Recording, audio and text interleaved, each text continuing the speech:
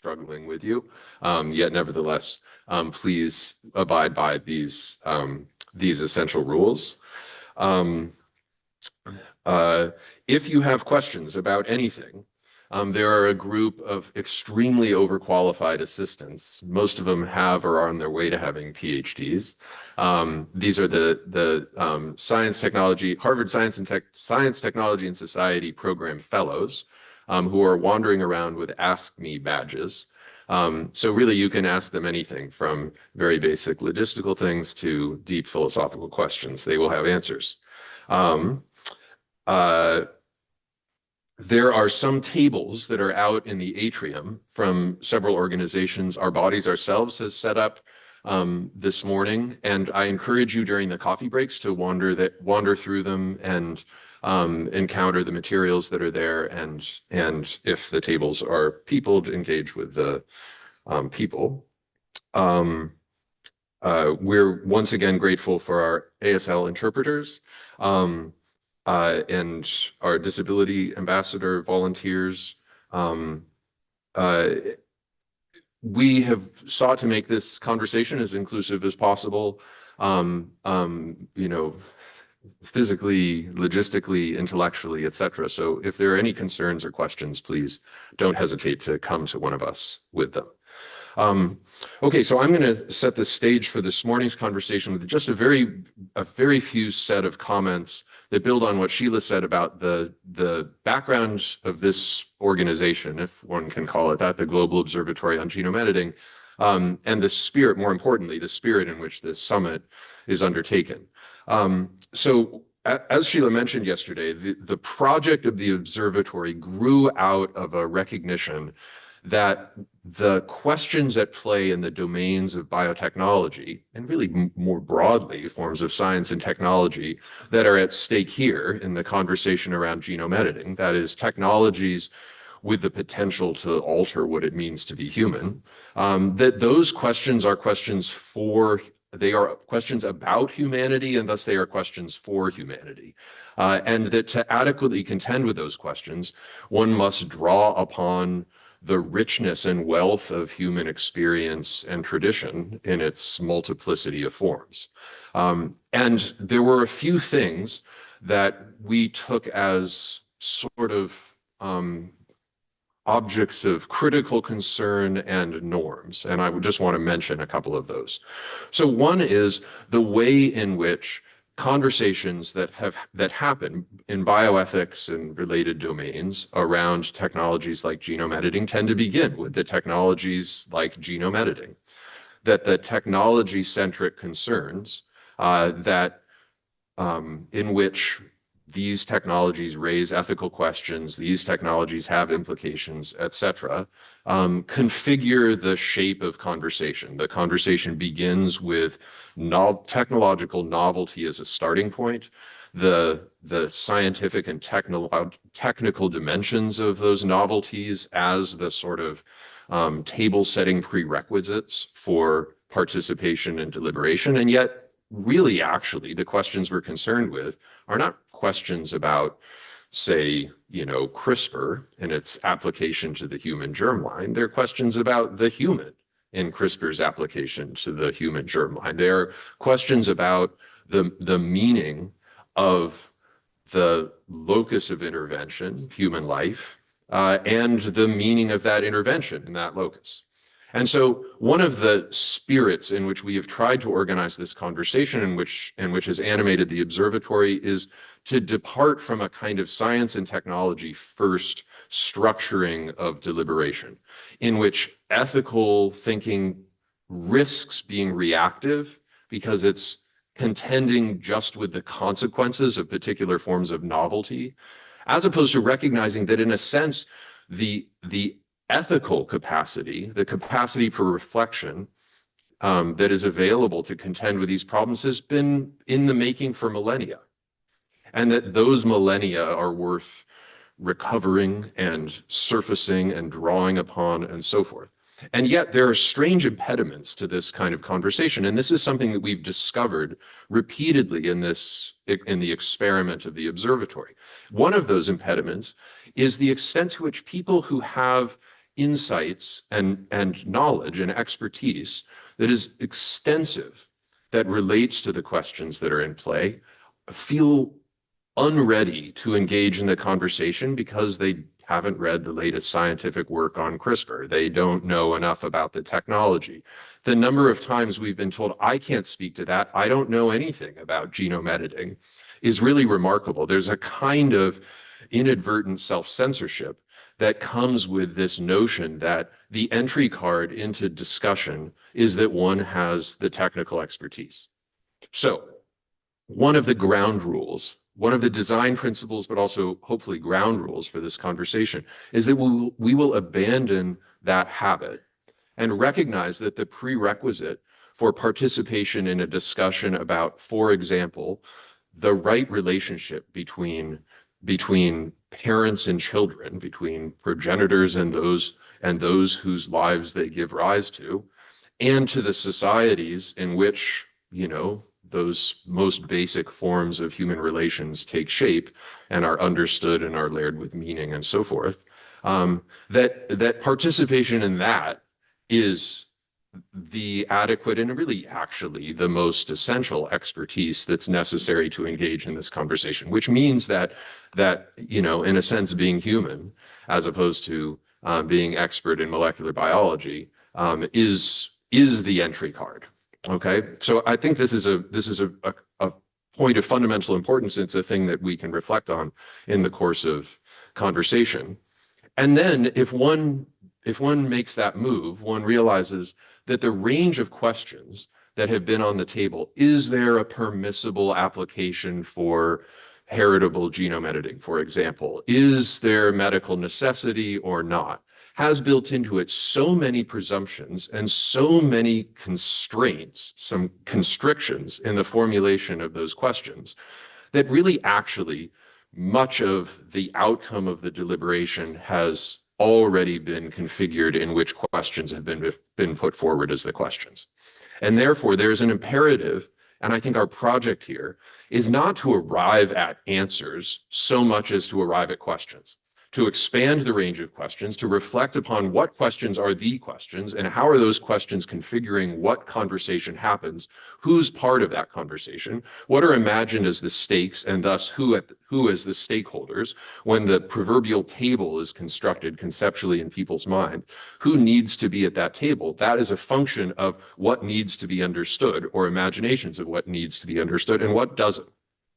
And so the dynamics of inclusion and exclusion happen as a consequence of the presumptions, the often underthought presumptions about what needs to be known here, what questions need to be asked. Then the project of answering them begins. So we want to expand the range of questions. And so the spirit in which this conversation is structured is to try to do that. We have panels that, unlike a kind of conventional structure in which we would begin this day with a panel of, you know, 5 to 9 scientific experts who would give us updates on, you know, the current state of technology, et cetera, et cetera. We're going to begin with and continue with extremely heterogeneous panels in which part of the work that we do here, hopefully, will come through the juxtaposition of quite different voices, reflecting on common objects of reflection. We are going to begin with health, but from angles that are very, very different. And we hope that this will both enrich the collective conversation and engender a sense of humility from any given participant in their sense of mastery of the totality of the conversation. And that is essential contribution. As Françoise Baylis put it yesterday, you know, the deliberation is not about the production of consensus as though this is some kind of factory line where the only reason for the existence of the factory is its output. The aspiration to mutual understanding and to the potential for convergence in moral judgment is itself an absolutely essential project, I would say, an essential feature of being human. It is an obligation, an essential expression of our humanity, which is, of course, precisely what's at stake in this conversation. So with those as sort of background sort of background framing comments. I want to also emphasize that the project here is conversation. These panels are way too short and way too overstuffed to even remotely come close to dealing with the issues that each of them are taking on. In a sense, expanding the range of questions has expanded them to include a very large range of issues and domains. These are conversation starters. And one central hope of this convening is that those conversations will start, they will be catalyzed, they will be enriched, their starting points will be expanded, and then they will continue. And so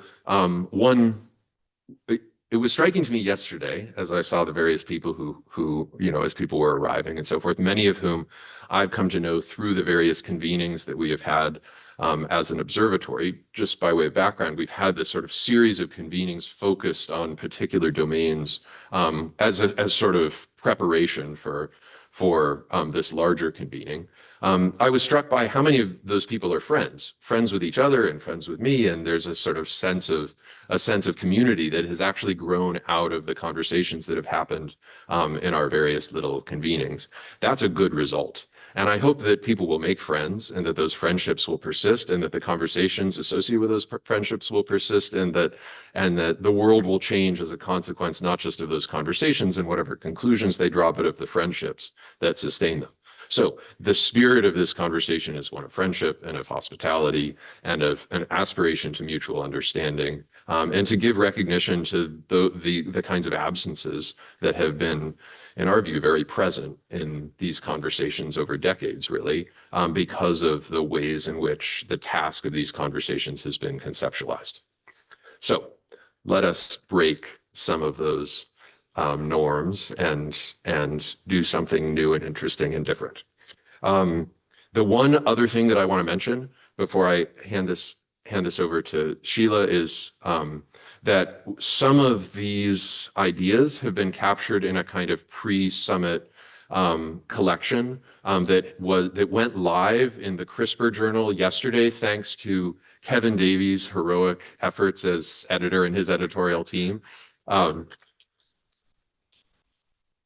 So I pitched the idea to him, I think on March 25th. And I mean, that's like lightning speed for producing a, whatever it was, 35,000 word journal special issue or something. So those are available on the in advance of print page. I believe it's linked from either the Summit website or the Global Observatory website. One of those elements is a statement from the organizing committee of this summit that lays out these ideas and aspirations that I've just touched on in much more extensive form. And so I would encourage you to find those and take a look at them at your convenience. So with that, let me pass this off to Sheila.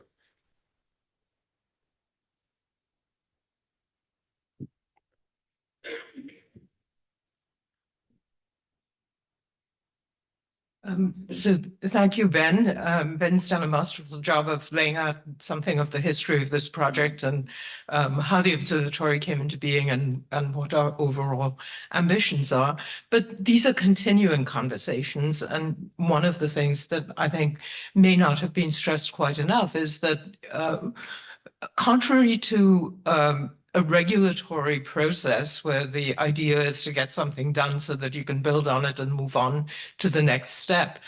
We, as the moving spirits behind the observatory, think that the whole point of trying to build a discourse between science, technology, and society is to lay the groundwork for how these things continue over time, because we are not the same people that we were 15 years ago, certainly 100 years ago. I think a point that has been repeatedly missed and glossed over in the debate between whether Roe v. Wade was correctly overturned by Dobbs or not is that women are not psychosocially the same entities that they were in 1973, in 50 years later when a decision gets overturned. I know, having lived through that era, that the advent of contraceptives made me into a different person vis-a-vis the life choices that I feel able to occupy and so on. And it would be somehow artificial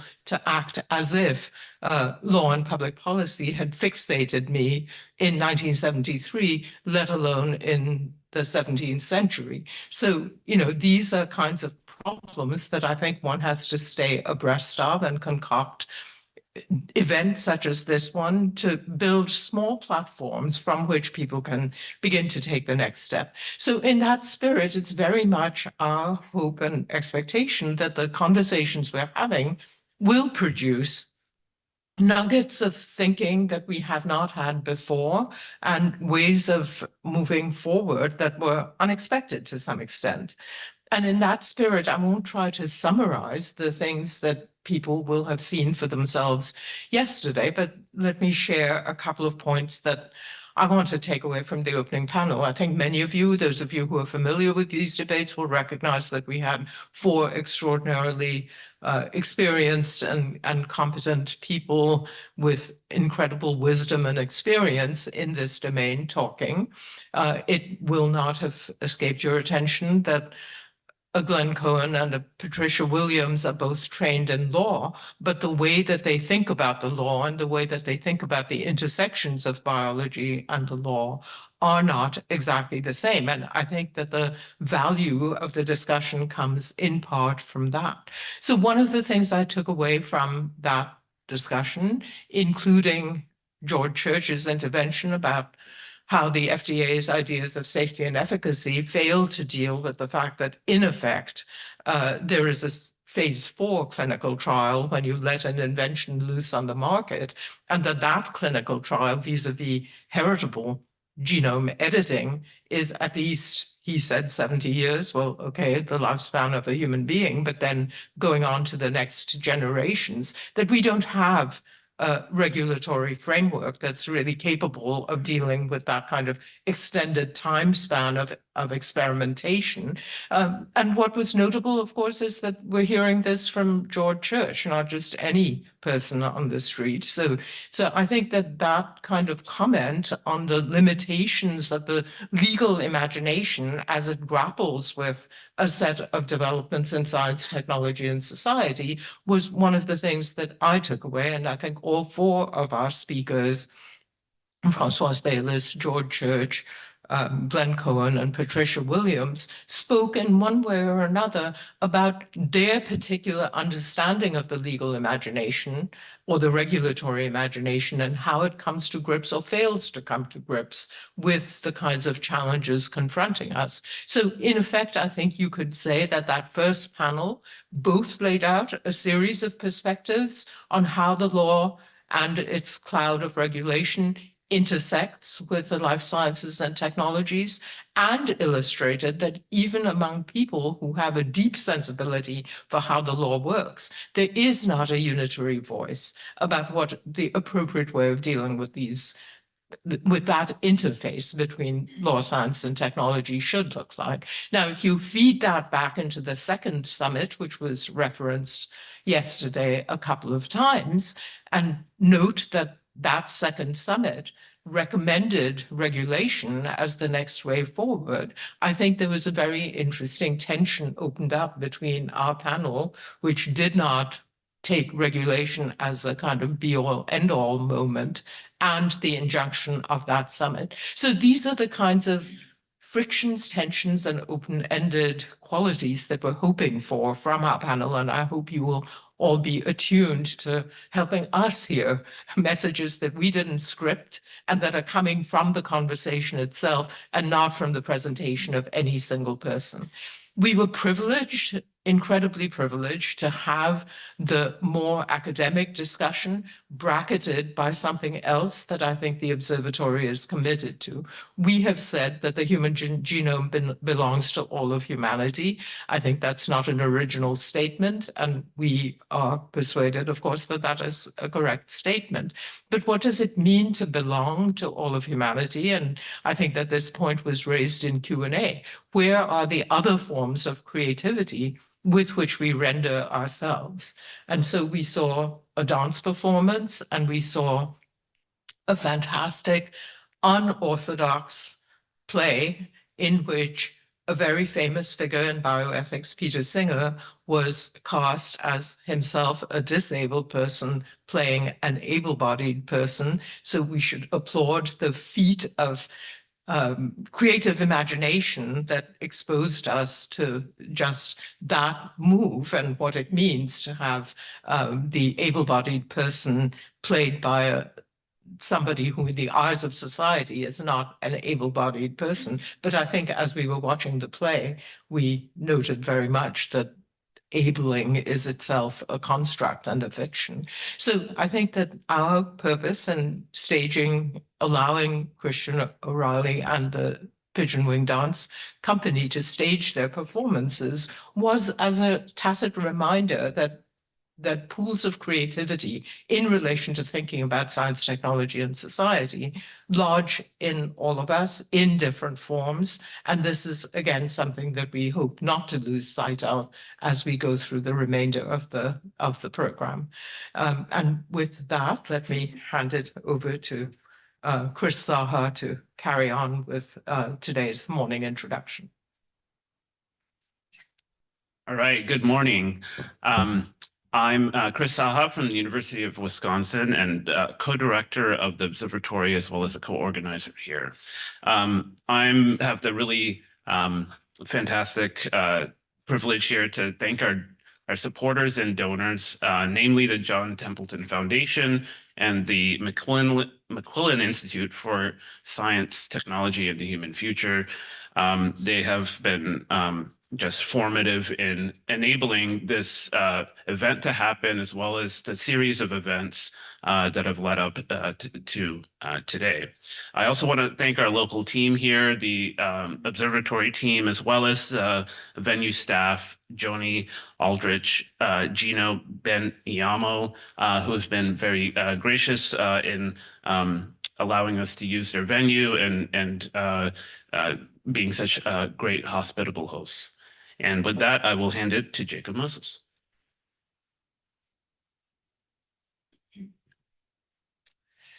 Good morning, everyone. I'm Jacob Moses. I'm an assistant professor at the University of Texas Medical Branch and a faculty associate of the Global Observatory. So I just have two announcements to add, which touch on spatial and temporal matters. One, I want to plug the keynote address that will be delivered by Marcia McNutt, the president of the National Academy of Sciences, which will begin at 12:15. So there won't be a break between the panel leading up to that and the keynote address. And we hope that you all will be able to join us for that. The other is that organizing any meeting like this involves many spatial and temporal constraints, and we want this to be as inclusive as possible. And one of the ways that we can do that is to invite participants, speakers, and everyone in this room to create a short video with reflections, thoughts, or summaries of takeaways from the summit. So if you're interested in recording one of these videos, please just find one of the STS fellows with a badge that says Ask Me, and they can help you with that. Those are my announcements. I think we're proceeding on to panel one. Invite our first panelists up for our first panel. And we'll go Judy. Okay, then this way. Do what they said. Ignore me. Yeah. That's fine. Okay, so we have an all-star panel to start us off. Honestly, all our panels are all-star panels, but I'm really excited for this particular panel. The topic of this panel is health in the CRISPR era. And we have put a set of questions to our speakers that are challenging questions. How has the capacity to edit bodies or make heritable changes changing not just what can be done vis-a-vis health and disease, but also our conceptions of health and disease? And if one appreciates that health and disease are not simply simple matters of scientific understanding, but are morally latent, are built into our institutions and our social relations and so forth, then one appreciates, the profundity of interventions, of the kinds of profound interventions that the genome editing era heralds into this domain of health and the stakes associated with those. So the aim of this panel is to bring those to the surface to inform the conversations that will unfold over the next 2 days. With apologies to our panelists, I'm going to give very truncated introductions because we have a short period of time. And so please look at bios that are all on the Summit website to appreciate the extent of the expertise of our august panel. Our first speaker is Judy Norsegian. She's an internationally recognized advocate and author on women's health. And beyond her many accomplishments, the sort of a core one of significance to this conversation is that she was a co-founder of Our Bodies, Ourselves and its executive director for 15 years, essentially a foundational figure in the women's health movement in this country. Our second speaker will be Vijay Chandru, who is joining us remotely. He should be up there. Vijay, thank you for joining us. Vijay was unable to come here because of the already complex and now overwhelmingly complexities of immigration into this country. And so he is in India, but he's with us in spirit and with us virtually. He is a visiting scientist at the National Center for Biological Sciences, the Center for Brain Research in Bangalore, and at the Harvard School of Public Health. His work spans theoretical computer science, computational biology, and a range of socially impactful technologies. He has founded biotech projects and companies, and he was named a World Economic Forum pioneer in 2007. And he advises the Indian government on innovation and leads the No Disease Orphan Initiative. Vijay wrote a really compelling piece in this collection that I mentioned earlier, and I encourage you to read it. Our next speaker will be Fyodor Urnov, who is a professor of molecular therapeutics at UC Berkeley at the Innovative Genomics Institute, of which he is the scientific director. He is a pioneer in genome and epigenome editing, having developed some of the foundational technologies in that domain. And if you've read the papers recently about the really extraordinary treatment of this very young child in Pennsylvania, you have also read about Fyodor and Kiran Musunuru, who you will hear from a couple of panels from now. Our next speaker will be Jonathan Kahn, who is professor of law and biology at Northeastern University. He's a leading authority on the intersection of biotechnology, race, and justice. His books include Race on the Brain and Race in a Bottle. And broadly, his work explores how genomic science shapes concepts of identity, rights, and citizenship.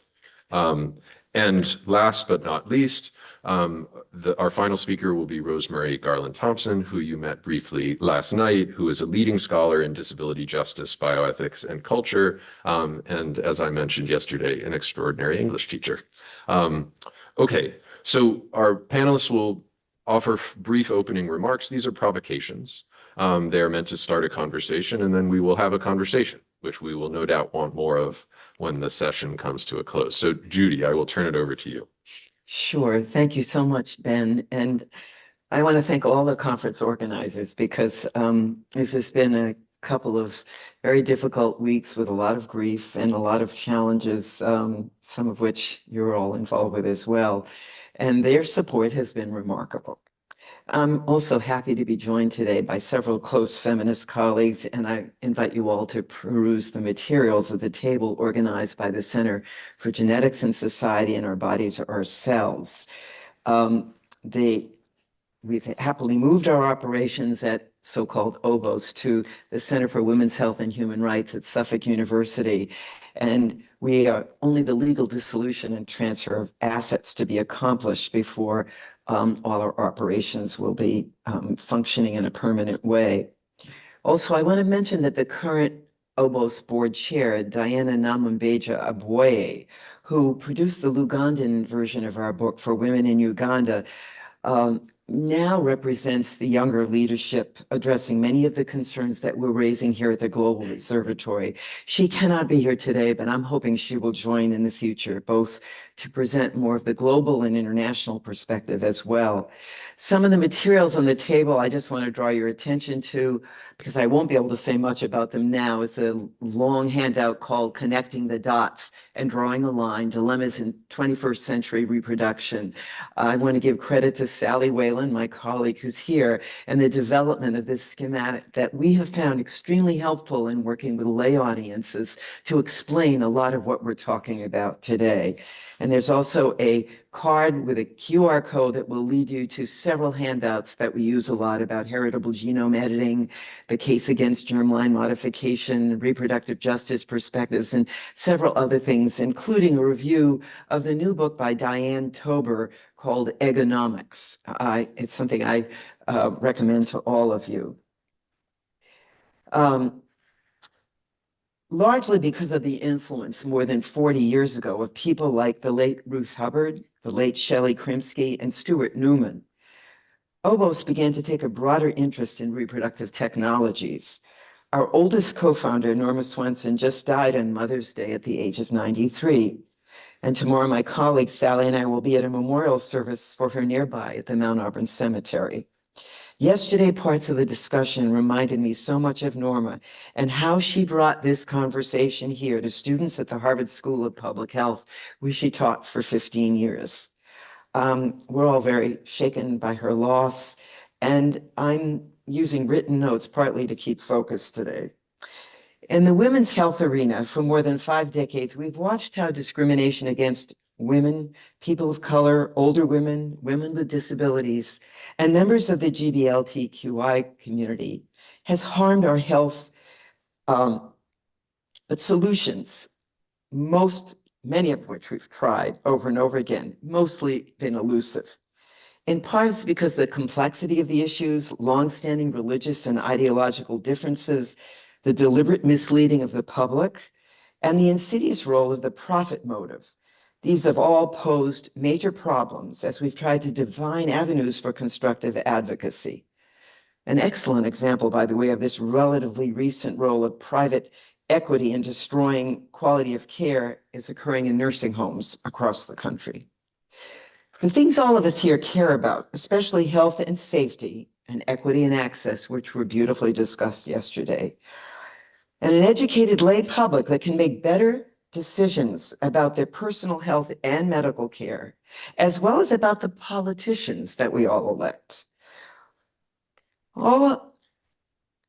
These are all much harder to envision given the current political realities across the globe, not just here in the US. And it's more critical than ever to provide emotional, financial, and other kinds of support to one another.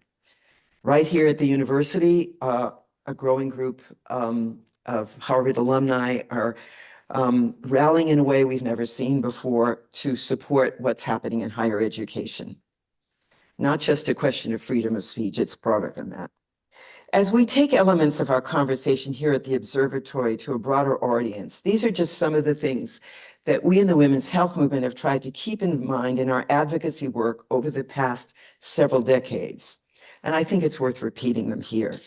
First, try to avoid conflating terms or using misleading language. Human gene editing, for example, is a term that easily obscures the difference between somatic gene editing and heritable gene editing, thus hindering a better public understanding of the potential benefits and harms. We are among those with profound concerns about heritable gene editing and believe that some of the risks involved are too great to warrant going down that path. And as was pointed out yesterday, for most of our medical challenges, somatic cell alterations and other research paths can likely achieve most of what we want to accomplish. 2, let's avoid simplification, oversimplification that seeks a kind of thumbs up or thumbs down response to gene editing. None of us wants to seem heartless when it comes to helping couples avoid passing on genes for a particular disease or disorder.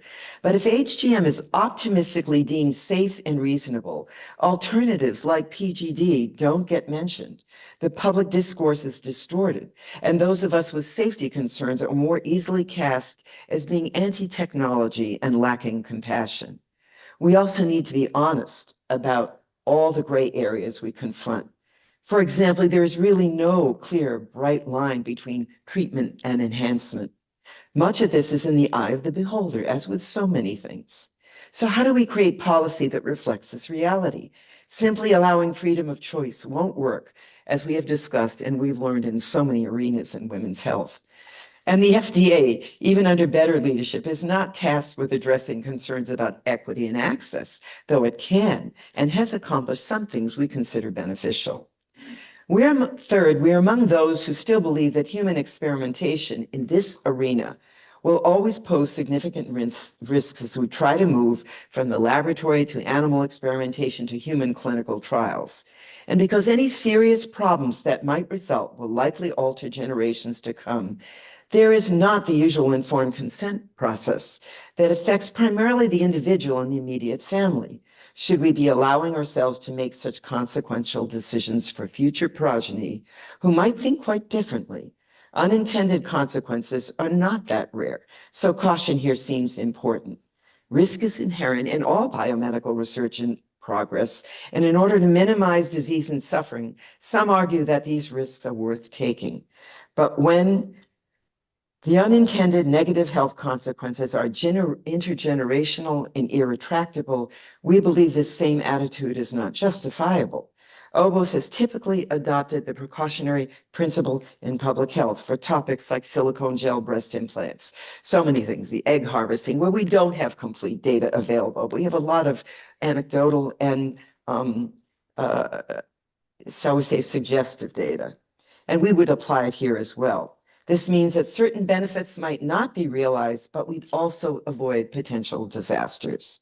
Fourth, although scientists tend not to like moratoria of any sort, we still have so much to learn about the interaction of genes, the impact of gene editing on the wider cellular and bodily environment, and the role of epigenetics. In our own conversations with laypersons about these issues, most people do want to be cautious here. And it is important that we have more of these conversations in more public settings to guide both personal and political change.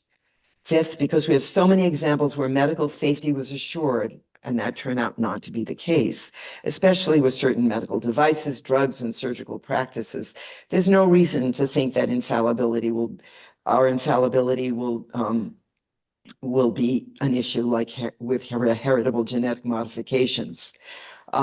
We can't simply recall a defective product, as was noted yesterday. Conversations about consumer-driven eugenics are critical now. Marketing trends suggest to me that there is less and less concern about this. But that doesn't mean we have to accept this trend. If we were to proceed with gene editing to select traits for future children, for example, eugenics would likely become more insidious and normative, proceeding privately and incrementally in fertility clinics and physicians' offices. We may not have long before we move headlong into this more full-blown consumer-driven eugenics. Seventh, whether we are scientists or lay people, we have a responsibility to think about how best we can preserve safety, access, equity, and the social justice principles that motivates all of us in much of what we do. We've already seen, lastly, how beneficial and harmful applications of powerful technologies are exceedingly difficult to parse out and contain. It's also hard to control rogue researchers, some of whom likely now have enough private money and stay out of the limelight to conduct experiments most of us here would not agree with. If legitimate researchers don't speak out and spend more time with the public online and in person, The important missing voices in this debate will continue to be given short shrift. Voices from these many communities, reproductive justice, public health, disability justice, health law, as well as those in the arts, humanities, ethics, and faith communities, all need to be brought together more often, in person, online, and on social media, especially with the 5 largest platforms. And I hope we talk about that afterwards. I know I've gone over my time, so I'm going to stop there, but there are a few other things we can address later.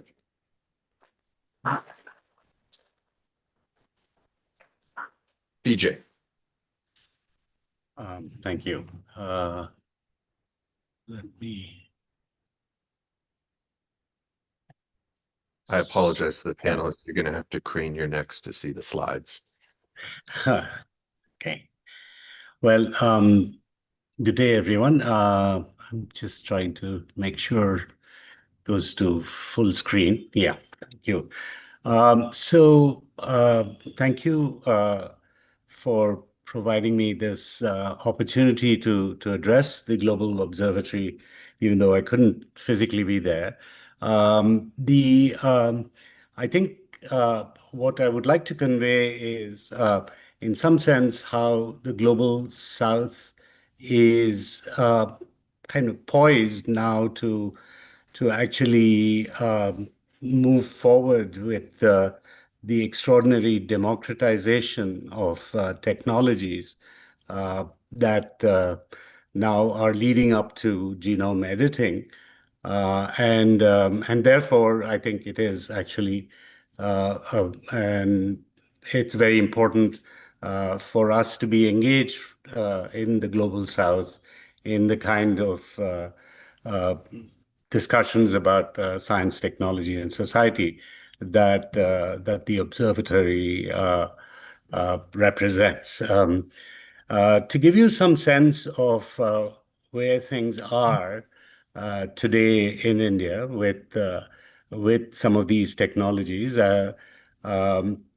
we've certainly been able to launch into gene therapy, the more traditional kind, using lentiviral vectors to deliver solutions for example, for hemophilia A in the Christian Medical Center at Vellore. This was in collaboration with folks from Atlanta. And of course, this was, in fact, commented on in the editorial at the New England Journal of Medicine, which was the issue associated with the Society of Hematology meeting last November, I think, or early December. And with cell therapies, for example, with CAR-T, chimeric antigen receptor of T cells, India is actually now, been able to develop at least 2 approved therapies, which is actually even starting to attract international patients who are coming for treatment to India. And this particular story of a professor from New Zealand who for his lymphoma actually was treated in our city here in Bangalore, was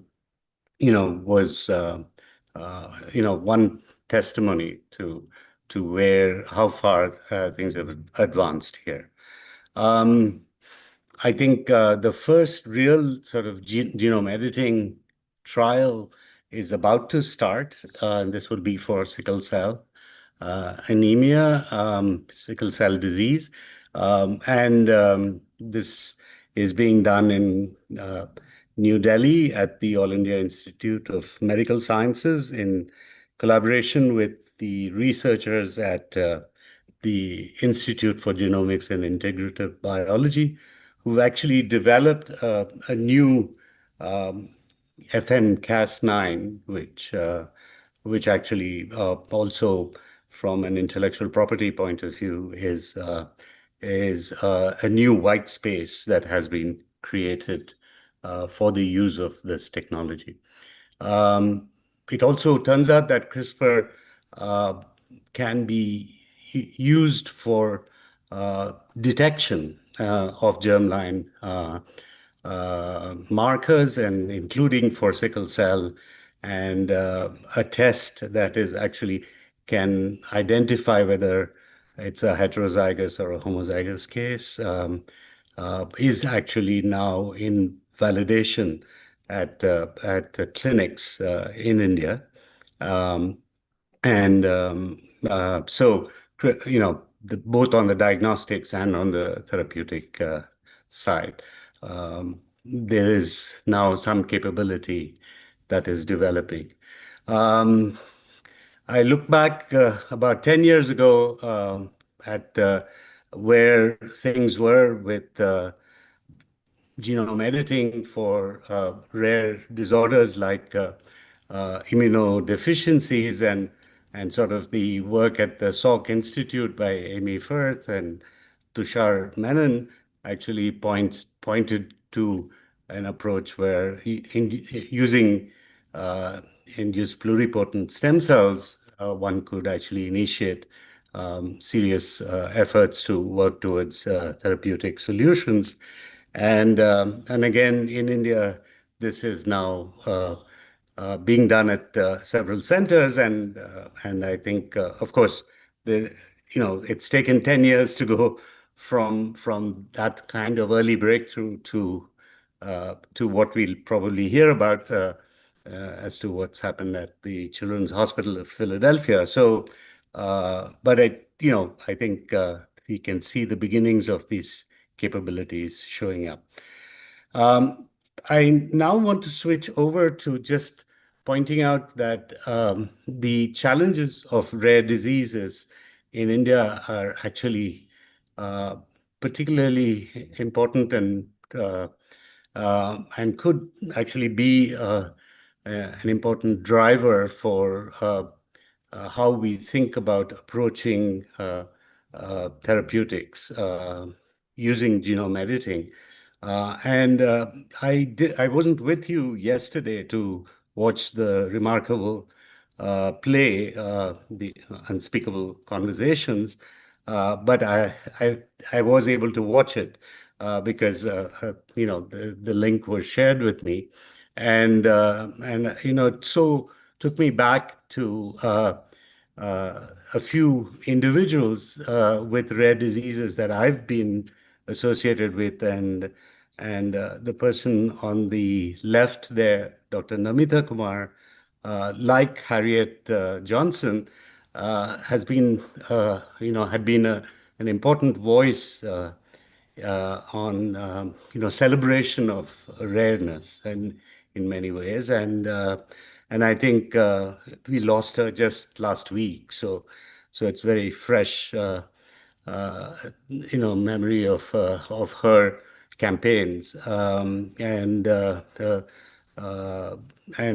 Nidhi Shirol, whose problems with Pompe actually led to the first patient-driven organization, the Organization for Rare Diseases in India, that some of us were involved in putting together, again, about 11 years back.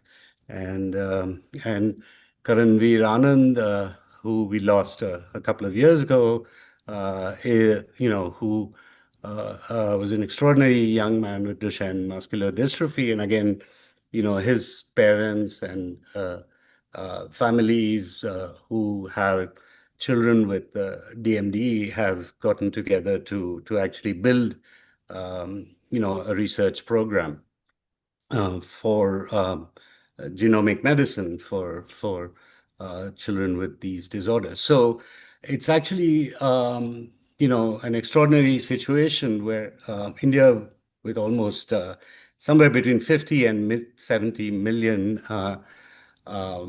citizens affected with various rare disorders, are actually waiting for cure. And I think the country is sort of looking towards how to build a master plan and actually take this forward in an accessible way. And I think I think the for example the CAR T therapies that have now been made available through the Tata Memorial Hospital and other public hospitals in India are now made available at about $50,000 for the entire treatment.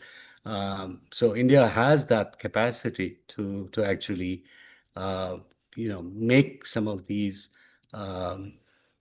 therapies available at a very affordable level, and I think when we get to the issues of how society and how ethics are going to be looked at in the Indian context, I do think that we will look to what has always been a driver, in recent history, at least in the last 75 years.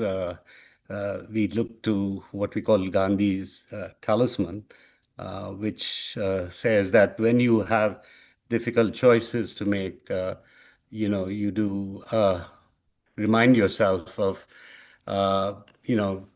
the poorest and the weakest man, woman, child whom you may have seen, and ask yourself if the step you contemplate is going to be of use to them, and will they gain anything by it, and will it restore some control over their own lives and destinies.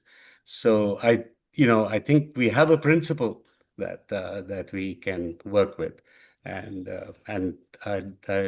I'll stop there and be happy to participate in any conversation going after the presentations. Thank you.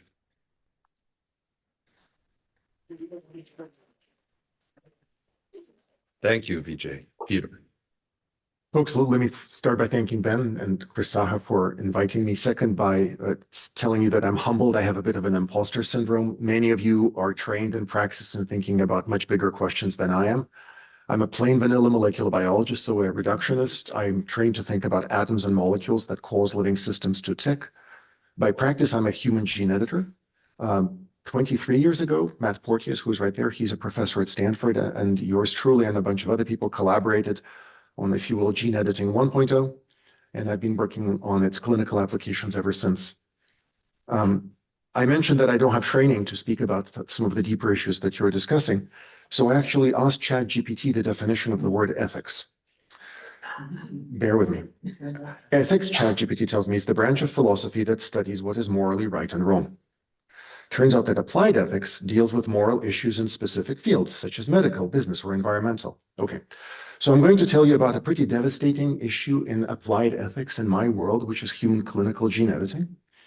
And I will start where Ben very graciously mentioned a recent effort led by Rebecca Arntz-Nicholas at Children's Philadelphia and Kiran Musunuru, physician scientist at Penn Medicine, who's right there, in collaboration with yours truly and a large team at Jennifer Doudna's Innovative Genome Institute at UC Berkeley and companies of Danaher Corporation, and in which, for the first time in the history of biomedicine, this remarkable team was able to design, test, or put for regulatory review and clinically deploy a gene editing medicine on demand, which has been bespoken for one child.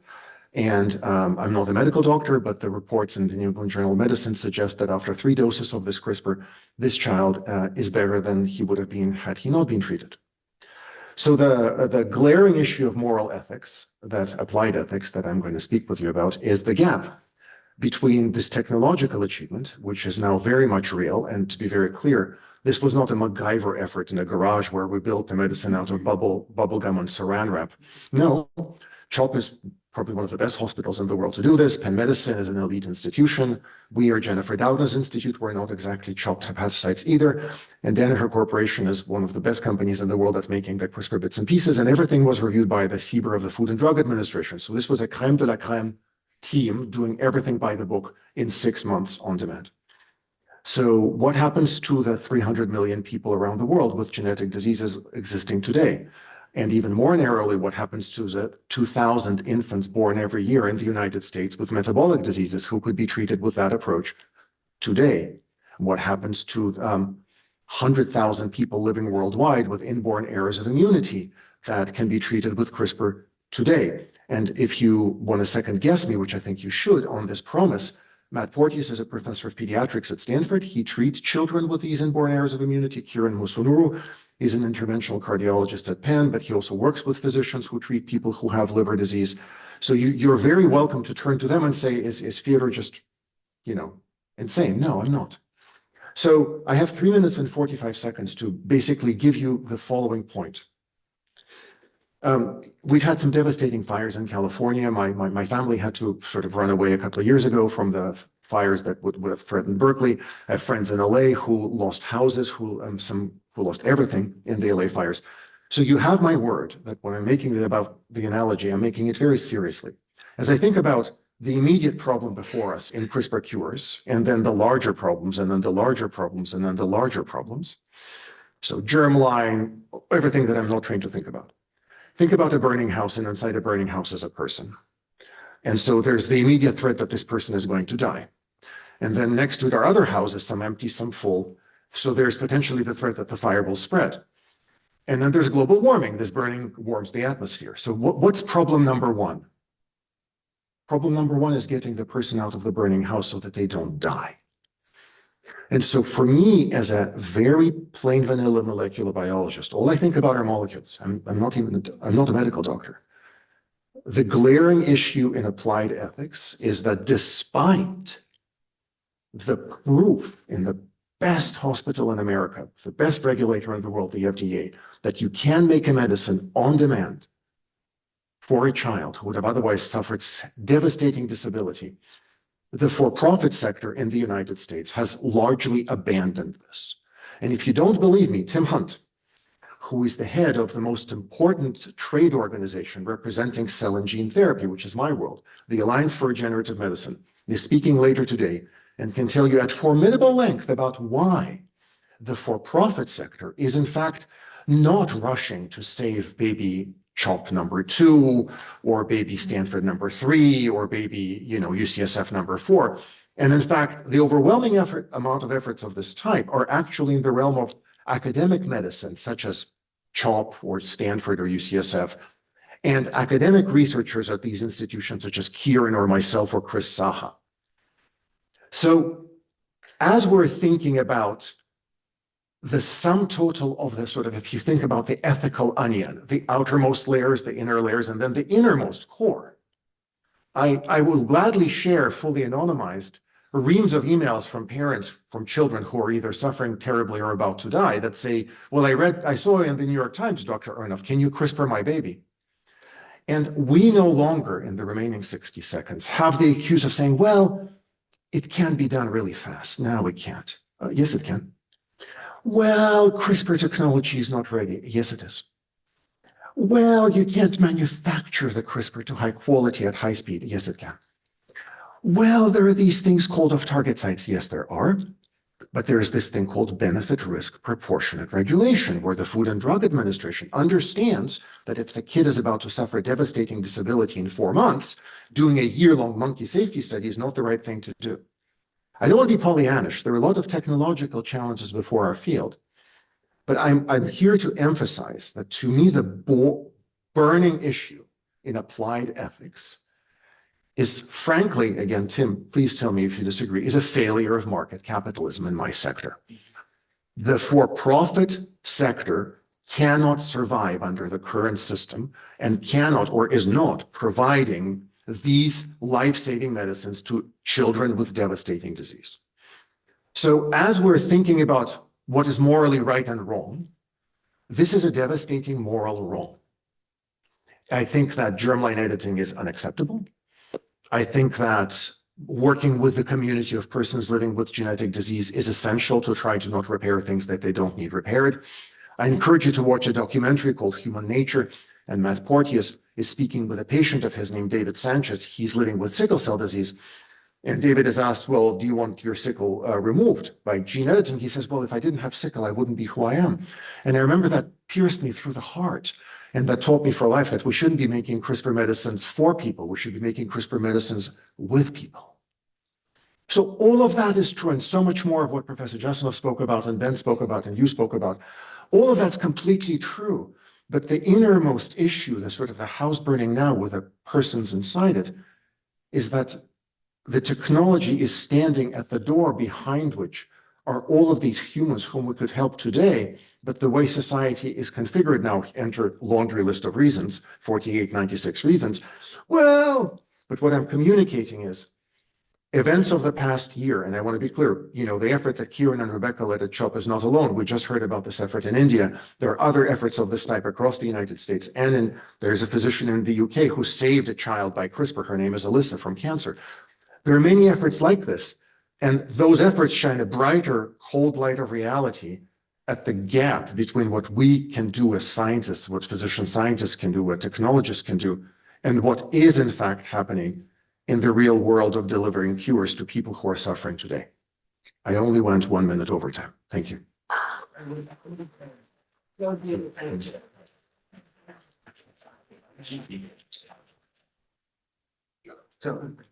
So I'm sort of taking off the prompt in the little description of the panel at the end, where it was talking about concerns about genomic diversity and equity for access. And to just sort of lay out a little caution as we're talking about some of these issues about deploying the frame of diversity in this domain, in thinking about issues of public health in the CRISPR era. Diversity certainly has its place, but it's a very amorphous concept. And in the realm of biotechnology, it's very tricky because, of course, it has both genetic and biological meanings and valences, but it also has very powerful political and social meanings. And they often get conflated and entangled in this world. And so in particular, this frame of diversity in my work and concerns is exploring how diversity becomes a sort of field, a location where race becomes geneticized and where health disparities become geneticized. And I just want to briefly talk about an example of this just in response to COVID most recently. So when COVID, started sort of really hitting hard in early 2020, immediately there were racial disparities, and particularly I'm talking about Black-white racial disparities, mostly in the US, but some discussion of this internationally as well, became evident. And it seemed to be hitting communities of color, minoritized communities more heavily. And so immediately researchers started sort of exploring. One of the things researchers started doing very powerfully was sort of look at, is there a genetic basis for this very variation in morbidity and mortality and in the impacts of COVID? And so within the first 6-7 months, there were studies that were trying to find genetic bases, right? Looking at in the bodies of Black people versus white people to try to explain this disparity. And there were studies of ACE receptors, ACE2 receptors, ABL blood groups, Neanderthal genes, sickle cell, HLA groups, ion channels, androgen receptors, among others, all trying to explain, this explains, right? These genetic differences explain the variation. And so, and over time, most of these results proved to be sort of conflicting or inconclusive in the sense that some showed greater resilience in group X and some showed lesser, and then the others flipped it and so forth. So this was sort of, trying to not just sort of geneticizing the difference in morbidity and mortality, it was geneticizing the racial differences underlying this. And in some ways, but what it was also doing, right, was serving to distract attention from the very obvious, very powerful social economic, political, legal bases for these disparities that were just sort of like in everybody's face, but instead we're looking at the molecules. So that's the example, and just sort of in observing these differences in morbidity and mortality. There's a similar sort of deployment of the concept of diversity in the development of the mRNA vaccines in the trials.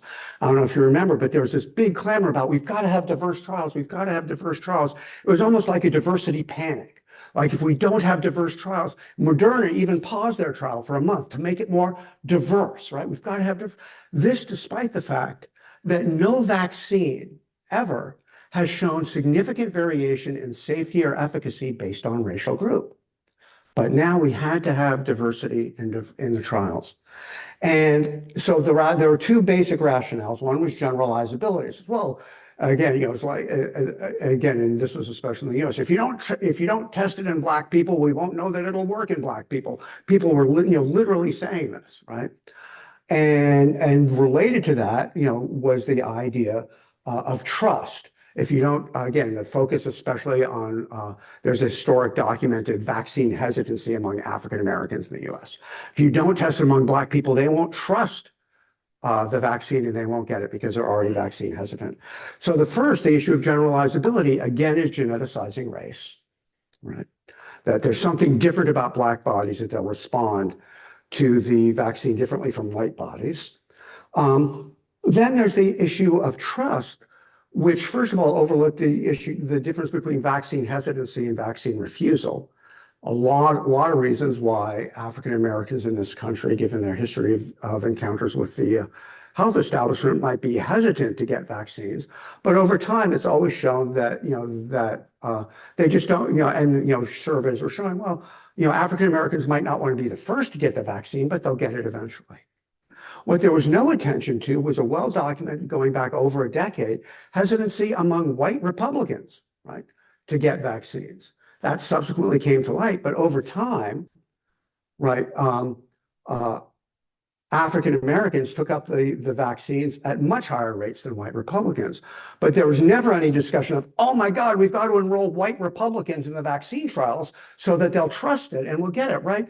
And the underlying idea there, right, is that, well, because nobody thinks about white Republicans as being genetically different, right? Although, with polygenic risk scores, somebody, there are, people are saying stuff, oh, there's a genetic basis for being Republican or Democrat. But anyway, but it's the idea, it's like, it's so easy to see racial difference as genetic. And so in the end, what that does is, it locates this, it sort of racializes this concept of trust and makes trust a problem sort of located with African Americans. And what it also does, and the distraction here, is not from sort of the social causes of the disparities. The distraction here is from other broader issues in vaccine development about access and equity and intellectual property, right? And so instead of focusing on issues of who should be controlling these vaccines, the property to them, should the IP be put in a patent pool and things of this sort? I mean, people were talking about that, but it was much more attention was focused on diversifying the trials rather than increasing access and equity. So finally, just to think about that, the first frame of geneticizing the morbidity or mortality differences located the problem in Black bodies. The second problem of trust located the problem in Black minds. And so this was all done within this frame of diversity. So just keep that in mind.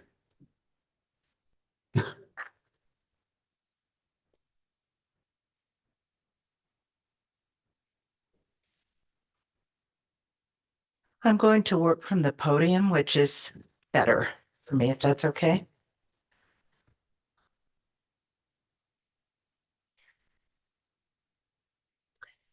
Thank you to my fellow panelists. Thank you for everyone. Thank you to everyone. I'm going to put a slide deck, to present from a slide deck here. In order to present in what we call multiple modes of communication, which is an inclusive practice. and it's an inclusive communication practice. So I'm going to call attention to the multiple modes of communication that are actually going on in this room, and to suggest that this is an ethical practice to increase what we think of as diversity and inclusion in the broad public conversation, which of course Francoise Baylis and many more have called for, that is actually taking place in this room right now. I have a longer slide deck, of course, we all do, that is available if anyone is interested in more of this. That will be made available as a PDF. Daniel or someone would be able to send it on to you if you are interested in this. So I'm going to try to use my few minutes here together with you to suggest, to talk a little bit more about the idea of other perspectives, of other voices, and perhaps of other bodies. My colleague, Jonathan, who's not there anymore. Oh, I'm sorry, you. No, I'm sorry. Who said today, just now, all I think about is molecules. I want to say that the work of this conference, this summit, is to bring together people who say, all I think about is molecules, with people who say something like, all I think about is stories, or all I think about is people. So thank you all for this. My presentation, or in some sense my project, along with many of the projects of people who work in my area, is to change the story. What we're interested in is changing the story more than changing the laws or changing the practices. And the call for changing the story comes from many places, but it comes from the Hastings Center and other institutions and scholars that work on these bioethical issues. And I want to quote here from the Hastings Center report that is a call that I think this conference, this summit, can answer. And that is that bioethics has not progressed nearly enough in its understanding of and approach to disability. And I want us to think together what disability might be, how it shapes lives, how it shapes people. The film that we saw the play that we saw last night, of course, is part of a changing story. So I'm going to also call up here one of my fellow bioethicists, Jackie Leach Scully, who calls for stories that are alternative and morally less harmful accounts that serve to, and I'm quoting, of course, displace more damaging portrayals of people with disabilities. And this is a call to think about the work of bioethics as an enterprise that thinks about the balance and the complexity of what counts as a harm and what counts as a benefit. And I'm going to show you or share with you a few stories here in my few moments by making an assertion. This is my assertion here, and that is that disability stories offer opportunities to explore, to redefine, and to make new stories about what it means to be human. And I think that we are drawn together here with an opportunity to bring forward these stories and to change the stories. And I'm showing here an image here from what we might call disability art. I'll spend a few moments on this. This is a piece from 2014 called Olympia. It is a painting done by the disabled artist Catherine Sherwood, who had a brain aneurysm about 25 years ago. And that brain aneurysm shaped her art. She's a professor of art at UC Berkeley. It shaped her art and it shaped her body in new ways. And Catherine Sherwood's work, I would invite you to go take a look at it on her website, always incorporates an image, an X-ray image, if you will, of her own brain. And so what she's doing here is to superimpose on the work of classical art, Manet's work, Olympia here, to superimpose her own face, her own portrait on this other work. So this is a conversation in art and culture that has a great deal to do with healthcare, with policy and practice, and in some ways with the issues of gene editing. So I'm showing here as well an image of Harriet McBride Johnson, who is a person who was portrayed last night by the actor Liz Carr.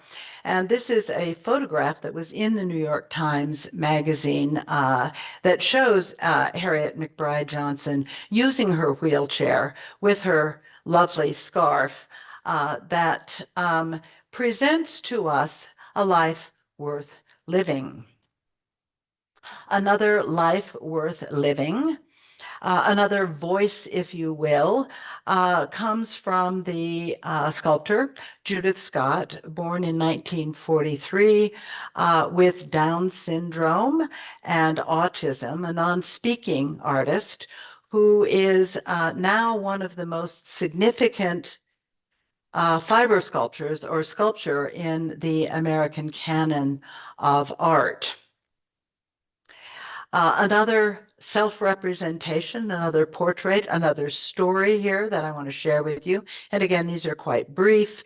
This is a self-portrait by the artist Riva Lehrer, someone born with spina bifida, who is an artist. And rather than presenting her own self-portrait in the usual conventional way from the front, we see a self-portrait or a portrait of Riva Lehrer showing her back, showing the particular configuration of her spine that spina bifida created for her. So you can look at Riva Lehrer's portraits of people with disabilities on her website. I would urge you to do that. This is a different story. This is a different voice. And I will end here, at least I think I'll end, with another piece of art, another story. And this is Mark Quinn's story. This is part of a public conversation. Alison Lapper Pregnant, which rested in Trafalgar Square for several years. This photograph is from 2005. Alison Lapper is an armless and legless person, and we have here a marble statue of Alison Lapper, which, much like Riva Lehrer's portrait, conforms to many of the expected conventions of portraiture, in this case of statuary, except, of course, for the very unusual configuration of her body as an armless and legless person.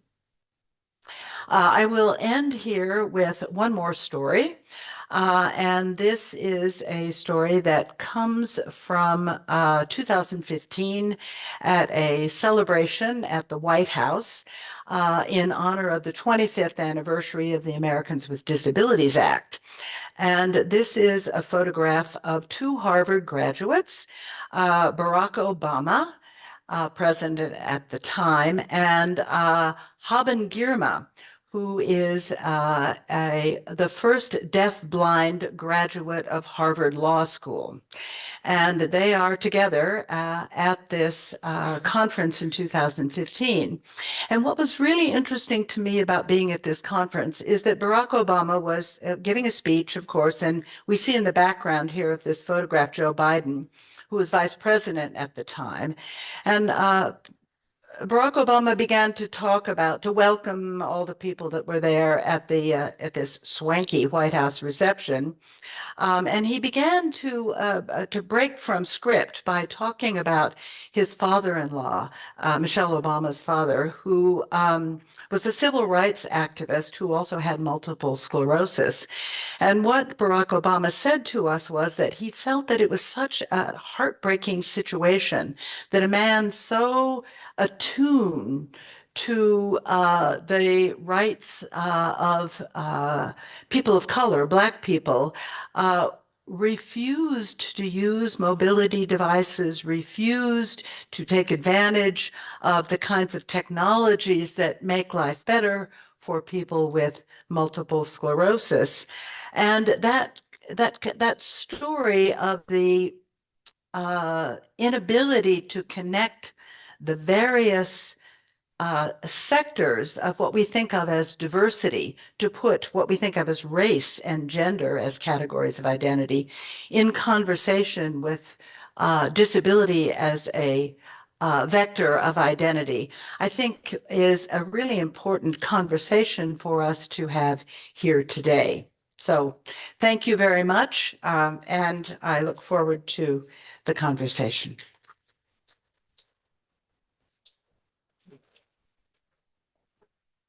So thank you to the panelists for extremely rich comments. One of the major challenges of being a moderator is tying together, synthesizing across such diverse and rich perspectives. But I want to grab Theodore with apologies to him for appropriation. I want to grab his metaphor of the burning house and frame a question in that way. John, your comments were one way of understanding the phenomenon you were describing, where the sort of social determinants, the complex social circumstances, which are in some sense very actionable, get backgrounded, and there's a sort of foregrounding of the molecular picture of racial difference or whatever, has something to do with the conceptualization of what's actionable. Like, what is the body in the burning building that we can do something about now, and what's sort of in Fyodor's concentric circles, sort of further removed. And you're challenging not so much the technologies that would be deployed to do that, but the very conceptualization of the problem that calls those technologies into being, or rather calls into being a project that dedicates itself to the production of those technologies, but also in that way produces a set of priorities in which there's the first thing, and then there's the sort of further thing, or downstream things, or more complex things, or things that are outside of our scope, or whatever. And Rosemary, you said something similar last night about disability and standardization, the way in which the people are reconstructed as problems in epidemiological terms or whatever. And those problem formulations also are a kind of call to action or an action plan. And Vijay, the quote from Gandhi that you put at the end was, I think, quite a valuable orienting reminder. And so in that spirit, that the notion that recalling the face of the poorest and the weakest man, woman, and child is a source of nourishment to the spiritually starving masses. I want to ask this question. I want to just basically invite each of you to reflect on what's in the center of the concentric circles. I mean, what is from your perspective, when you think about the problem of health and the extraordinary emerging capacities to do things about health that are in the domain of technology that Fyodor was talking about and Vijay was talking about, how should we understand what the urgencies are, recognizing that they're not mutually exclusive and one doesn't need to solve all the problems all at once, and there's not just one problem and so forth, but recognizing that those ways of conceptualizing the problem actually orient the undertaking. So Vijay, in your account of innovation, you gave a picture of the problem and challenge of technology development in which access wasn't the problem. Access in the sense of, well, now we have something exceedingly expensive that cures X disease, and it's a problem of getting it out there. But rather the challenge is is to make getting it out there a focus of innovation. It's a very different conception of what's in the burning building, so to speak. So with that rather unfair question, I want to just invite whoever wants to respond to this. What do you see as the most immediate problem that you want to put before the community to contend with, possibly because our habits of thought that foreground certain problems but are focused on the wrong problems maybe should be rectified. Ben, I think I want to actually draw upon your analogy as well, because I think it's so good. And for many of us, there isn't one burning building. There's several burning buildings, and each one has somebody in it ready to die. So when you choose to go and save someone in this burning building, you don't get into that burning building. And there are times when the visibility of who's hurting and who's hurting the most is not clear to us. And I want to take a moment to go back in time when all of the World Health Organizations were focusing on babies, saving babies and infant mortality, and little attention was placed on the mothers, not just because their health was at risk, but they were also the means by which we could save the babies in many cases. So there were leaders like Alan Rosenfield, who was at Columbia, the head of the Mailman School of Public Health for many years, who, you know, beginning in Bangladesh and working for decades, said, no, we have to foreground and center the needs and concerns of the mothers if we care about both infant mortality and maternal mortality. And it took years to get people to see that problem, to see that women and mothers needed to be more visible in this equation. And you've been addressing that, you know, for so many decades, people with disabilities have been invisible. And my late husband, Irv Zola, who was a medical sociologist, actually active in, you know, making sure the ADA got passed in 1994, was constantly speaking, mostly in the medical setting, about how invisible individuals were. And this is why the conversation has to get bigger, because then people won't be so invisible. But there are times when I have to say I struggle with spending my time and energy on the individual situation where I can see the problem, it's clear, versus something that might be a little more amorphous, but where if I put my energy there, there's greater good for greater number of people. And it's not always clear how to go about doing that. But I think if we put our heads together more and we're in the same setting, we might think about ways to do that.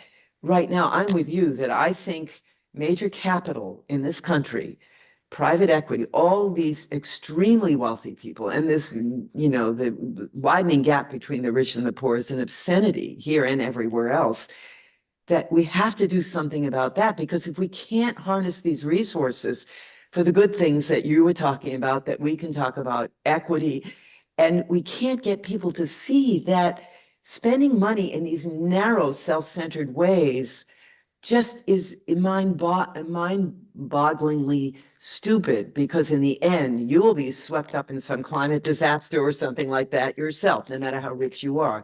You're not going to get enough rockets to go to Mars and wherever else. But these narratives, and I'm spending more time in these 5 social media platforms, are permeating the consciousness of young people.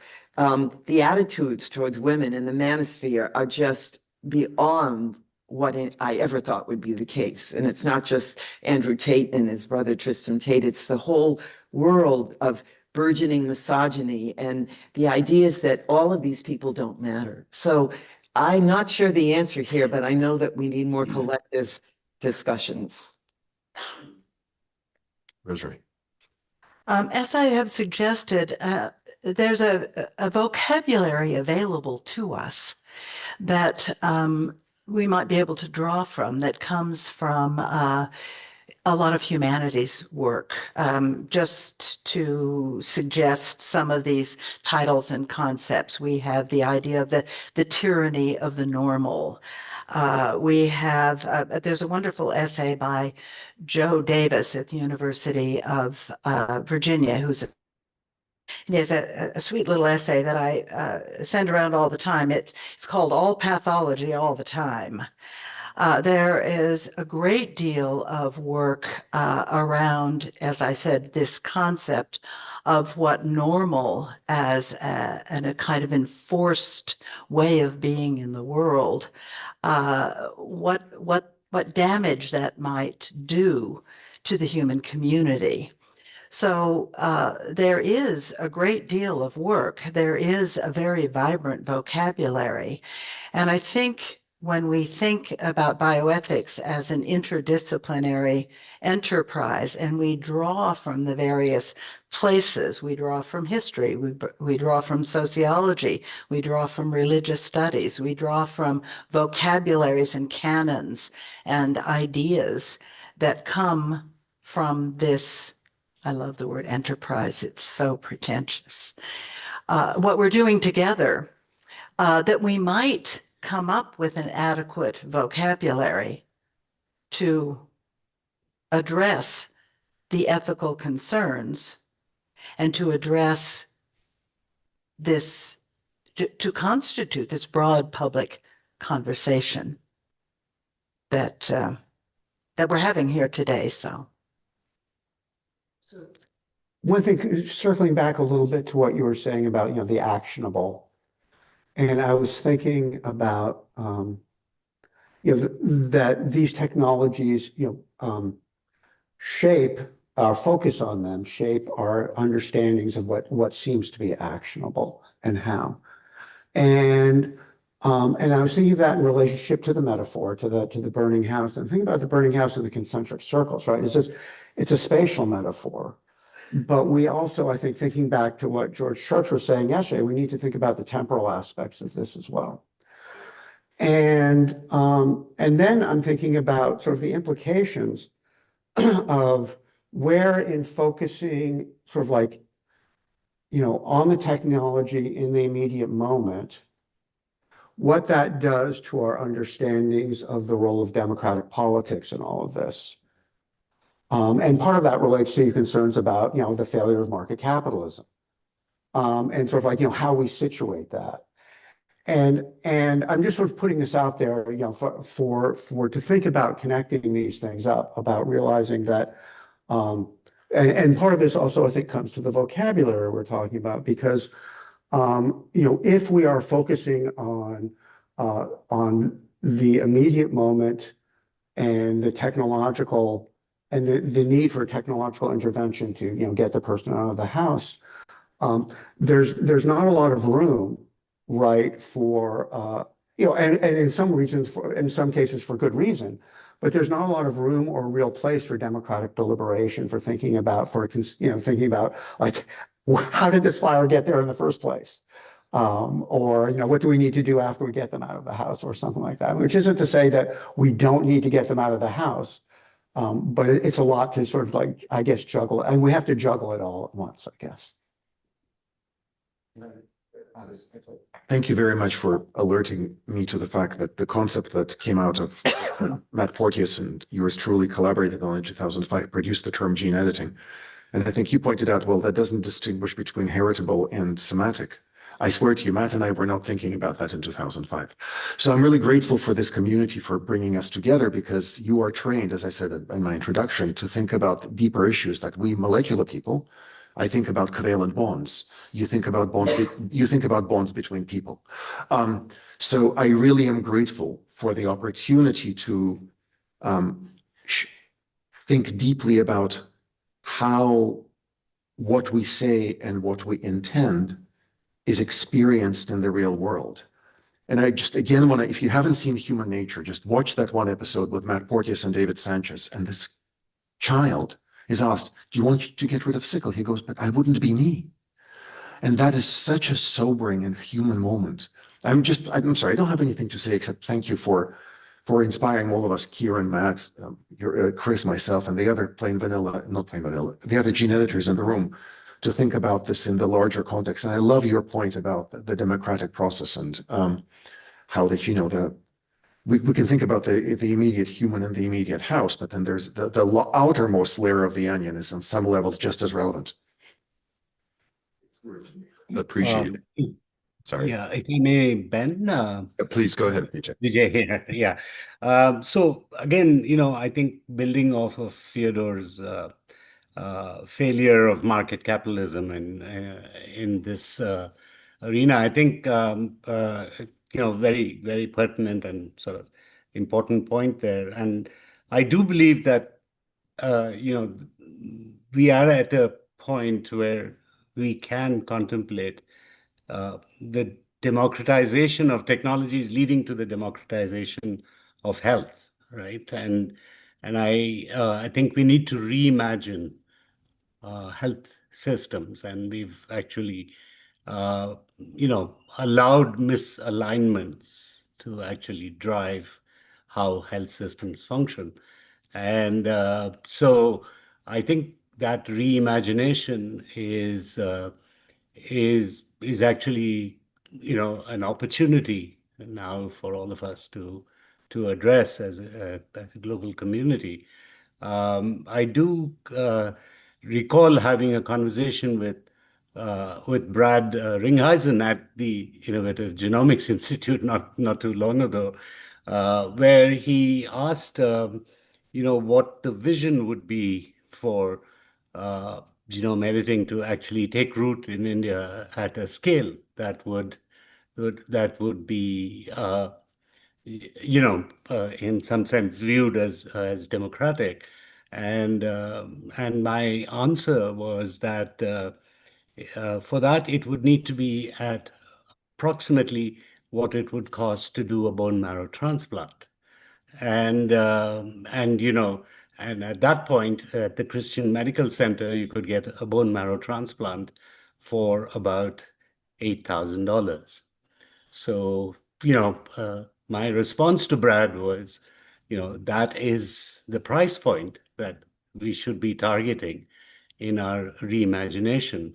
And so I leave that as a challenge for the Global Observatory to think about how do we actually get to that affordability, because I think that's when you have the democratization of genome editing as a health initiative, right? So I want to open up the conversation to questions and comments from the floor. And since time is short, I want to collect them. And so I'll start with Sheila, and then do we have mics?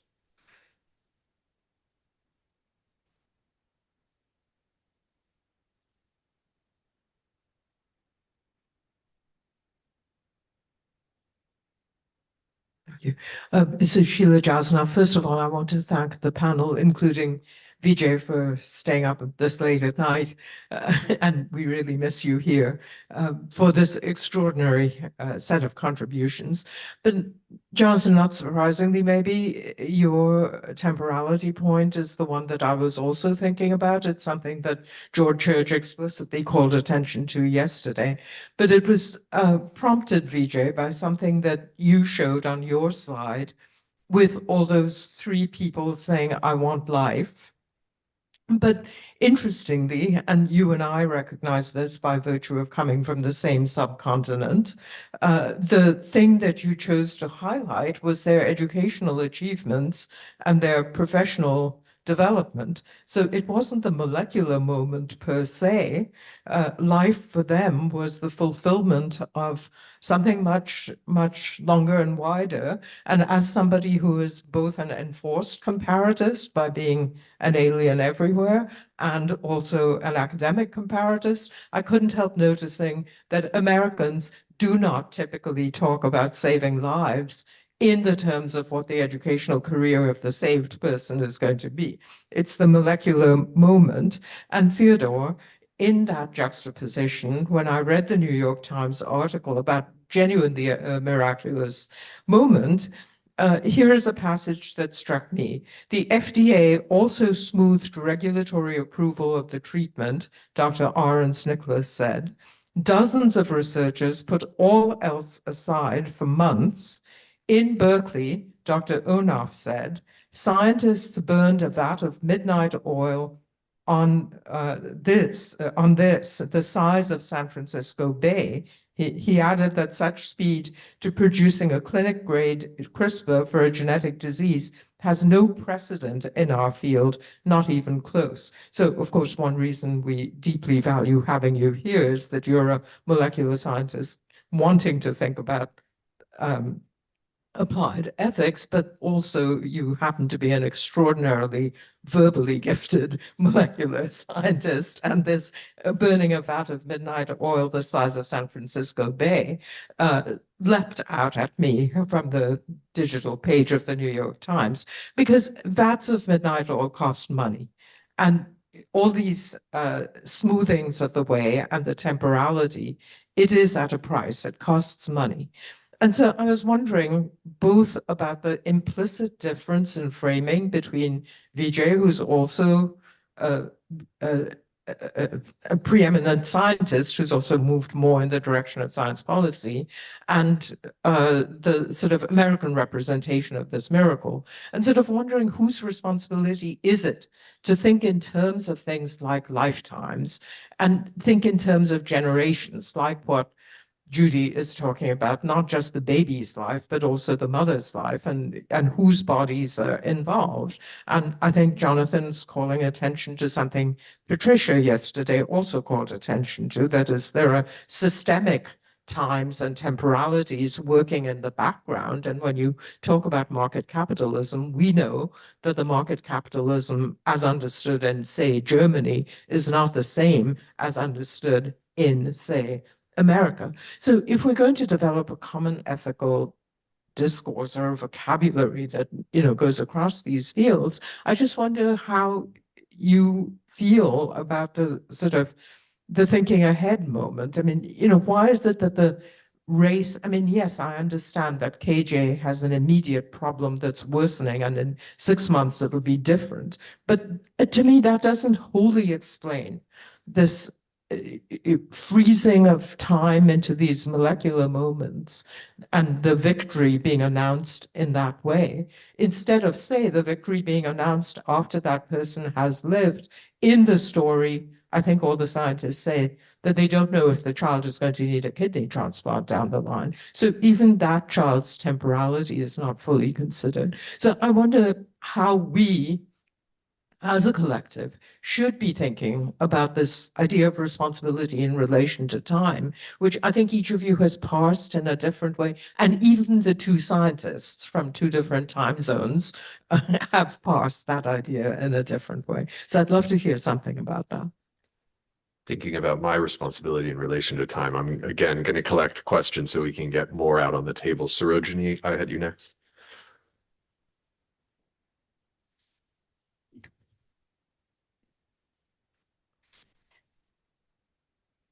Yeah, thanks to all the panelists. It's quite stimulating and there's a lot to think. I totally endorse that, what you said, most of you, equity, access, and also, somebody touched upon intellectual property as well, I thought, which is equally important in our discussions too, even in the context of heritable genome editing. And also, what Vijay said is imagining and reimagining democratization, which is very, very important. We also need to talk about who has monopoly and who benefits, who profits. I think that is something which I would like to bring onto the table here. I work on access to medicines, and as you know, since we are talking about SMA, risdiplam, which is by Roche, for spinal muscular atrophy, which costs $11,170 per vial. I'm not talking about the entire treatment. Despite, many of us, like many studies are showing that a generic version, which will cost only $35 per year.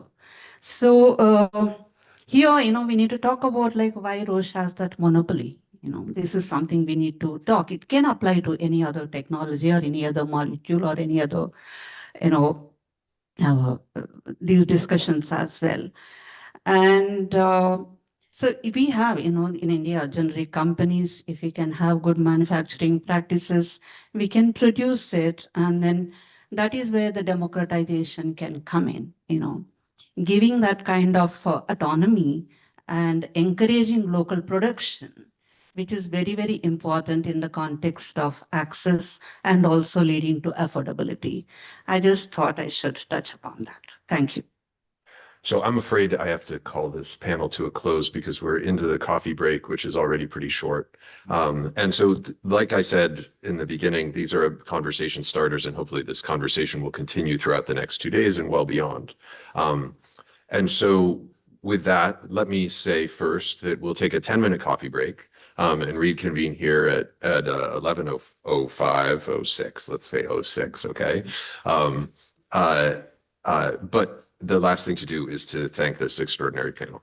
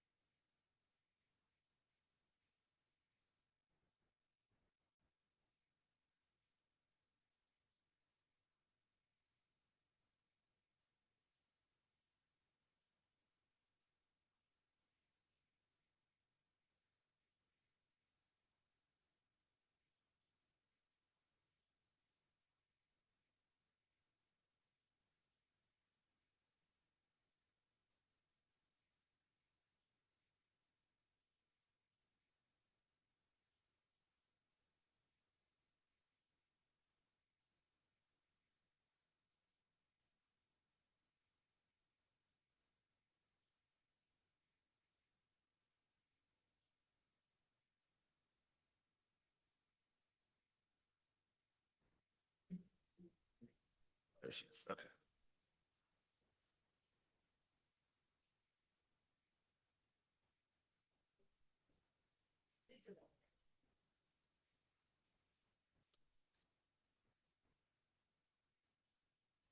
All right. Well, welcome back. I know a 10-minute coffee break was never going to be realistic, but here we are, and it was wonderful to hear the really loud conversations and engaging ones out in the hallway, and in some ways, sorry to cut it short, but I think we have a remarkable panel assembled here on the limits of engineering. So I'm Chris Saha from the University of Wisconsin. I'm actually trained as an engineer in chemical engineering and have been grappling with this question of how do we know that we've gone too far? And I think we'll hear many places where CRISPR and related biotechnologies are moving into new places to engineer life. Early human embryo models, human animal chimeras, human tissue chips. These are all places of real genuine innovation, and we'll hear some of that now. And our panel is focused on really two key questions that we put to them. As technical barriers are broken, what ethical limits are needed, and how do we find them? And second question, what do these powerful techniques mean for academic freedom and responsibility, commercial applications, justice, and social progress? And so we'll delve deep into them. And again, we'll, in the spirit of having more time for conversation, I will only provide highlights of their bios, and we'll refer you to the website for more details. And so our first speaker is Magdalena Zernicka-Gertz. She's a professor of biology and biological engineering at Caltech, also professor of development and stem cells at the University of Cambridge in the UK. Her lab was one of the first to culture human embryos beyond implantation near and up to the 14-day limit, and has pioneered stem cell-based models. Her research has really revealed key roles of cellular heterogeneity and epigenetic mechanisms in early human development.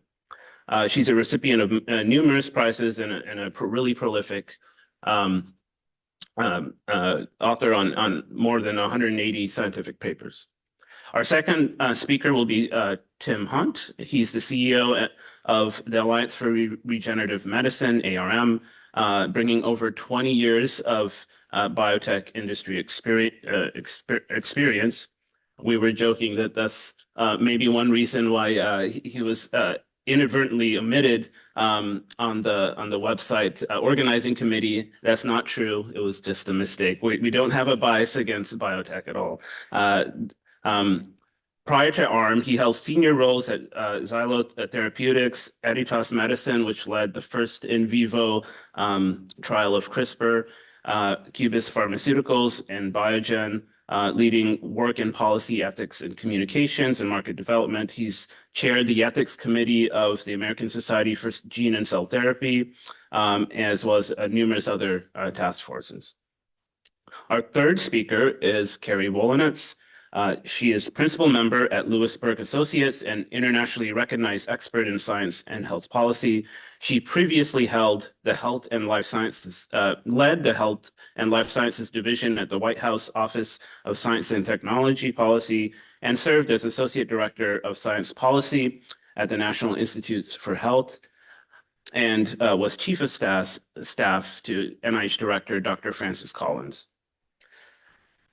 Our fourth speaker is Carter Sneed, professor of law and political science at Notre Dame, and his work has really led a leader in public bioethics, neuroethics, embryo research, human enhancement, and end-of-life issues, is really prolific author, and has a number of books, including What It Means to Be Human, and has served on general counsel to the U.S. President's Council of Bioethics, and has held roles in UNESCO, Council of Europe, and the Vatican. And with that, we'll get started with Magda. So sorry.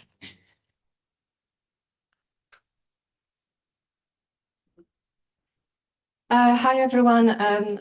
It's really a great pleasure to be here and learn so much through yesterday meeting and tell you a little bit about what we have been doing in the lab and my thoughts. So my talk today would be quite unusual because normally I focus on science, and this time I would like to focus on this question: why do we seek to understand the beginning of our life rather than leave it in mystery? And for me, the answer is because revealing this beginnings of our life actually doesn't diminish mystery, deepens it. And in addition to deepening that mystery, we can provide with time ways to save life, the one that of course can be saved. So when you look at this slide, I think that, when I look at all of those mammals, I'm amazed that they are so complex, diverse, beautiful, and yet the life of all of us on this slide happen in a very similar way. And really studying this is not about conquering it or controlling it. It's about reverence. And this reverence is what brought me to the field many years ago. And this was a long time before we have technologies to be able to understand how life starts. But around 20 years ago, it also became a personal journey for me, as during my second pregnancy, prenatal tests revealed that additional chromosome number 2 in 25% of placental cells that was growing in my body when I was pregnant with my son, Simon, that you can see here in the middle of that slide. So, of course, this was sort of arresting moment for me, and I realized as an embryologist that it meant that Simon is likely to be a mosaic of normal and abnormal cells, and if so, would he survive? And it's not just a matter of my own pregnancies, because we know that that dilemma is facing majority of human embryos. So more than 50% of human embryos are predicted to be mosaics of normal and abnormal cells, and 70% of pregnancies fail. This failure happens particularly within the first 2 weeks of our life. So the question is, what it is about this first 2 weeks of our life that's so fragile? And why some embryos succeed, why the others fail? And can we begin to answer this question?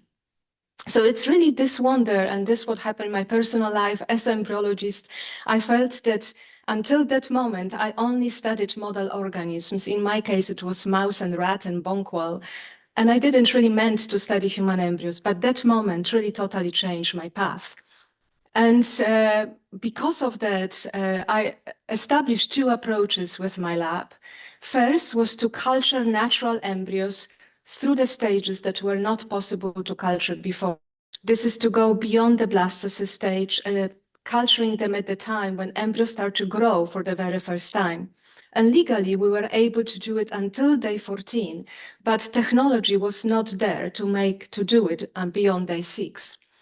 And so this is the approach I will tell you first a little bit about, and the second approach, which is actually complementary, and in my lab was only possible because we study human embryos at the time, was to take stem cells for the 3 lineages that are present in the mouse or human embryos and build embryo-like models, embryo-like structures. They are not embryos, they are far away from embryos, and that's very important, but they teach us a lot about natural development of the human embryo.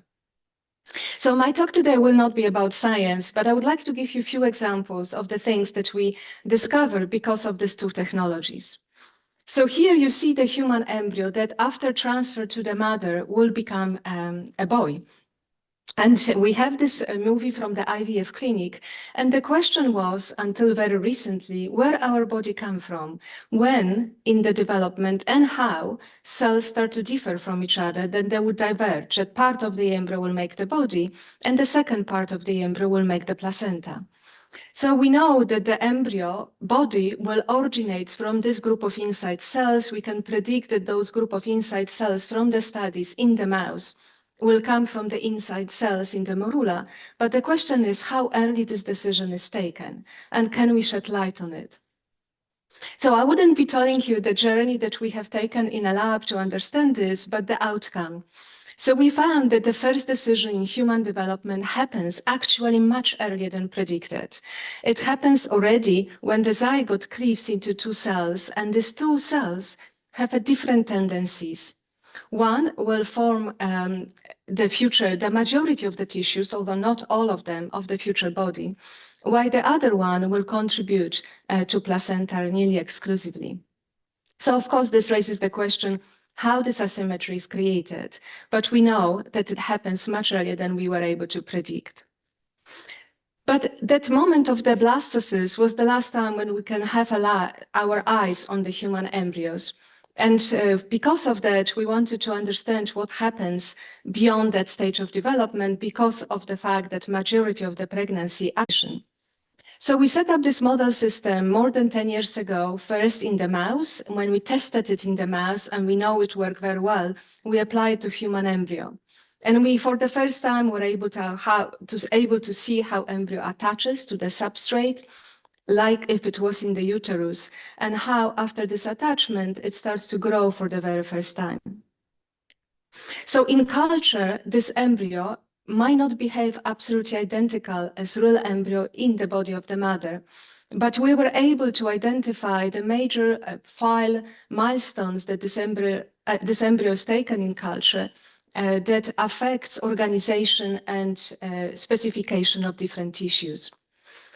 So the insight from the studies allow us to identify some causes of developmental failure and miscarriage.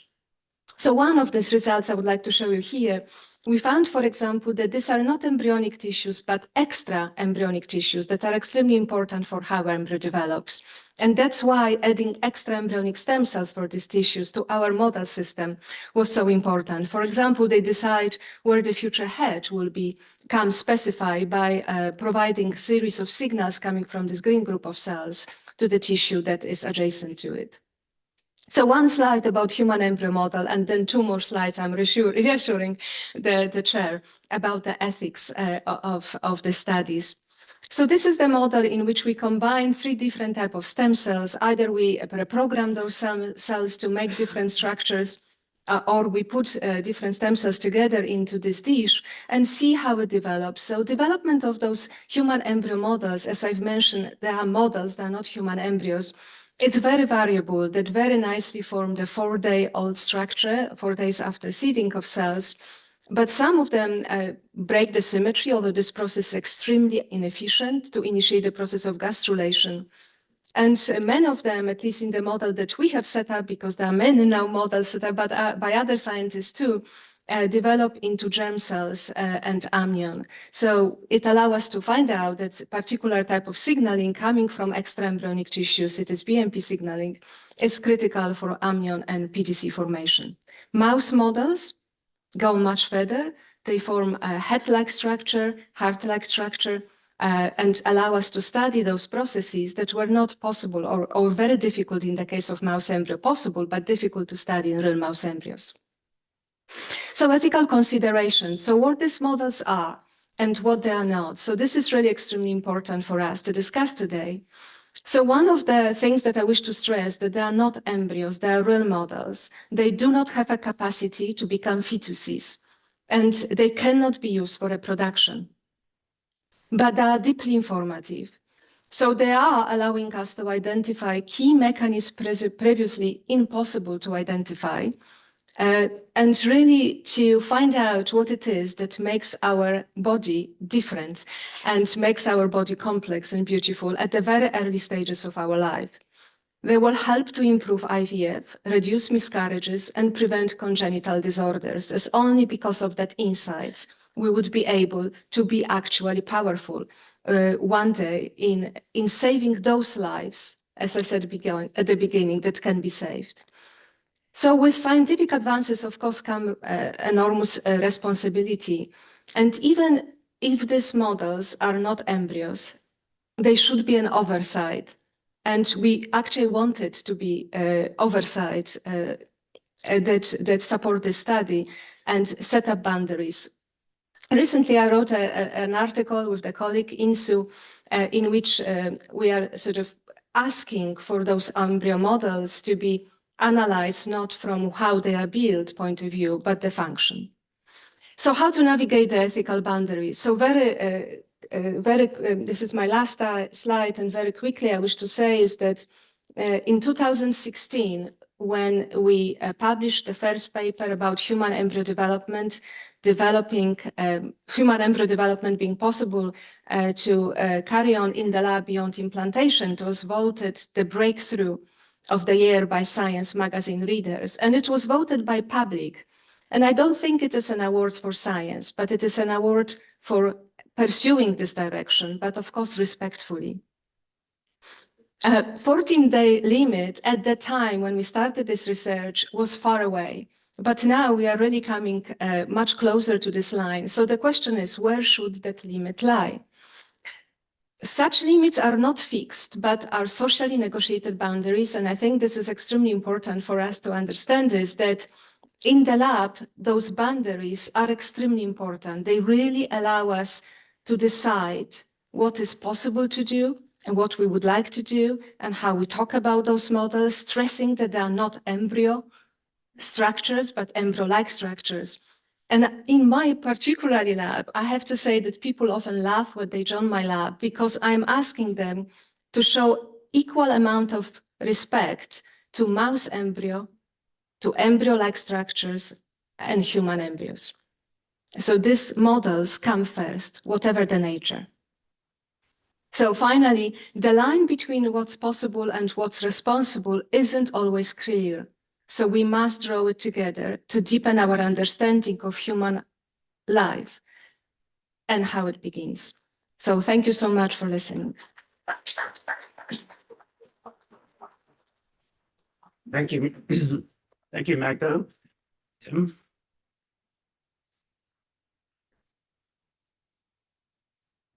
So, yeah, my name is Tim Hunt. I'm the CEO of the Alliance for Regenerative Medicine, and we're a nonprofit group headquartered in Washington, D.C. We've got over 400 members, and they're anything from small private biotech companies to small and medium-sized, bigger biotech companies that are publicly traded, to some of the larger pharmaceutical companies, some of the big global names you're probably familiar with.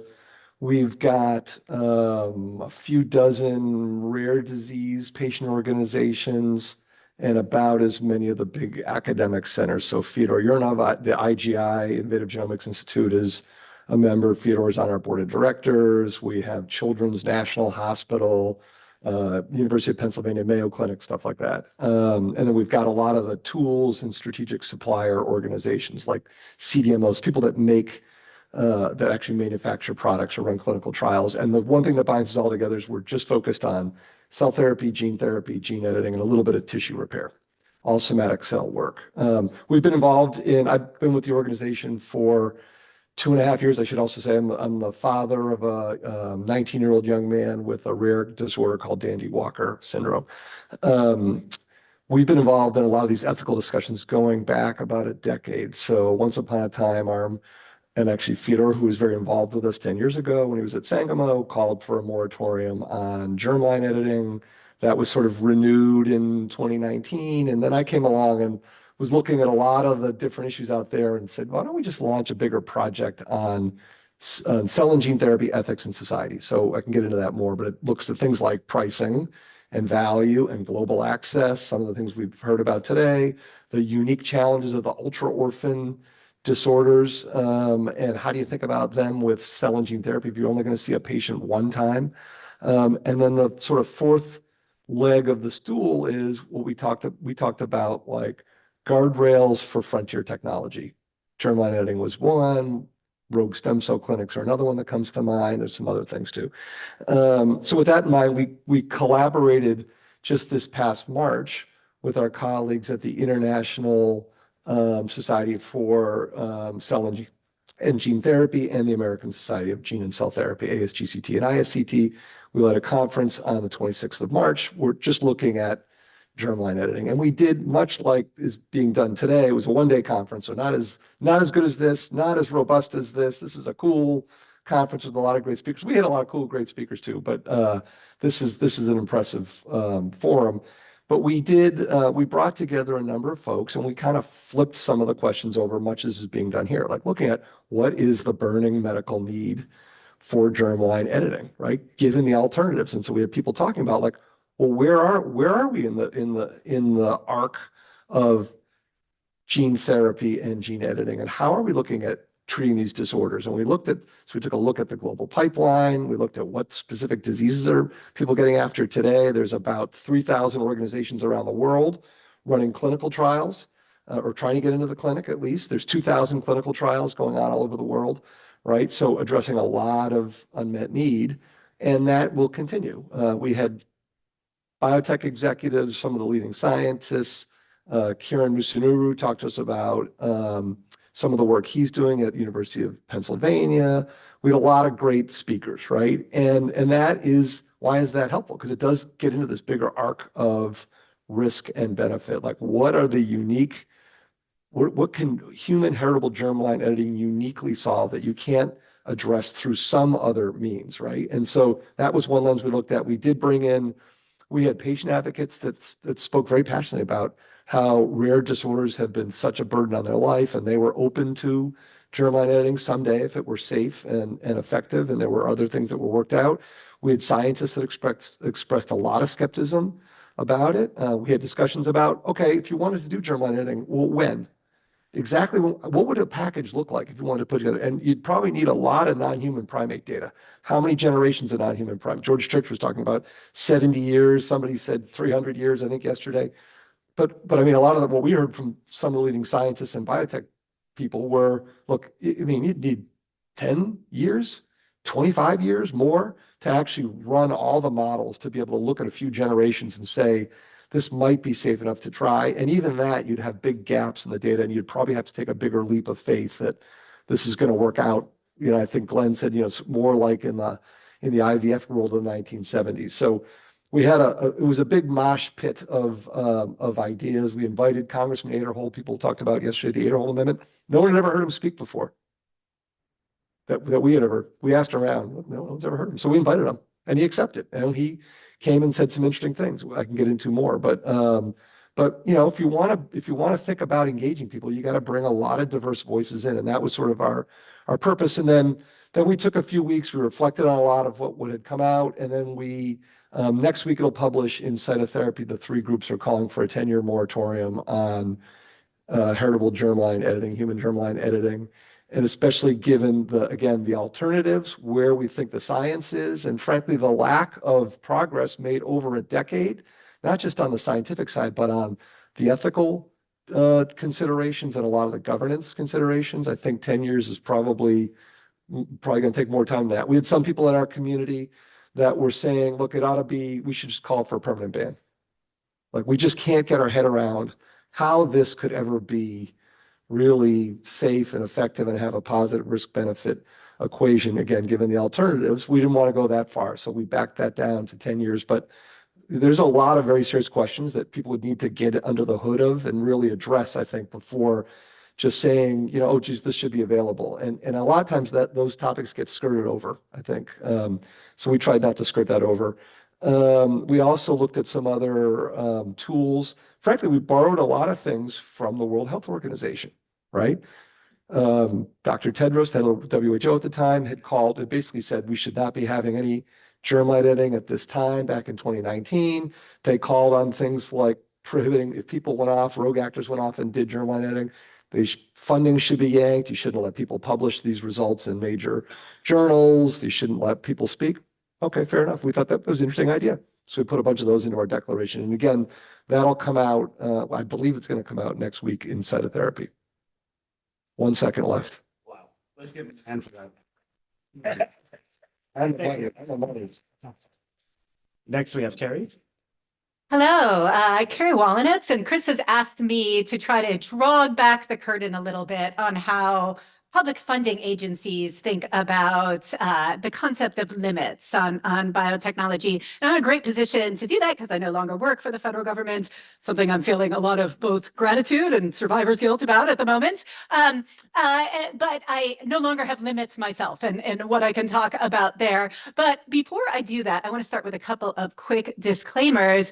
One is I'm going to be talking a lot from the US point of view because that's the world in which I live. but I am cognizant of the fact that the word international appears above my head in giant letters. So I just want to apologize in advance that this may be a little bit of a US centric, and I'm not really buying into the America exceptionalism that is all the rage these days. But I also want to say that I myself am trained as a scientist in reproductive biology. So Magdalena's presentation was a lovely trip down memory lane for me in a lot of ways. But really, I have spent my entire career manipulating the behavior of scientists through the use of policy.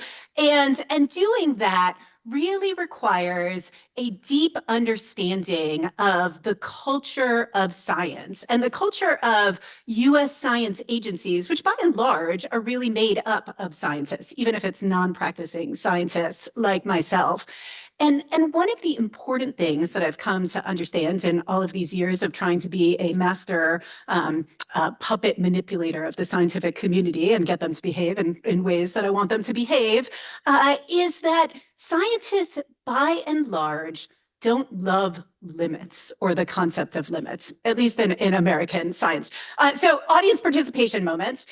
We, on July 19th, are going to be celebrating the 80th anniversary of what seminal text in US science policy, the framework by which US science really traditionally runs. Vannevar Bush is the author. Shout it out. What's the name of that? Endless Frontier. The endless frontier. What does that imply? No limits, right? I mean, it's right there in the name, right? I'm sure everybody is immediately jumping to, the Wicked soundtrack. They can hear Cynthia Erivo go, unlimited, right? Like unlimited is really the name of the game when it comes to our sort of foundation of US science. And this is set against a backdrop of the way we think about policy and the regulation in the US. And, I point to someone like Alta Charles' work, who's a real expert in this, that it is a permissive system, right? By and large, anything goes until we say no. And typically we only say no in knee-jerk reaction to something bad happening.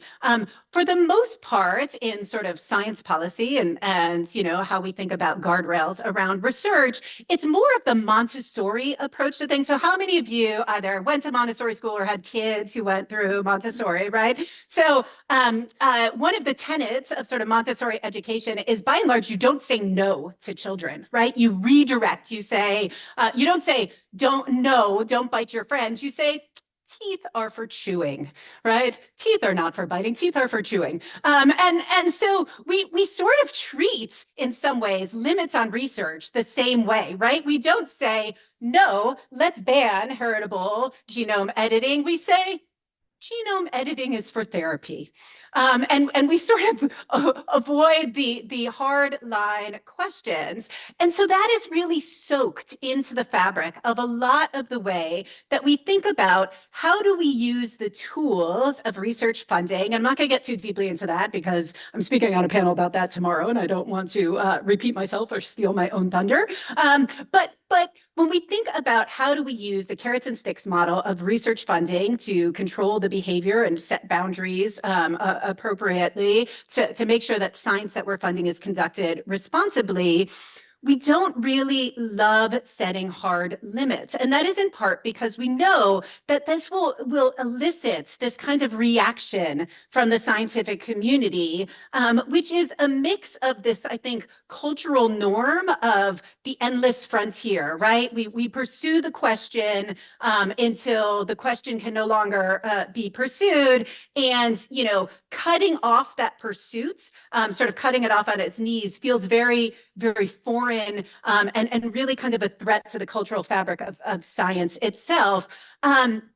And as a result, stakeholders tend to react very, very strongly. And practically speaking, when that happens, policy measures tend to fall apart. So, for example, if you, I can give you examples of where I, as a policymaker, tried to do something that was too hard of a limit for the scientific community. It felt like I'd gone a step too far, and it elicited this reaction. And in fact, it got stopped because because Congress stepped in and said, no, no, no, agency, you can no longer do that. So there is this sort of checks and balances that you have to be very aware of within sort of a milieu of this combination of kind of policy and politics that you have to be careful of. But I will say that when we do put limits on science, when we do put appropriate guardrails in place, it is really pretty incredible how quickly those get woven into the fabric and culture of science. Scientists, once they are sort of have limits imposed on them, take them very, very seriously. And I think it is really important to emphasize this point, because sometimes when we have these conversations, we give sort of the impression that it's the wild, wild west, and scientists are irresponsible and they're doing crazy things, and we should worry about the rogue actors.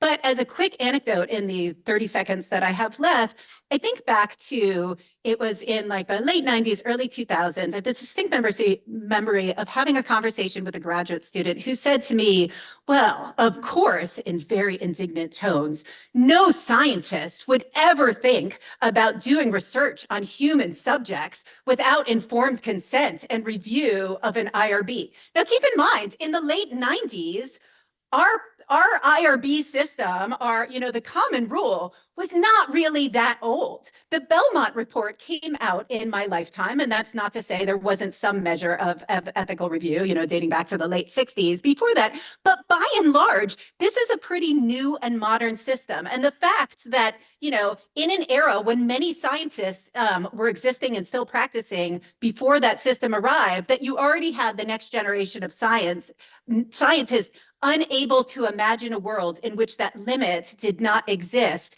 says something about the adoption of those sorts of limits by the scientific community relatively quickly when they are laid out. So with that, turn it back. Thanks so much.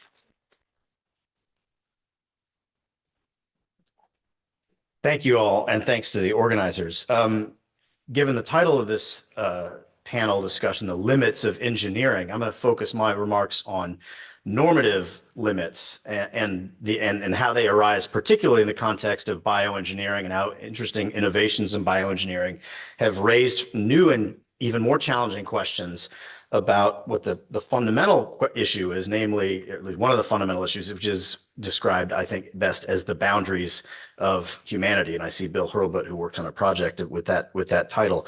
What are the boundaries of humanity? What is considered human? Who is considered human? Whose good counts as part of the common good? Who's in? Who's out? There's a dramatic consequence of being in versus out of the boundaries of humanity. Michael Walzer says that the primary good that we allocate to one another is membership in a moral community. And so it becomes a very high stakes question as to how do we think about what it is that we're dealing with, especially entities that we ourselves build and engineer for the sake of our own benefits. And because this is a conversation, and it's a conversation across intellectual, disciplinary divides, different perspectives, instead of proposing anything, I'm just going to ask some questions. I'm just going to ask some questions that I propose that we hold in front of ourselves, that we ask ourselves first and foremost, but also that we ask one another as we proceed in this very complex but also very exciting area. And especially as we devise and acknowledge and even police the boundaries of humanity in this particular domain. So the first and most important question, it seems to me, is what is your anthropology? And I don't mean in the academic sense. I mean, this is what is, even if it's provisional and merely an operating principle, what is one's vision of human identity and flourishing? What does it mean to be and flourish as a human being? That's the most important question that we can ask ourselves in this particular domain. And it's obviously a vexed question, one about which people disagree strongly. But I would push a little further and say, is our own understanding of what it means to be and flourish as human an abstraction? Is it a reduction? Or does it take due account of lived reality? And the lived reality that I have in mind in particular is our lived reality as embodied beings. That is, to be a human being is to be a living body. We are bodies. We don't simply have bodies, but we in fact are living bodies. And what that means is that we are fragile, we are finite, we're subject to natural limits, and that stands us into and situates us in a particular kind of relationship to one another, namely a relationship of mutual dependence and reciprocal indebtedness.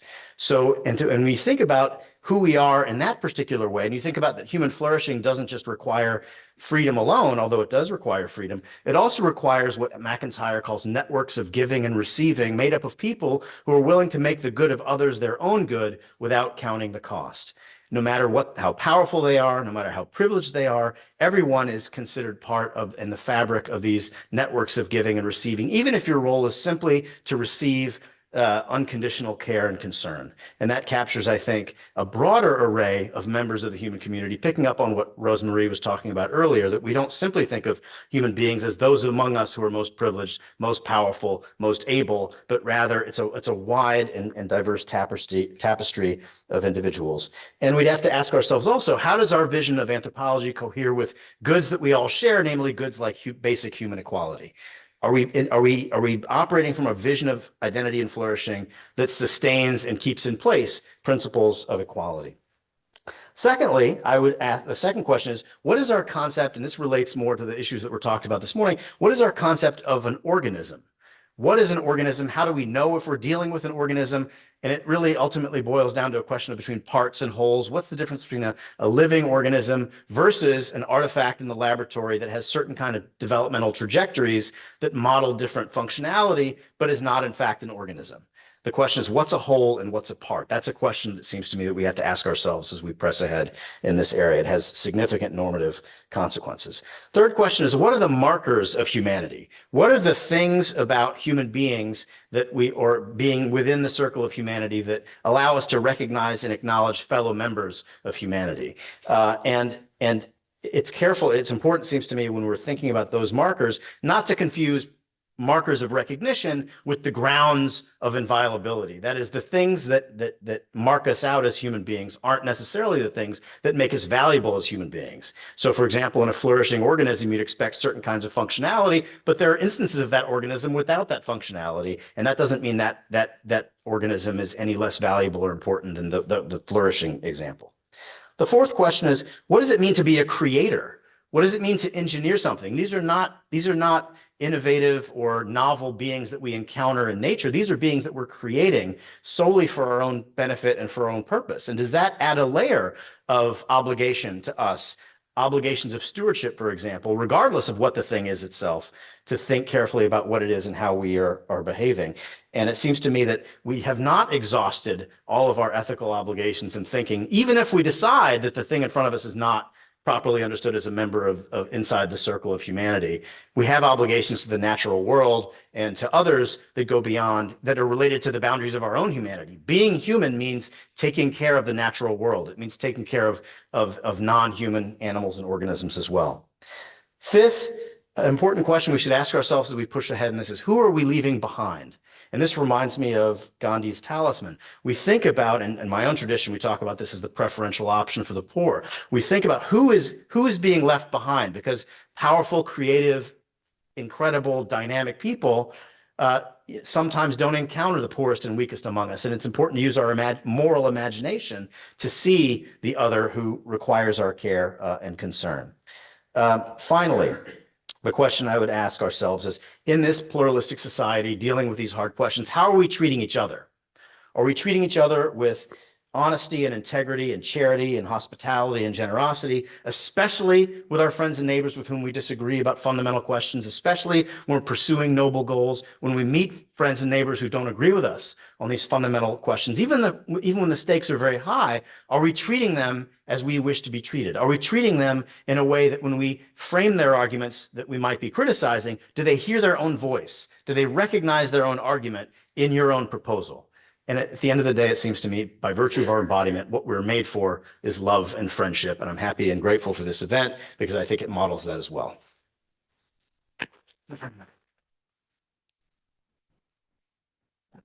Well, thank you all for really remarkable comments. And I'm going to open it up to questions. So please think through what you'd like to ask the panel, but I'll just make a few observations and reflections before we get started.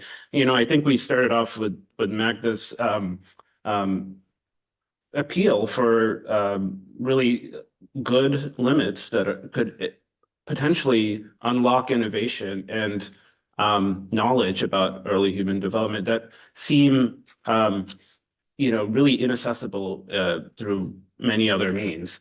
And the idea of a limit in some ways that has been established as 14 days or so, needs to be reconsidered. And going to Tim's comment about the moratorium, which is also a limit on experimentation for a period of time, you heard quite a bit of arguments for the types of knowledge that would need to be gathered during the pause to come back to the question in heritable genome editing. And so that the sets of arguments in some ways are coming from practitioners at the bench, from a community that is providing the vats of oil and money to move forward that type of innovation, and really serious concerns about whether there is the right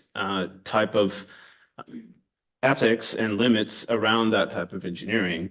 And then Carrie also, I think, rightly pointed out to the endless frontier as animating the type of Montessori approach to tinkering at these frontiers, which I really resonate with. But also, there's a process and a culture of when you set limits that involves Congress, federal government, and layers of it. And finally, Carter's normative 6 questions, I'll call them Carter's questions for now, really helpful orientation to how these various communities could maybe rally around some common questions as they navigate the different terrains and types of engineering that's at hand.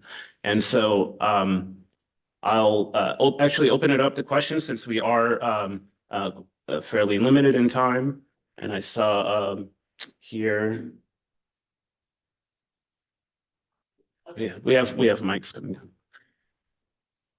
Sorry, it was the morning part, so I don't know, but I assume we probably have to introduce ourselves. So my name is Stephanie Bird, and I'm a neuroscientist, laboratory trained neuroscientist, but I left the lab about a few decades ago, let's put it that way. And I've been working in the area of ethics, research ethics, and in particular neuroethics. So these questions are, of course, fundamental and of great interest to me. I kind of want to link the first talk and the second and the last talk a bit, because I wanted to ask this question in particular of you two. But of everyone, and kind of leads to something that Tim said. So you had, as the title of your talk, something about when life begins, or the beginning of life, or something like that as the title. And that always strikes me as problematic, because it's clear that these cells, egg cells, sperm cells, they're living. They may die, in which case they're no longer living, but they certainly didn't come from non-life. Pasteur made that pretty clear a few decades ago, maybe centuries. And so I think that we really confuse things by buying into the fallacy that life is beginning at some particular point. I think the questions about what the criteria are for humanity is, and whether we're talking about a whole or a part, is really critical to this question, this fundamental question, which is, I think, really fundamental to the discussion overall about the ethics and about where science and ethics come together. So I wanted to ask Tim why it was that you all picked 10 years as a sort of arbitrary moratorium, as opposed to particular criteria, when we would say, well, now's a good time to make this available, or to consider this for treatment, or that the benefits outweigh the risks in a generalizable way, because I think that's really fundamental to the larger society's appreciation of the decisions that are being made. They really have such a hard time with the science because it's so much more complex than they want it to be, or than they can easily comprehend. And that's really a problem. So I'd love to know what criteria you all picked that made 10 years a good idea.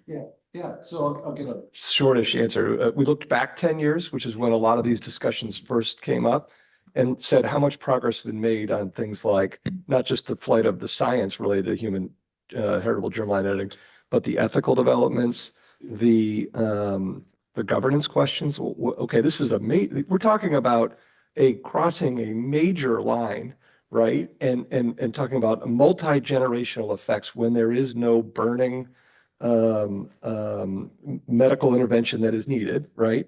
And so how long did we think it would take practically before you could approach a legitimate regulator with a package that looked like the equivalent of an IND and said, now I want to start doing human clinical trials, right? That was one lens we looked through. And that got to my point about how many generations of non-human primate studies would you need?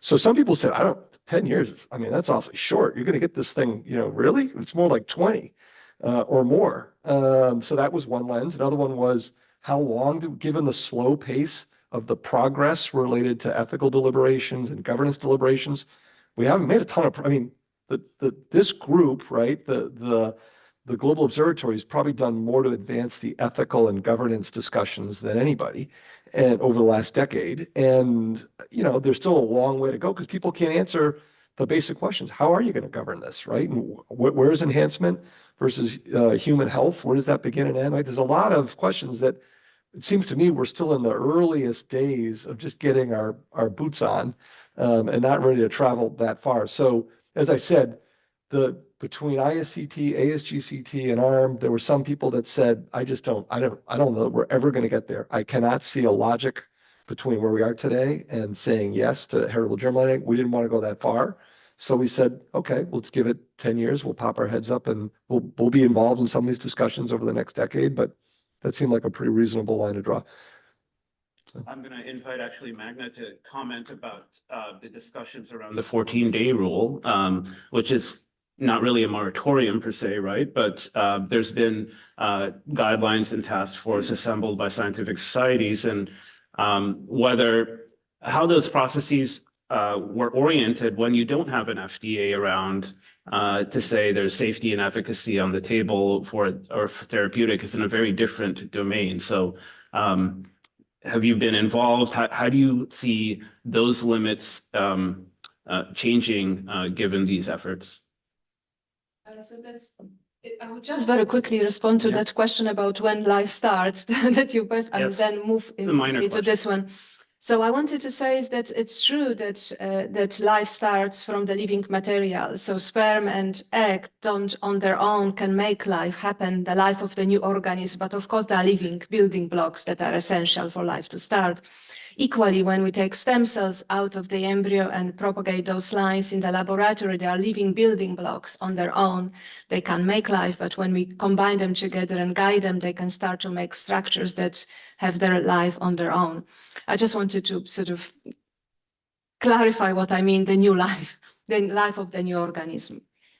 And coming back to day 14 rule, so what is astonishing that for a very long time, it was so that this day 14 rule is entirely theoretical because nobody will be reaching it. So, I know people who set up that rule in UK, Baroness Warnock, who is a philosopher, and she was working together with experimental embryologists like me, Anne McLaren.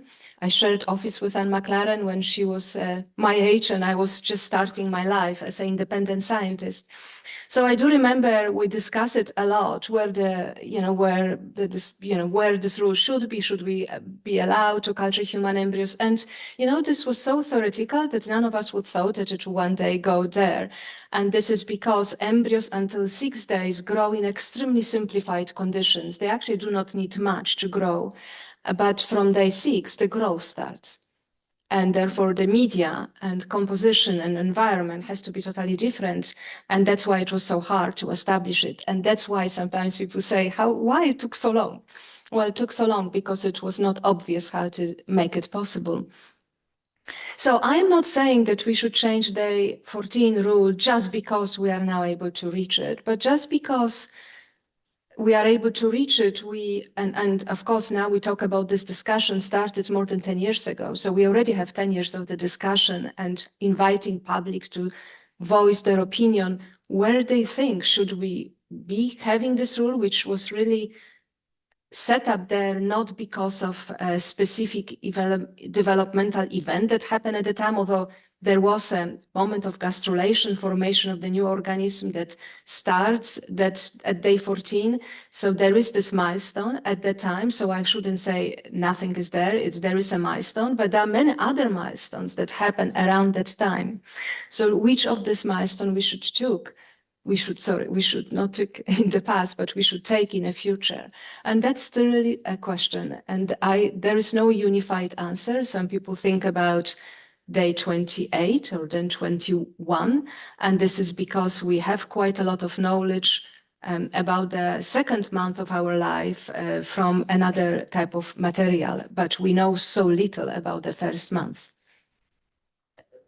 Yeah, I was just going to add, I think Magdalena and I are in agreement that the fundamental marker of the life of a human organism, that it's an organism. It's an organized moves itself along a species-specific trajectory. It's a whole and not a part. And that to me is, and I would even add that the issue of origins is in some ways less important than the issue of whether or not it's an organism. If it's an organism you create, and this came up in the cloning debate in the early 2000s, like, oh, it's not an embryo if it's created by somatic cell nuclear transfer because it's not fertilized, and then making a kind of talisman of the origin story of the being as opposed to focusing on whether or not it's an organism.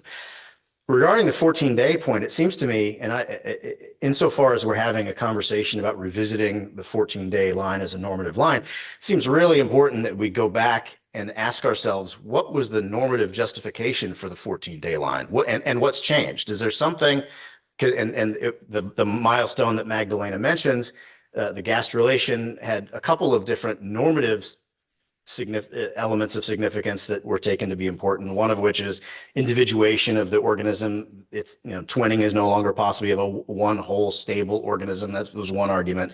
The other argument had to do with the neural tube or the primitive streak being a kind of precursor to the nervous system, which was associated with the functioning that was distinctive of human beings, that is thinking, cognition, and so on, which is embedded in a theory of personhood that we should talk about if we're still persuaded by that. So what I would encourage us to do as we debate this question or discuss this question about the 14-day line, we really need to revisit what were the normative justifications. Were they persuasive then? Are they still persuasive? What's changed about that, about those debates that make us think that those arguments are no longer persuasive? And it's funny because the history of the Warnock report is a little bit like what you were talking about, Carrie. It was not, and Baroness Warnock has been really candid about it, saying, well, the 14-day line was kind of a line we picked because we wanted to indicate moral seriousness to society. We didn't want backlash. Maybe it doesn't have thick normative significance. And in a funny way, that's like saying, teeth are for chewing. Like you're shaping behavior, right? It was more rhetorical than it was a deep normative proposition, and which seems to me argues that we should go back to the drawing board and say, what is it that matters in this developmental process normatively, such that we feel like it imposes limits on us as to what we can and can't do? That's sort of the not letting the perfect be the enemy of the good school of policy thinking, right? It's like a moratorium that is set for an arbitrary limit in some ways. If there is not a perfect solution, we often go for the easiest, imperfect solution or no solution at all as our sort of two default options. Final comment. The risk is the public who doesn't know much about this. Here's a group of learned scientists say 14 days, that's the line. And by the way, we can't really get to 14 days for all the technical reasons that Magdalena says. And then once we can, saying, you know what, 14 days wasn't the line. We need to push it up even further. One could imagine a segment of our friends and neighbors saying, well, hang on a minute. I thought there was a good normative reason for that. You're saying now that you can do it, or now that there are better reasons to do it, we should revisit that question. We should be sensitive to that possibility of cynicism or possibility of skepticism on the part of the public about moving goalposts. It's kind of like using the word rule. Yeah, exactly. And I think that teeth are for chewing. You just mentioned is exactly what I'm thinking as well. And I imagine I can represent a big segment of scientists that think this way. We want to have those limits and we don't want to set them up on our own. We want to set them up together with you.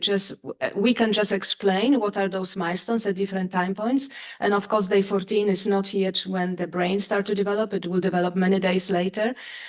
For many people would bring this argument. I'm going to bring it right now, straight away. And it's of course not yet far away from the moment that that any pain receptive of the pain is possible because the receptors of those sensations are not developing at the time. But it's extremely important to have this discussion. We have it for 10 years, but I imagine there will be still many more years to come to have those. That spills over to the germline editing discussions too. It's exactly that point, which is when the technology is ready, the pressure starts to build. And that's why it's important that when the technology is not ready, you have forums like these to talk about things that are like, well, geez, what does society think about this technology? And maybe we ought to include people that have religious perspectives and patients into these discussions. And it's not just about the technocratic response, right? Then look, if I could just do this technology a little bit faster and my gene editing technique is better, as we've heard yesterday, right? People, that then becomes the problem, right? Now the technology is here, so we have to use it because the technology is here, and we haven't asked these bigger, more profound questions, which is why I think it's good to take a step back and take a beat and think about these things. And by the way, by way of reminder, and Francoise Bayless has done the real work in this area. By way of reminder, germline editing is prohibited like all around the world. Right? Look, there are democratic processes in many countries, not all, that have said we're not ready to do this yet. But that could change. The technology could evolve, and people could say, well, now we want to embrace it. Okay, and that's part of the democratic process of which the Oviedo Convention in much of Europe and the Aderholt Amendment are all part of that bigger continuum, in my view. So we have many hands up. I'm going to collect questions, and I'm going to start with Ken, Jennifer, Ben, and Pete. And I'm not sure that I'll get to more than that. So we have 2 mics. Okay, thank you all for very, very interesting comments. I'm going to pose a question to Carrie. So Carrie spoke eloquently of her vast federal experience herding science and technology cats, noting that their behavior was really pretty good. They behave pretty well, not surprising given the significance of NIH funding. My question really is that based on personal experience at MIT, yeah, the faculty cats behave pretty well. Within Sinberg, the faculty cats behave pretty well. But as a housemaster at MIT, the undergraduate cats behave not badly, but at times irresponsibly. As head of the IGM Safety Committee, there were times when the undergraduate cats behaved problematically. The question that follows from that is, how do you extend the zone of good behavior, if you will, the boundaries of good behavior, beyond faculty, researchers receiving federal funding, to not malevolent people? We're not talking evildoers. We're talking about folks with boundless, unfortunately, curiosity. And that unbounded curiosity often leads to problematic behavior.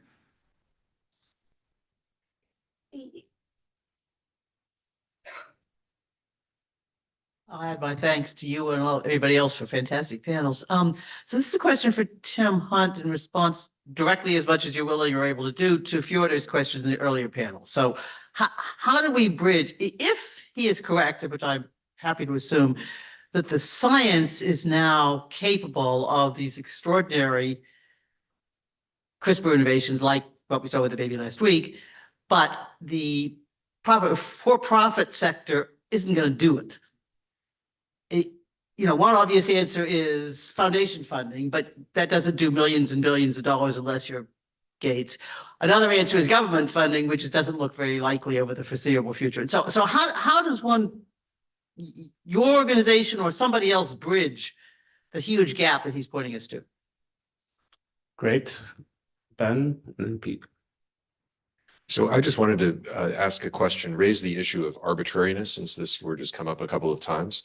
And, if one steps back and thinks about it, most human rules are quote unquote arbitrary. Constitutions are arbitrary, right? I mean, they're in a sense made up and established and ratified through processes.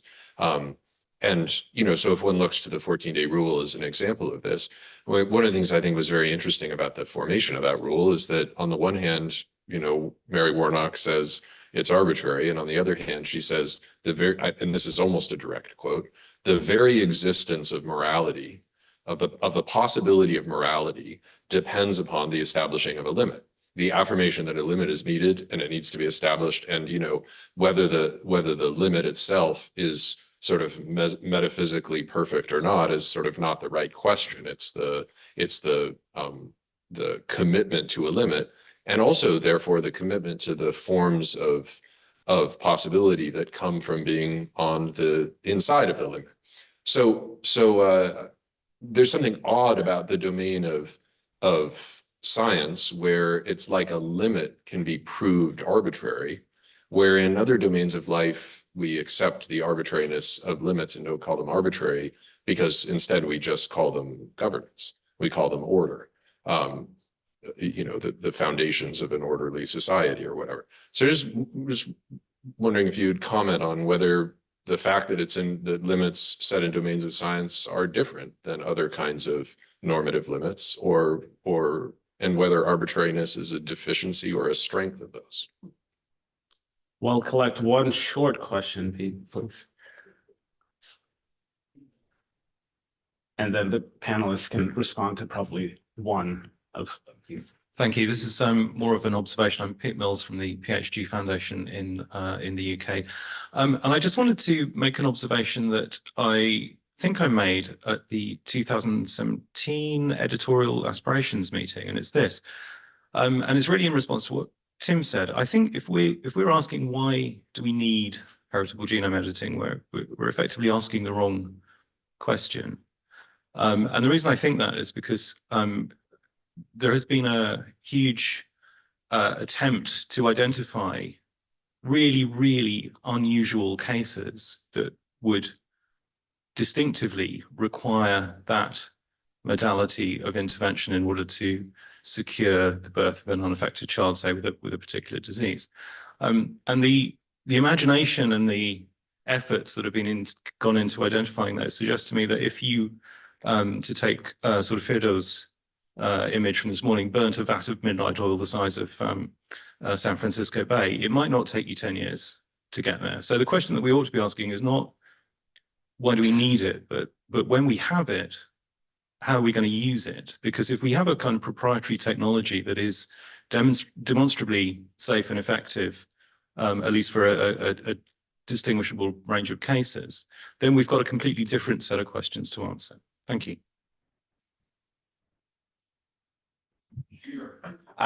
Those are all great questions and hard to pick and choose. I just want to make an observation that I'm just reminded, and Carrie, you were there too, like all these debates and discussions we had in the early 2000s around embryonic stem cells and cloning and these other things. And they just remind me so much of the conversations we're having right now. And they connected the 14-day rule in the sense that the role that the 14-day rule played in the early 80s or whenever the Warnock report came out was reproductive cloning. Everybody was against reproductive cloning. And that was really important in the beginning of a conversation to stake that out and say, of course, I'm against reproductive cloning. And then some of the studies that the National Academy of Sciences did, they said people who say, especially practitioners and scientists who are against reproductive cloning, if you change the question, if you could do it safely, do you oppose it? Then the number dropped from 95% to like 40% or something like that. But the illusion of consensus, and sometimes illusions are good and important, but the illusion of consensus that seemed to be present around reproductive cloning reminds me of germline gene editing. Everybody begins by saying, of course I'm against germline gene editing. Obviously, everybody who's sensible is against it. And I'm just not, and in the same way people talked about the 14-day line before, and I just think we should be mindful of the apparent appearance of consensus and to sort of drill down a little bit to figure out, is this really consensus? Is it an illusion? Again, illusion is going to be important and valuable, but it seems important to our conversation. And especially when attitudes are cool and we don't have some technological imperative, as Tim said, there are real live patients who are saying, I need this now. I want to live. That's an almost irresistible, understandably irresistible impulse to respond to that suffering and to try to respond to that suffering in that particular way. So again, it's not really an answer to any of the questions, but it seems to me we should be mindful of the parallels of our conversation now and the conversations that took place in the early 2000s, the conversation took place around Belmont and Warnock report. It's the same conversation in many respects. Yes. So just on your question, so the way I think about it, I think is there's a big continuum. So this is really about looking at ultra rare diseases, right? There's a big continuum. There is a role that for sure biotechnology companies do play and have been playing that is very important. A lot of companies are investing in ultra rare diseases. They do it either strategically, not to make a lot of money, but because they need to prove they can do that, they can prove the technology, they can prove they can manufacture, they prove they can file an IND, they can prove later they can get a BLA cleared, right? That happens a lot, and that gets into some very small patient populations. It's not about the money. Sometimes you get down to 10,000 patients, 5,000 patients, there's a business to be had, right? You start getting on below 1,000, it really is hard. It's extremely hard. So that becomes the purview of kind of hybrid organizations that maybe take some private capital or some government funding, but they run almost like a company. And then absolutely it's important. Nonprofits and universities, that's really the purview of where they in theory could thrive. And the model that Fyodor describes and others have described is really important. The question then is, how do you do cost recovery in those circumstances? Because if you're talking about an N of 1, an N of 20, there's no business there, right? You're just trying to help patients and find a way to make that work. So first, I just have to note that Carter's comment makes me, it's such a great illustration of the friendliness and community that Ben mentioned. Same conversation for 25 years and we still enjoy seeing each other. I think that says something. A quick note on arbitrariness. I think I am particularly triggered by that when we have these sort of pseudo-quantitative things like a 14-day rule, a 10-year moratorium, right? Like it's the number that I think triggers the sense of arbitrariness sometimes. And then Ken, to your question specifically, I'm glad the way you phrased it, that you phrased it the way you did, because I think sometimes when we think about limits from a very practical, how do we design a system of oversight and guardrails, it's important, first of all, to carve out like the rogue actors, the truly nefarious folks, because at the end of the day, there's only so much you can do to stop bad people from doing bad things, right? Like murder, clearly illegal, and we have 20,000 murders every year in the United States, right? So like you have to set that aside. And then what you're talking about is how do you design a system in which people are generally trying to do the right thing, but you're stopping stupid people from doing stupid stuff inadvertently, right? At the end of the day. And that I think really requires a couple of approaches. One is a really holistic system of thinking about this, because the best policy frameworks and the hardest ones to write are those that really force people to stop and take a beat, right? So like take a moment to think about this in some deliberative way before you move forward. Much easier actually are hard limits. Like as a policy implementer, I love the Dickey-Wicker Amendment. It was a clear, bright line, right? And then that was the easiest kind of policy to write and implement. Do not cross, right? Synthetic embryos began to challenge in embryonic models, a lot of those. But really, in some ways, it is almost the continuation of this Montessori approach. How do you have developmentally appropriate policy frameworks so that, you are in some ways going from the toddler, no screens to the, slightly older child of well, maybe there's some limited amount of screens to the, teenager, I've given you all the tools you need to take a beat and think about what is appropriate content for you to be watching or manipulating on your screens. And that is a huge fabric of training, of cultural tendencies, of apprenticeship in the case of science, because we largely trained people through apprenticeship, and the sorts of policy frameworks that cause the whole ecosystem to pause, take a minute, think about what is the appropriate deliberative process that allows us to think thoughtfully before taking the next step of action. And it is really an entire fabric of different pieces that help us mitigate the risk of people taking inadvertent and not very well-conceived actions. Right. On taking a pause on this conversation, we're bled quite a bit into our next session. But before we move into that, let's give our panelists a round of applause.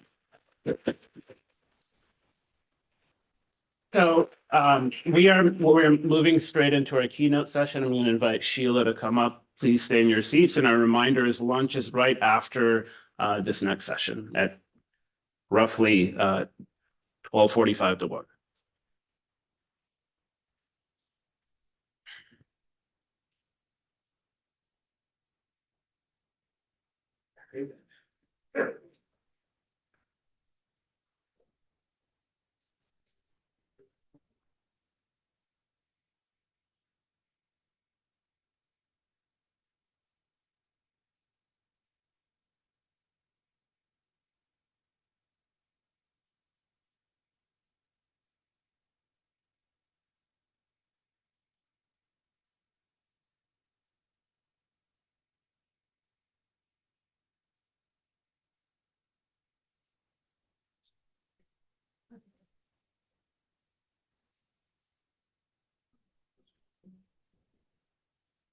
So with apologies to everybody for going directly into the keynote without giving you a lunch break, the lunch is waiting and you'll have it in due course.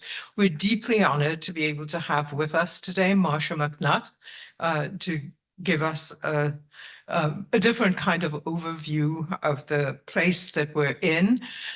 Marcia, like all scientists, reacts to invitations by first saying why she's not the right person to talk about whatever it is that you're asking her. But in this case, she has more right to be able to say that she can talk about almost anything than other people I know in the science policy world. Marcia is a physicist by original degree and then an earth science PhD.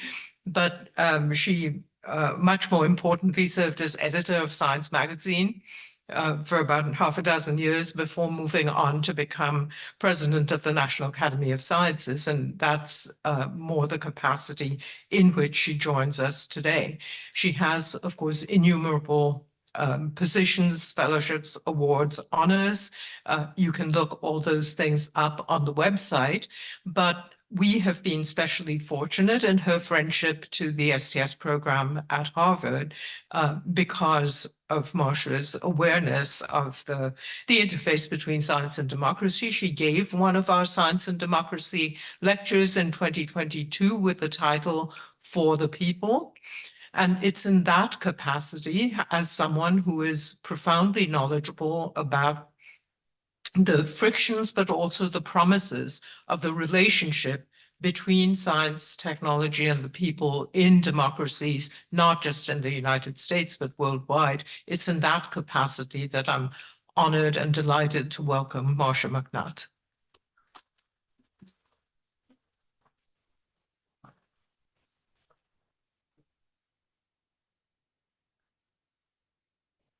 Well, thank you so much, Sheila, for that introduction. Fortunately, she's already given you all the caveats about why what I'm going to say today is probably not as targeted to the difficult task that this group has in front of it. But hopefully I can give you some ideas of some ways to go about thinking of things that you might not have thought about. Now, as Sheila said, I entitled this For the People. And where does that come from? Well, I'm sure many of you know about Lincoln's Gettysburg Address. This is widely regarded as the most consequential presidential address ever given in US history. And it was given on November 19th, 1863. This was about 4.5 months after the Battle of Gettysburg, which was the bloodiest battle in the bloodiest war that the US has ever fought. At this time, Gettysburg was being dedicated as a cemetery for those who gave their lives there. And in giving his address, Lincoln famously ended this very short speech with the phrase, "Here we resolve that these dead shall not have died in vain, that this nation under God will experience a new birth of freedom, and that government of the people, by the people, and for the people shall not perish from this earth. And I like that phrase, of the people, by the people, and for the people, because it was just 6 months before this speech that the National Academy of Sciences was created by Abraham Lincoln. And the way the story goes, many of you will remember there was the famous Battle of Hampton Roads, where the Monitor and the Merrimac, the Union and the Confederate first ironclad battleships, fought to a draw in the Chesapeake Bay. Neither ship could sink the other because the cannonballs just bounced off the iron sides. This battle was so consequential that at the time, there were new warships that were being built in dry docks in Paris that were stopped in their tracks. And wooden warships were simply not built again. When word of this battle got back to Lincoln at the White House, he realized that science was going to be the solution to winning the battle space. And he wanted to have the scientists on his side. So he created the National Academy of Sciences as a non-governmental, member-led organization that would be the official advisors to government on any issue for which science or the arts, which at that time meant the mechanical arts, could be used to make better public policy. So why has science been so important to our country? Well, one of the main reasons is science is the best way that humans have ever found to get out of the zero-sum problem. And the zero-sum problem is that some people have more food only at the expense of other people having less. Or some people have more energy only at the expense of other people having less. And I just show here a diagram of life expectancy. Going back to the days of even before the Revolutionary War. And it shows how basically there had been very little change in life expectancy in around the world. And then suddenly in the late 1800s, these curves started to rise at different places along the globe. But what's important is that people were living longer everywhere without some people living shorter lives anywhere. And that is the power of science. Of course, a lot of this had to do with our ability to address childhood diseases, which had been taking their toll on human expectancy. But also we see the impact of the Green Revolution and other types of interventions. So what does it mean to use science for the people? Well, the Academy has basically 3 different types of contributions that it makes. First of all, it can ask the question and provide answers for what areas are most ripe for human progress. So the Academy can provide a horizon scanning that can spur progress in certain areas that are going to be consequential to humans for the people. Another type of product that the Academy puts out are statements on what does the evidence actually say? For example, what is the scientific consensus? So in that respect, the Academy serves as a sort of Supreme Court for science. People turn to the Academy when there's a doubt on what the science actually says. And then finally, we use that science to say what will be the outcomes under different policy management scenarios. So we are nonpartisan advisor to the nation. We don't say what the policies should be, but we can say, if this is the outcome you want, science says you should do this.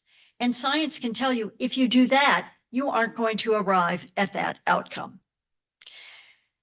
So let me just give you some examples of each of these types of products that the Academy does. One is horizon scanning for opportunities. And it's using the power of science to imagine better solutions to the problems. And one that is certainly familiar to all of you is our report on the Human Genome Project. There had already been proposals that this would be a useful thing to do, but the nation lacked a blueprint of how to go about it in a coordinated, systematic way to get there. And of course, you all know that this was an amazing success story for American science. The payoff in advances to human health, sequencing technology, whatever, has been immeasurable. I even got my dog's genome sequenced because no one knew what kind of dog it was. So we just take genome sequencing for granted now. I remember at the time when this report came out, people were calling sequencing the human genome a moonshot. But one of the researchers who was involved in this corrected me on that later to say this wasn't a moonshot, this was a Pluto shot. Because he said, if you could drive from your home to work in 30 minutes in 1988, and suppose the speed of making that trip between 1988 and 2022, when the final sequencing was finally put in place, increased as much as gene sequencing during that time, in the 30 minutes after you left your home, you would be on Pluto. That's how much the technology speeded up during that period of time. And another example of us talking about seeing what the possibilities are for the future is this 2019 study in which the Academy was asked, what's going to be the next green revolution? You all recall the green revolution, which resulted from the Haber-Bosch process that allowed us to grow much more food on the same amount of land. And so this report that came out in 2019 gave an idea of what science breakthroughs would be needed to advance food and agricultural research by the year 2030. And the report said that one thing that needs to be done is deepen the understanding of microbiomes in soil, plants, and animals to boost nutrient availability, improve disease resistance, and enhance resilience. It proposed that CRISPR could be used to develop new crops and livestock with desirable traits, such as disease resistance. And how can we integrate data science with artificial intelligence and machine learning for better decisions and better resource management? It also proposed developing better sensors to avoid wasting resources. I remember at the time, or before this report came out, I was actually at a research institution that developed a LiDAR technique where you could point a LiDAR beam at crops anywhere in a field and determine which ones had too much nutrient and which ones were nutrient starved. So you could, as a grower, determine how to allocate your resources to where they were needed. This not only could improve the profitability of the crop, but avoid some of the nitrogen overload, which we also know is hurting ecosystems around the world. And it also encouraged transdisciplinary collaboration, because this was going to be an example of a field in which convergence from different areas would really improve the produce from our farming. Let me give you a couple examples of the Academy acting as a Supreme Court for science. This one is less related to the topic of this meeting than some of the others, but I like it because it does involve genomics. and was a fairly consequential report at the time. This one was released in 2009, and it was requested by the Department of Justice in order to determine what is the science in forensic science. And this report concluded that actually most of forensic science has no scientific basis. And of course, at this time, CSI was very popular, and the CSI effect was impacting juries around the world who expected that this science was going to be conclusive and definitive. But this report said that with the exception of DNA, for which there is a statistical basis to say whether the defendant left that DNA sample or not, that could be done with a very high precision and with statistical significance. But other sorts of forensic science, like eyewitness testimony, bite marks, blood spatter, hair samples, etc., fingerprints, if you don't have DNA associated with those, it's very difficult. If they have a fingerprint that they've lifted from the crime scene, there is nothing that statistically says how many other people in the courtroom, how many other people in the town, how many other people in the state or the country could have that same fingerprint. No statistics for it. Well, the Justice Department hated this report because it meant that thousands of death row inmates were having their convictions reconsidered. This report was roundly dismissed by the Justice Department, and it sat on the shelves of every public defender in the country. So you're not always popular when you act as the Supreme Court for science. But here's another example of the Academy acting as the Supreme Court for science. This was a 2016 report that addressed the question is, what's the safety of genetically modified foods? And you all know that this was a topic that got a lot of public debate going, with many people thinking that genetically modified foods were dangerous and they should be taken off the shelves and everything should be natural. What I loved about this report was the careful job they did in screening the evidence that they used in the report. Anything that came from Monsanto or a seed company or an ag producer was set aside as viewed as potentially being biased. In addition, any report that came from an anti-GMO group was also set aside as viewed as potentially biased. And so what you were left with was science that wasn't funded on either side of the debate. Much of it came from government funding and from researchers who didn't have a dog in the fight. And what they found once they did that was there were literally no studies that found evidence for harmful effects to health. And there were benefits from it in terms of less insecticide use and reduced crop loss. But they had a difficult time confirming that actually there were other benefits that were being claimed by the seed companies. And the report concluded that there could be more benefits if public funding was actually used to derive GMOs. For example, the golden rice example, because too much of the funding, when coming from the seed companies, was designed not to improve human health or benefit public pocketbooks in terms of the cost, but actually to benefit the bottom lines of the companies developing the GMOs. And let me give you a couple examples of science to inform policy.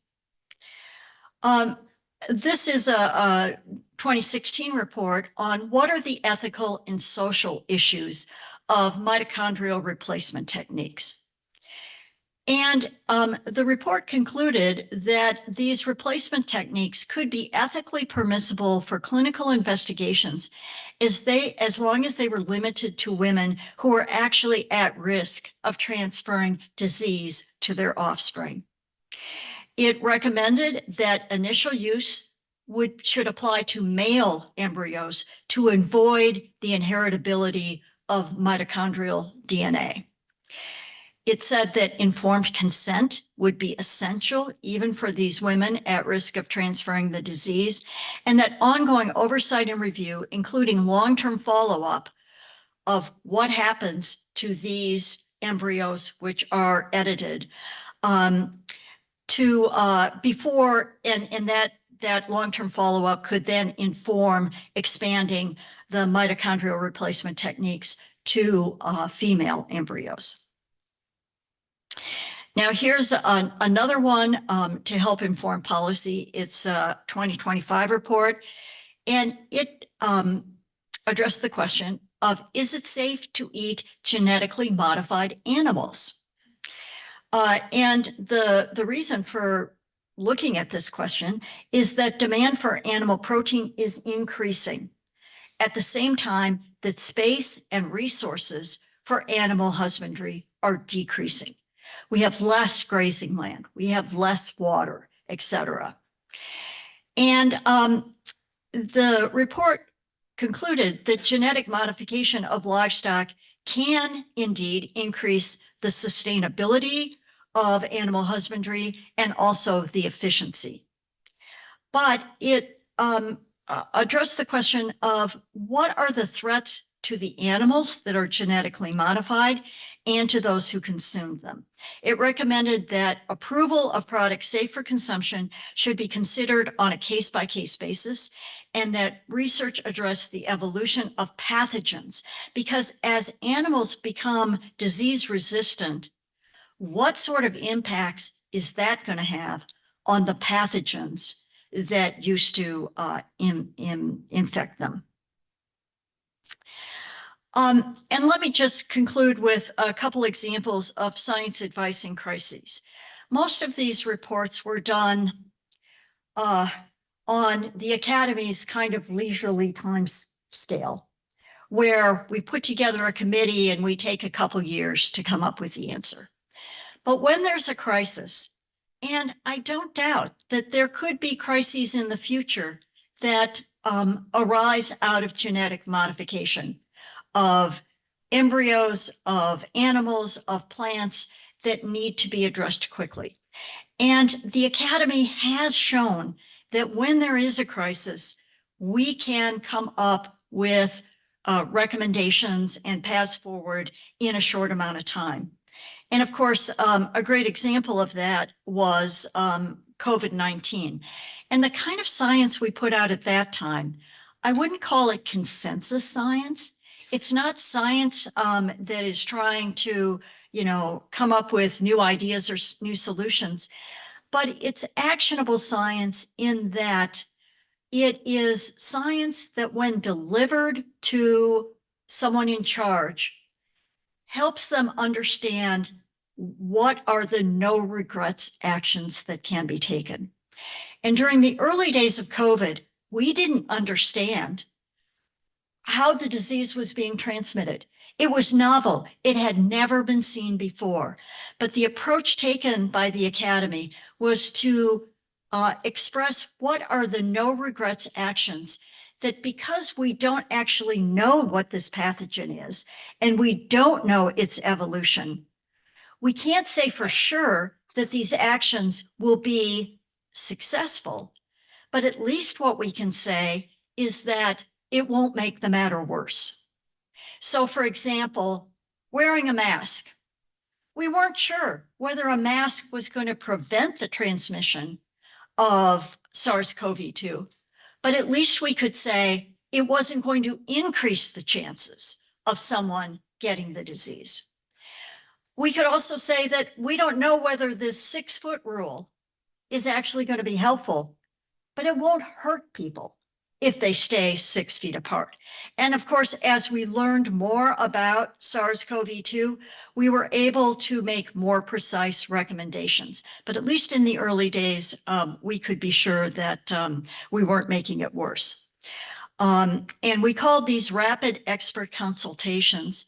And now what we're doing at the Academy is making this a regular way that we can proceed. It's not always, some of these pieces of advice were turned around in less than a week. And when you remember how these refrigerated vans were stacked up in the parking lots of hospitals in New York City, a week was a long time to wait. So we don't always need to do things rapidly overnight or within a week, but there are many things that can't wait 2 years. I've learned that the average time of a political appointee in Washington is 18 months. So if a leader in Washington comes to the Academy and asks for an answer to an important question, and we can't answer except after 2 years, well, that person's not even there anymore. There's someone else who's taken their place. They didn't ask for this study, and they don't know what to do with it. So I think having the Academy respond faster will help. We've also started this website called Based on Science. COVID became one of the biggest successes of this site. What we did, we paired science experts like yourselves with science writers to answer questions that came from average citizens. And the idea from this actually came from Google, because Google called me up and they said, we have all of these questions that people are searching for answers on the web, but there's no authoritative place we can send them to. And the problem was a lot of these questions were frankly kind of stupid questions. If I suck on lemons, will it cure my cancer? Well, how many researchers actually want to spend their time writing a scientific paper on how sucking lemons is not going to cure your cancer? But yet these are the kinds of questions people were asking. And so by asking scientists to answer these questions at the level that an 8th grader will understand was actually a pretty important thing to do. So for example, will injecting bleach into my body solve my my COVID? Well, no, it won't. And here's why. So these are the kinds of questions. And this is a website that we are going to continue to use because of its popularity with the public.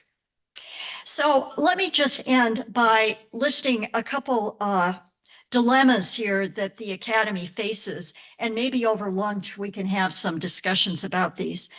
But on one hand, I hear that scientists should be neutral and dispassionate, because that's the way we do science. But I've also heard that scientists need to show their human side. How can people trust us if they don't understand that we are not just little machines trying to get papers published, but we actually care about people and what happens to them? On the left side, I've heard that scientists should do a better job of translating how their work affects public policy. But I've also heard that scientists should not tell society what should or should not be done. That should be the choice of their elected representatives. And then on the left side, scientists should simplify the results and not confuse the public with all the uncertainty. But on the other hand, science is messy. Everyone needs to understand that. Often there aren't simple solutions to questions that people can ask. And finally, that scientists need to consider the social implications of their work. And that's the exact theme for this meeting. What are the social implications? On the other hand, I hear that science is neither good nor evil. It's how society uses it that matters. But I do think in this case that if we as scientists don't define our own boundaries for what we think is ethically reasonable, and people who don't understand the science try to do that for us. I think that is a worse position to be in. So I'm very happy about the discussions that are happening here at this meeting. And let me just finish with this quote. Science without policy is still science, but policy without science is gambling. So thank you all very much. See you at lunch.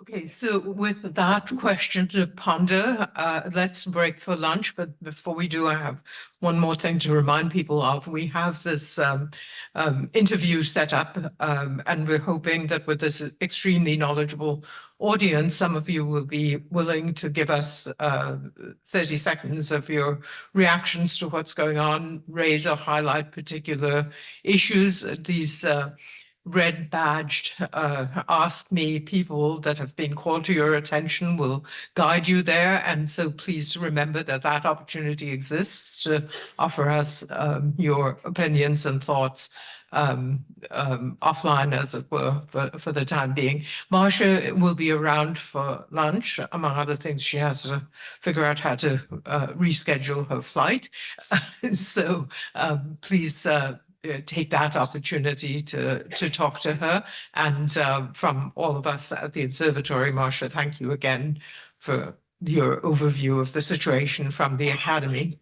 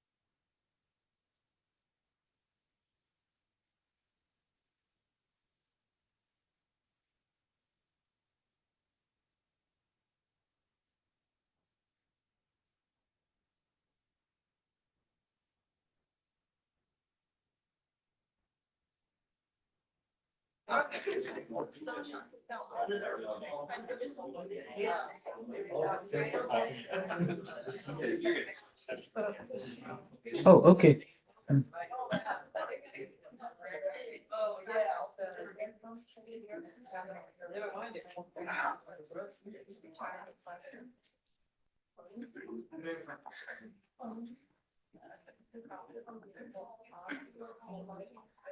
Okay, I think we will get started. Welcome back, everyone, from lunch. I hope you're feeling satiated.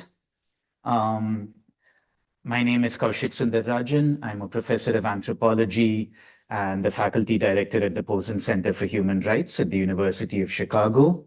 It's my great pleasure to welcome you all to panel 3, called Biocapital and the Conditions of Innovation.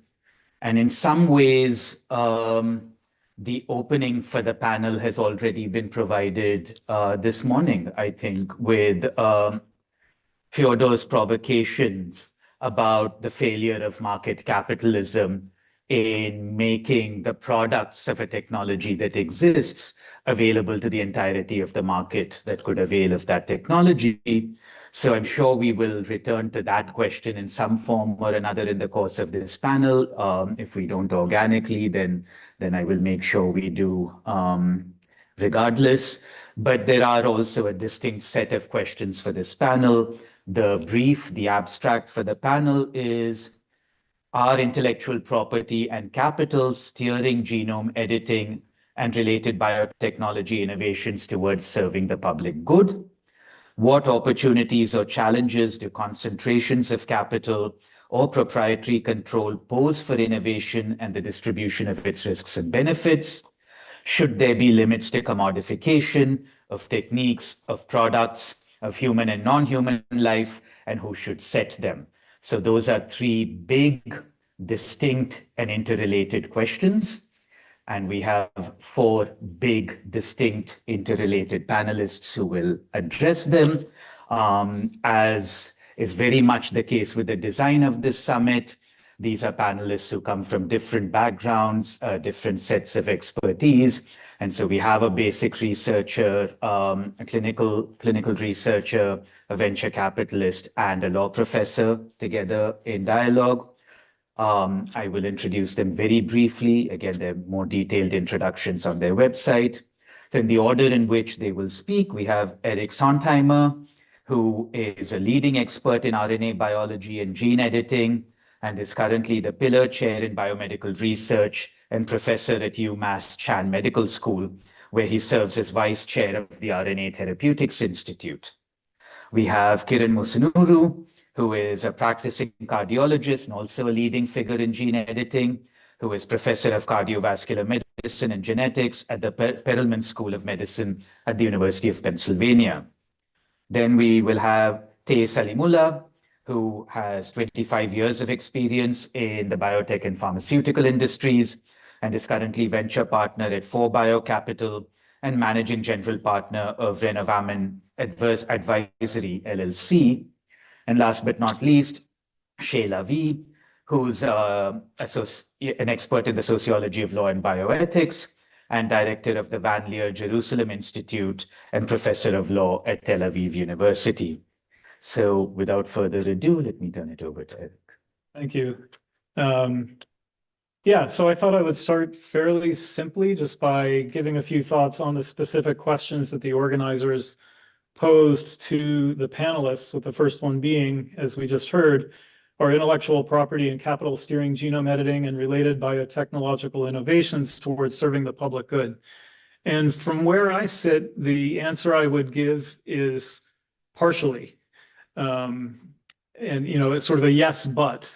And so I think there is a component that justifies a yes.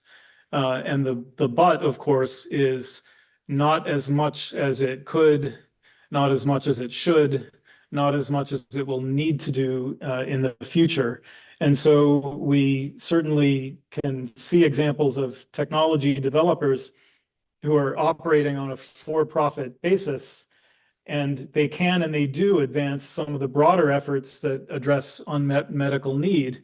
And just in the past week, thanks to my colleague on my right, we saw a very vivid example of this. He'll say more about his specific instance, but it built on work that for-profit entities did on both developing and de-risking lipid nanoparticle delivery of genome editors to the liver. So that's an excellent and very vivid example, I would say.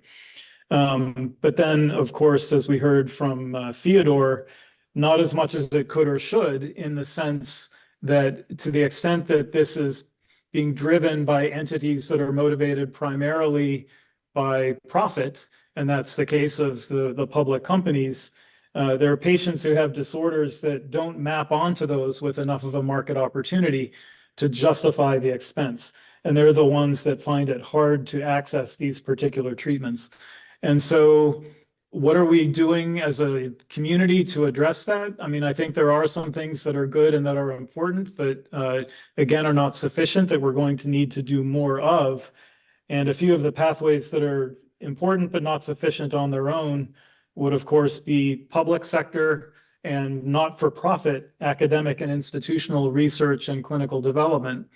And of course, we're in a moment where that is under substantial threat. And I think that we will need to do as much as we possibly can to defend the ability of those sectors to address things that do not map onto the conventional market opportunity. Another important one would be disease communities and patient groups. Oftentimes, they have the motivation that has very little or nothing to do with market opportunity, and instead is a much more personal commitment to wanting and needing to be able to take these tools that have so much potential and support the development to meet their particular instance of unmet medical need. And then another aspect that I think will help with this quite a bit is one that is in the air quite a bit in the genome editing field as well as others, and that is the concept of platformization, where we are able to take learnings from from particular disease communities, for instance, or disease indications, and not have to start at the very beginning to apply them to others when the changes that are needed to go from one indication to another, one locus to another, are small enough that some of the components that are involved in the system can be considered somewhat plug and play and already de-risked. And of course, regulators have quite a bit of a role to play in making this a reality. So successes with these routes, I think, have the potential to build momentum towards broader access and lower the dependence on economies of scale in serving the public good. And then just very briefly, the second question is about what opportunities and challenges do concentrations of capital or proprietary control pose for innovation and the distribution of its risks and benefits. I think a big one is proprietary control over platforms rather than specific, for instance, therapeutic configurations that can be applied. And so we can have scenarios, I certainly know of one, I'm sure there are many others out there where, for instance, an academic lab, let's say, develops a platform technology, it gets patented, the university starts a spin-out company, and then it gives an exclusive license to that spin-out company. And then it's just the reality that, nobody can do everything. Everybody has to choose their battles. It's a long and difficult and expensive road. And so you can have a situation where there are patients with a clinical indication that are in principle addressable by this platform, but that are not among the programs that were chosen by that initial company. And then some patient group or disease community comes and wants to develop it, and the company actually stands in their way and basically says, we're not doing this, but we're not going to let you do this either, because we fear that if you fail or if something goes wrong, that affects the value of the platform that we have as our core investment. That, I think, would be an example of a clear failure and the kind of thing that we need to come up with ideal ways to try to avoid. And I'll stop there.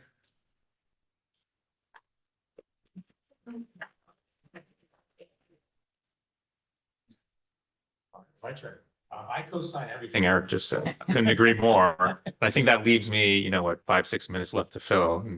I guess I should fill it with something, so I will. I'm Kieran. Some of you may know me from my recent work with maybe KJ, who was all over the news last week. Yeah, that was me. Not just me, but other academic partners. Theodore Enough, as you heard this morning, played a critical role. He's somewhere in here. I would be remiss, and I feel kind of weird talking about this at all without my scientific partner in all of that work, Rebecca Ahrens-Nicholas, who is a physician scientist like myself. She's at the Children's Hospital of Philadelphia. We were, and she was an indispensable partner. Like, I could not have done any of it without her. So she deserves as much credit, if not more, than I did for anything that happened with KJ. And I am thankful to every deity you can imagine that I have her as a scientific partner. Let me just say that from the outset. Okay, I've used up 30 seconds or more, so let me get to the point. So you may know me from what was announced last week, and some of you may know me from the work I did before that.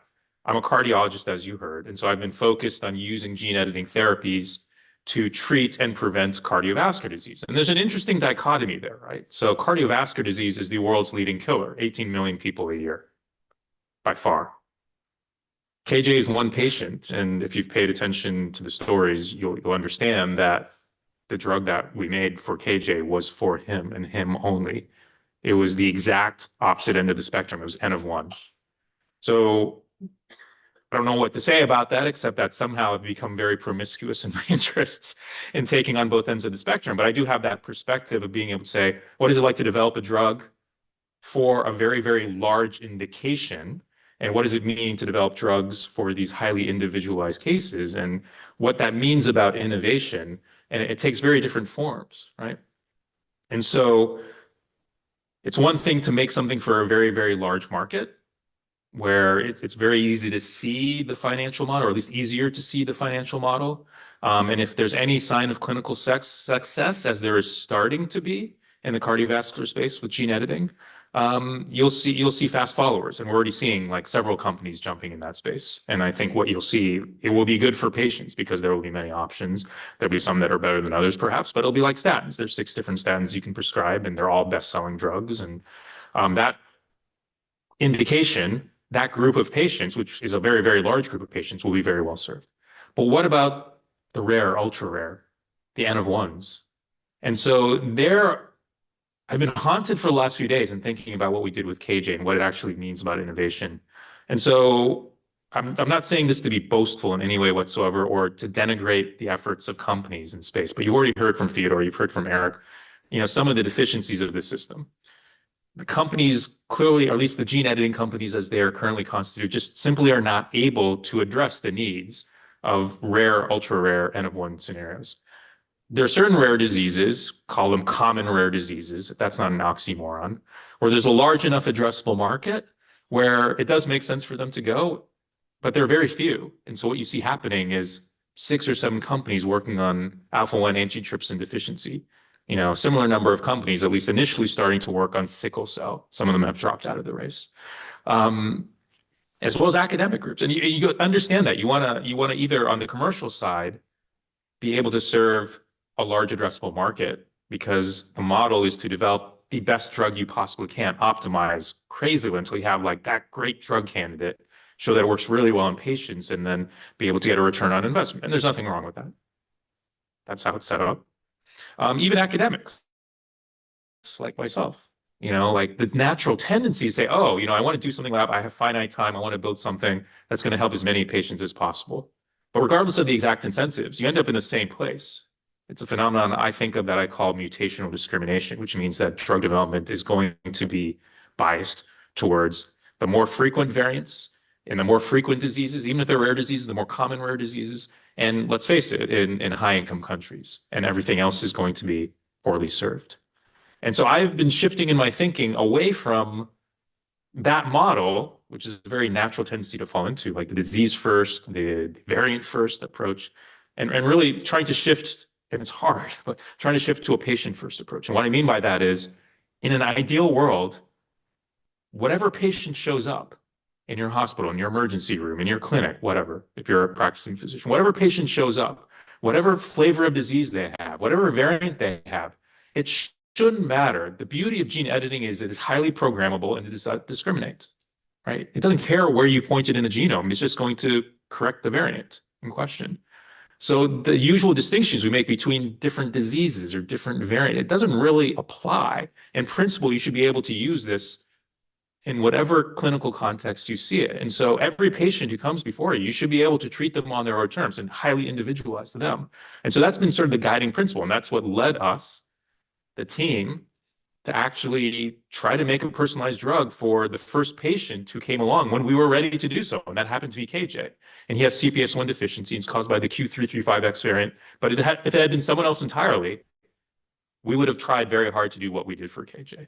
And that's what we want to do again and again and again. Now, what does this mean for innovation? Well, if you've been following the news over the last week, and I don't just mean KJ, but there's a certain company, I'm not going to name the company, but some of you will know exactly who I'm talking about. It doesn't really matter what the company is, because this has happened again and again in our gene editing field. This is just the latest example, the latest symptom of the overall malaise that I think is here.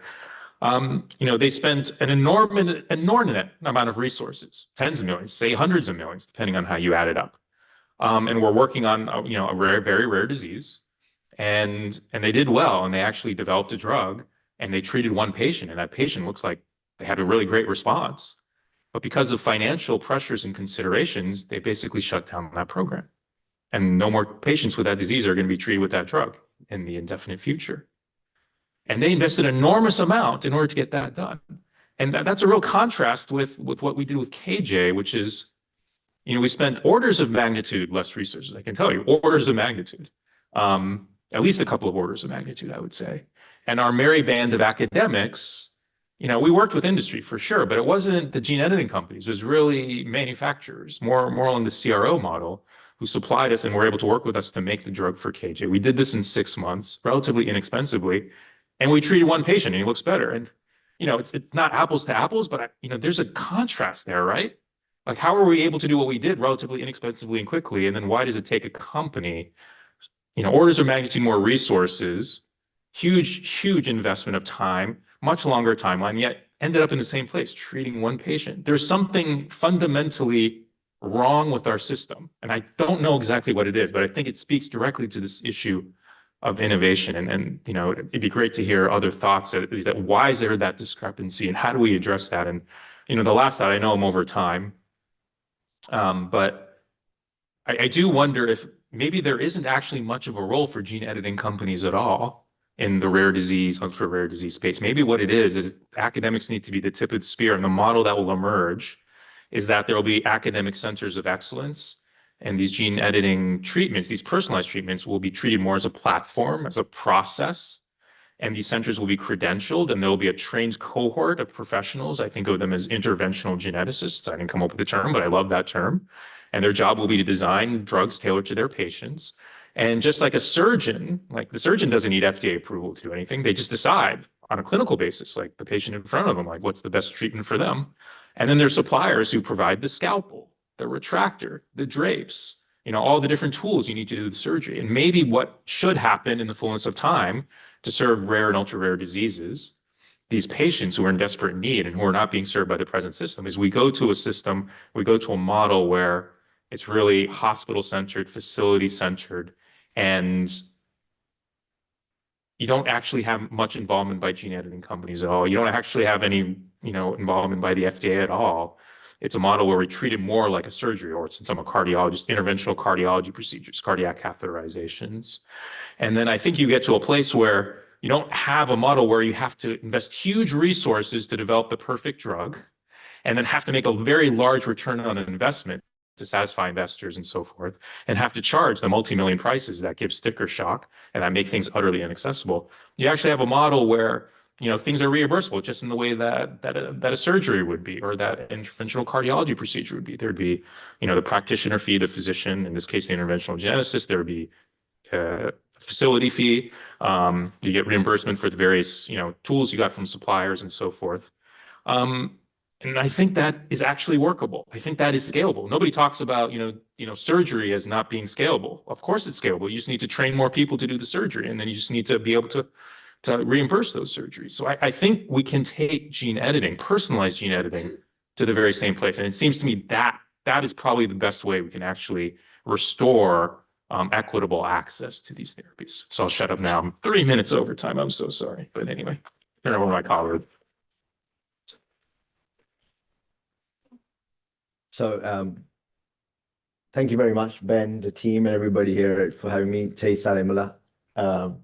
I was going to give some introductory comments, but now having had sat next to the guru of this child that just been treated in the New England Journal of Medicine, I'm going to bring it back to the patients and just come back to the why we're here. And it really focuses on, look, you painted a number of solutions and ideas and forward-looking statements, whether we need the FDA or whether we need companies. And I like those contrarian thoughts because it provokes, efficient disruption of what we're trying to do and why we do it. But let me hand it back to 3 stories, that I've had the privilege of witnessing and having a lived experience on in the last decade. So I just as a disclaimer, I didn't go to a UPenn gene therapy school or a cell therapy academy, but I've touched the lives of patients, families, caregivers worldwide. And, I found myself personally in an area of constant polarities of, you have approvals and then you have global access. You have companies writing checks and investing and NIH grants, and then you have companies packing up. And then you have companies going solo and alone and saying, we'll go fast. And then you got others that partner and go further together. So the 3 stories I want to focus on, back in 2013, the first one, CAR-T, sci-fi project, where my team and I and others, Sadiq Qasim from Danaher, we were up against whether we could do a tech transfer from UPenn to New Jersey for Novartis. And the inertia was a company that was engaged on pills of the past. Could we actually do that? Number 1, and number 2, could we, file an IND? And number 3, would we ever, treat global patients with CAR-T around the world?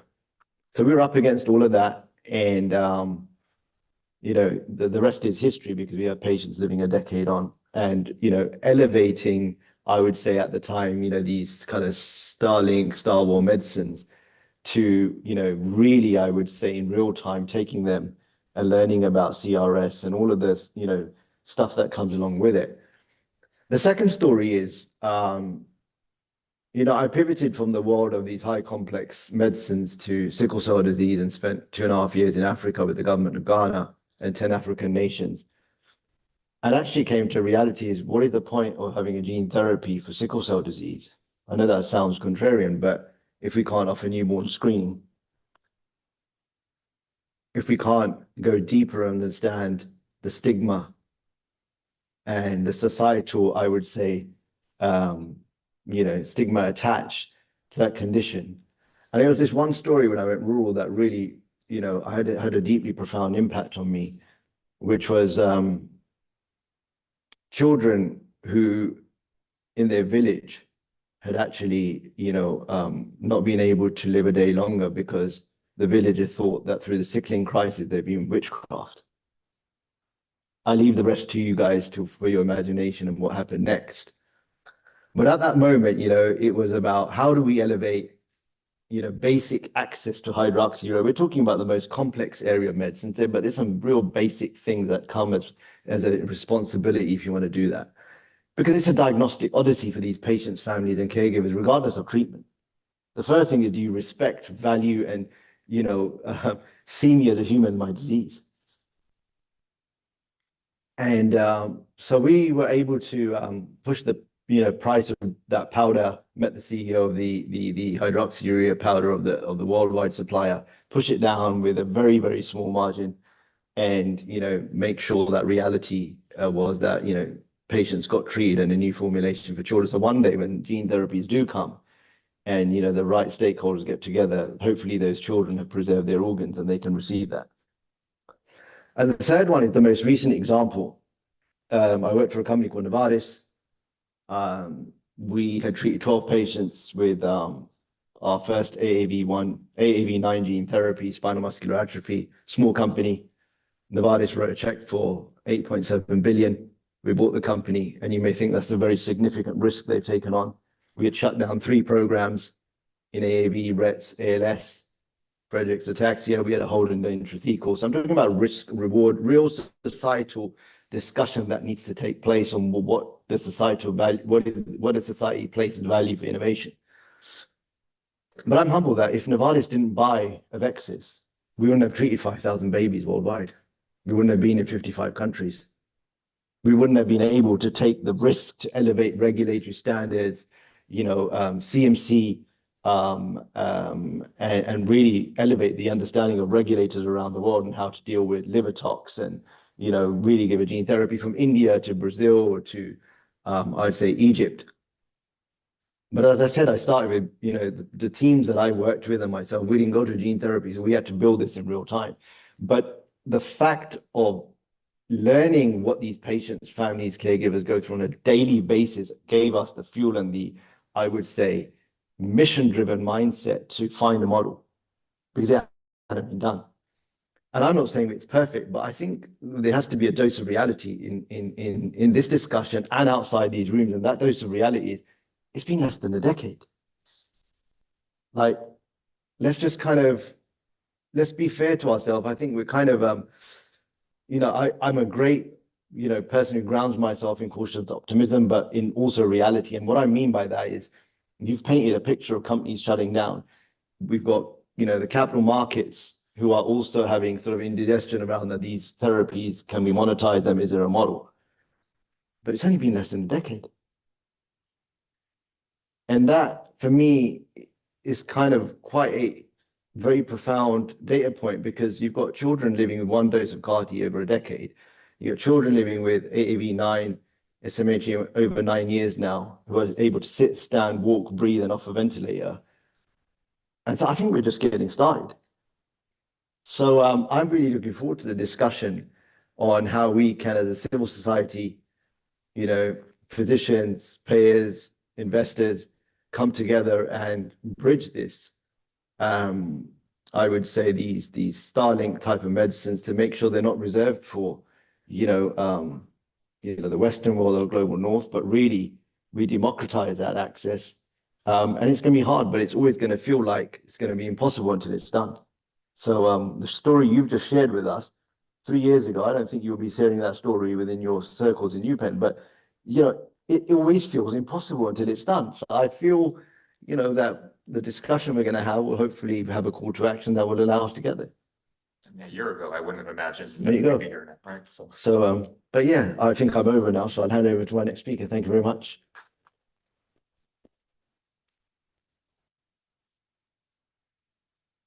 Hi, everybody. Thank you for the organizers for inviting me. It's good to be here. I'm going to have a different spin on this question of capital and innovation, and I'm interested in the framing of the panel, the way the panel was framed, and also in the role of bioethics in this framing. But before I get there, as I was preparing my remarks for today, I was thinking of two people that I miss. They passed away in the last year. One of them, I guess, Maxine Singer, is known to many of us as involved as one of the sort of co-conveners of the Sillimore conference in 1975. I met Maxine a few years before that. I don't think we discussed the matter. I was a few months old, and she's been in a way in my life. And I think Sillimore is an important point of reference in this context. And the other person who would be here, I guess, today is Gaiman Bennett, and he was a scholar of innovation and tried to understand innovation from, among other things, through the spirituality of innovation. And he was a very good-spirited person and greatly missed here. Many of you knew him better than I did. I'm interested in the framing of this panel and in a way that juxtaposes or contrasts innovation and market forces on the one hand with bioethics and democratic governance on the other. And I think that there are good reasons for drawing that contrast, and it brings us back to last night's conversations. Obviously, there are at least two issues here. One is that market forces are interested in profit and in individual profit. The contract model that we were talking about yesterday, the society interests can be seen as sort of going beyond those. We were talking about contract versus constitution in this context.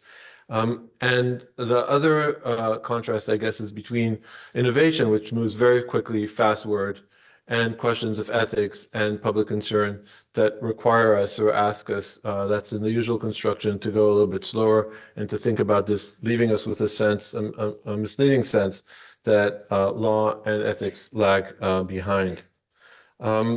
So the logical outcome of this framing from a bioethical perspective is to give more weight to moral and ethical considerations in a way that may tame or tame unbridled innovation, and that similarly strengthening democratic governance may protect the public good and promote a more equitable use of gene editing technology. In sociological terms, very briefly, just use a little bit of jargon, science and technology, innovation and the market are structurally coupled. We wouldn't be asking whether one comes at the expense of the other. We take it for granted that they work together. Bioethics and the sort of democratic governance are decoupled. And that's how we usually portray it. And this is the framing, I think, for this panel.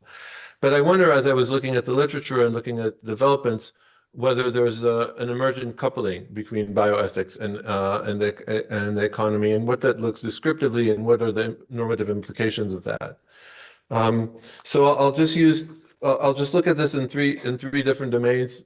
People who are more knowledgeable in each of these may give better examples than the ones I will give. But I'm interested first in the question of regulatory practices and how we could think of bioethical concerns embedded into the economy. So an example of this would be ethical licensing in the context of patents. So how to work into private law, into patent law, into these kinds of questions, how to work into that bioethical considerations, like the Broad Institute did, and sort of limiting the use of CRISPR in certain ways on tobacco or on hereditary gene editing. So that would be, I think, an interesting question. Whether that's a solution, whether it isn't, but before we ask about the practicality of this, just to think about what it means conceptually, to look at these things together, to think about them as not necessarily mutually exclusive. On a second domain that I think we might be interested in looking at is sort of the expert discourses. And a lot of the bioethical, especially the critical bioethical discussion that we also heard in the past day, has been about sort of we can't leave it to the scientists to make these calls, and we can't leave it to technology to make these calls, and we should look to bioethics and sort of develop bioethics. But bioethics has also been changing and transforming and aligning itself in different ways with economic and market innovation concerns. And we hear more and more in the bioethical field of sort of liberal eugenics as a possibility, and enhancement and transhumanism. And the field of bioethics itself is sort of polarized in this way. And on the other hand, we've heard how among the scientists in response to some of these problems, there is an emerging consensus, at least with regard to hereditary gene editing. And so this juxtaposition where the solution comes from bioethics and not from the science and not from the scientists and experts is something that we may also want to look at and ask and try and find out what's going on. And then in terms of participatory democracy, I think there's a question of what happens. We're all for democracy and for participatory democracy, but what happens when the people participating are giving different answers than the ones we would like to see? What does it mean if citizens are asking for the right to try and are actually trying to go beyond the limits of what conventional bioethics would recommend? And I think more profoundly, perhaps, to think about the relationship, and Kaushik, you were bringing this up yesterday. How to bring this sort of question of the crisis of democracy in the U.S. and other places in the world, how to bring that question back to questions to the problem of bioethics, and what happens when we talk about democracy, but there's actually a big controversy about what democracy really means in this context. So I think that the bottom line of this is to understand that there could be a new coupling of bioethics with innovation and with economy. Some of the time, I think this is terrible and awful because there's no critical stance to actually look at these processes. Other times, I think we could actually think about the benefits of a coupling, more sort of strong alignment between bioethics and innovation and economy, and to see where that goes. Not only because this is what the reality is suggesting, also in the spirit of our conversation from last night, in a very divided and polarized society, what does it mean to think about consensus building? What does it mean not to create yet another sort of contrast between us and them? And even if we don't believe in the possibility of this consensus building, I think it is a pragmatical question of how to think about these questions in a contemporary democracy. Thank you.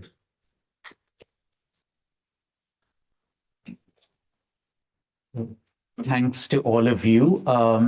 I hope you all realize that we have just seen a translational research pathway unfold on this panel, from the basic researcher who told us about the challenges and possibilities of basic research, to a clinical researcher who's actually actualized this in therapy for patients and for a patient, to the person with industry experience who talks about the challenges and opportunities of commercialization that bring value to this process, and then the lawyer who reframes the whole problem for us.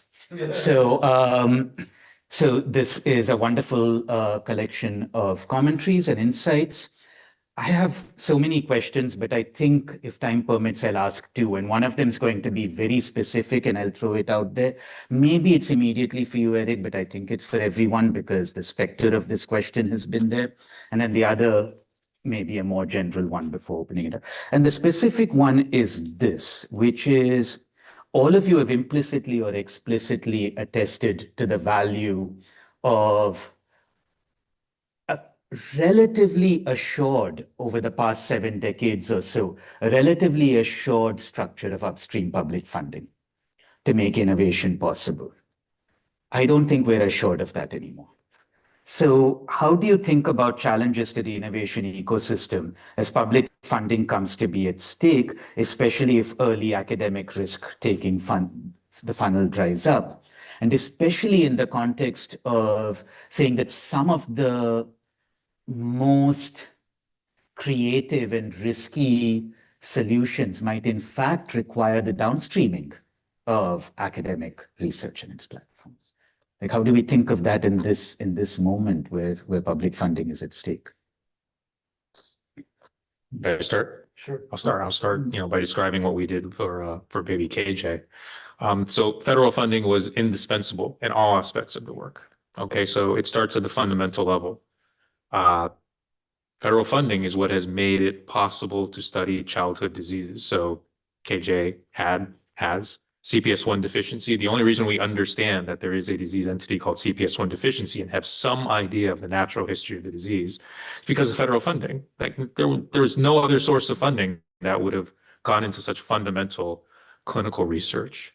And because we knew about CPS1 funding from decades of work in studying patients with this very rare disease, we understood that when he was born and had the genetic diagnosis of CPS1 deficiency and had 2 different nonsense variants, which means he makes hopefully he's making some now, we think he is after the editing, but initially making no CPS1 protein, even though we had a sense that he was very sick within 48 hours of birth, but then got dialysis, got treated, and he was okay after that.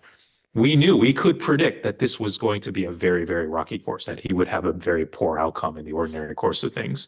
And that, in some sense, lit a fire under us to really get going and make sure, to work as quickly as possible. We had a limited time span. We knew that if we couldn't get it done in, several months, that it might be too late for him.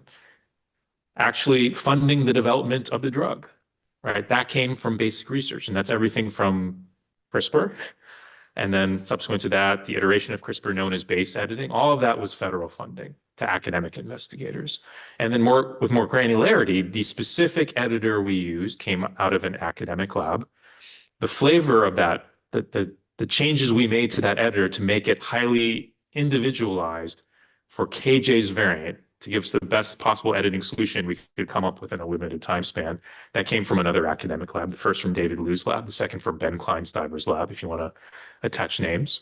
The techniques to make sure that it was safe, particularly with respect to off-target editing, which is something we all worry about when we're thinking about genetic therapies or gene editing therapies.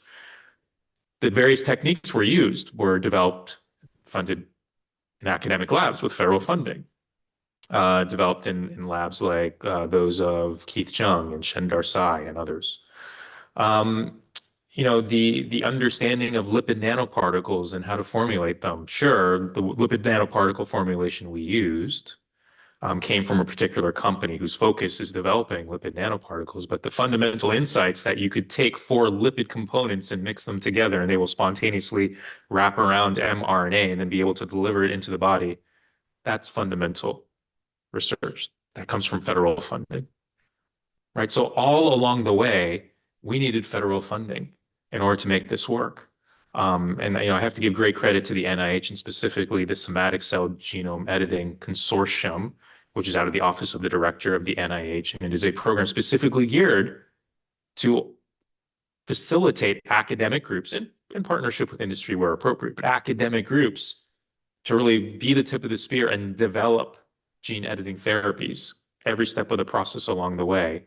And so it's not an insignificant amount of money. So my laboratory and our team, we've been receiving funds, and if it actually goes through fruition to the end of the funding period, which will be in 3 years, we will have received a total of $43 million to fund not just KJ's treatment, but a whole variety of treatments across a variety of diseases to help as many patients as we possibly can. If you're thinking about that amount of money, that's not dissimilar to what a Series A round would be for a new company, right? We have to be, more streamlined. We have to be more judicious in terms of how we can use it, because we do have our responsibility, the taxpayer who is providing that funding, in contraindication to, a new company that has raised that money from private investors. But nonetheless, none of this would be possible anywhere along the way without federal funding. And so it is just so critical that we maintain that, ideally grow it, because this is just the beginning, exactly as you said, right? It can only get better from here. It can only help more people from here. But if you turn off the spigot, like, it's not going to help anyone. And really what we should be doing is turning that spigot so that it's flowing even more quickly, and more therapies for more patients flow from this. Yeah, I think I certainly agree with that. And I think that we need to continue the never-ending need and challenge to make the public case. And, I, for one, don't think it should have to rely on utilitarian types of arguments that, if we don't do this, then your grandmother will suffer from cancer and die, or anything like that. There should be more to it than that. But if that moves the needle, then sure. And it's important also to make the case not only for directed research for direct translation, but basic research as well.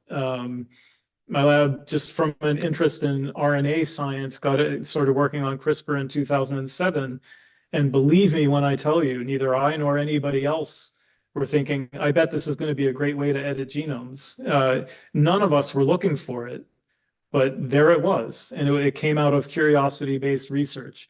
And, plenty of a case can be made for translational research, but even basic research. And so I think, getting back to your question, is hopefully the society will not have to learn the hard way that the scenario that's unfolding that you mentioned about support for science dropping, it's going to carry a very substantial cost. And hopefully we can convince enough people of that sooner rather than later. So if I could come in, oh, sorry, Sean. No, I just understood your question differently, and I think it's also interesting the way that the question is interpreted. It's not about, so the way I understand or interpret the question is not about what we want. Obviously, we want more public funding.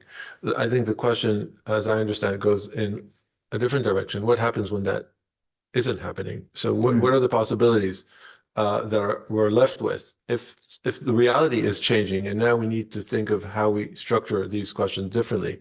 So what happens if there's less public funding, and we need to think of a different constellation relationship between the private market and the government? Maybe there's, we see this in other contexts of shared governance, so that there's a partnership between the market and the government, that we do more with less public funding. I don't know what the answer is, but I think that's the direction of the question. Similarly, what happens when we have a democratic deficit, or when we have a crisis? So the framework in which we've been used to thinking about these questions is changing, and I think for us, part of the reflection should be about what new possibilities are opening. And if I could take the liberty of pushing this with one more question, and then I'll open it up, right? And I think this comes to the question both of the reality, a reality that we might not want taking shape, but also comes to the question of how do you make a public case in the context of that reality, right? I'd like to sort of center this question of the public good and what it means and what it comes to mean under market conditions and not, right? And go back to Fyodor's provocation that in certain situations there is a failure of market capitalism. And while also recognizing that historically the private sector has been, while public funding has been very important for enabling research, the private sector has often been essential for bringing those things to market, right? And the public sector has tended to be less good at sort of completing the process. But here's the provocation, which is that the failure of market capitalism is an old story, right? And it's not just pertinent to the failure of the market to propagate expensive cutting-edge technologies that don't have large enough markets. It's also applicable to a much longer-standing failure of the market to propagate cheap, simple technologies that have very large markets of people who don't have the capacity to pay for it to be valuable enough, right? The Ghana story, for instance, this is very similar to sickle cell in India as well, where you have a $2.2 million gene therapy drug, but people can't afford the 10 rupees needed to get hydroxyurea. right? So in that question, one way to think about this is how do we expand the deliverance of ethical outcomes to individuals in need, right?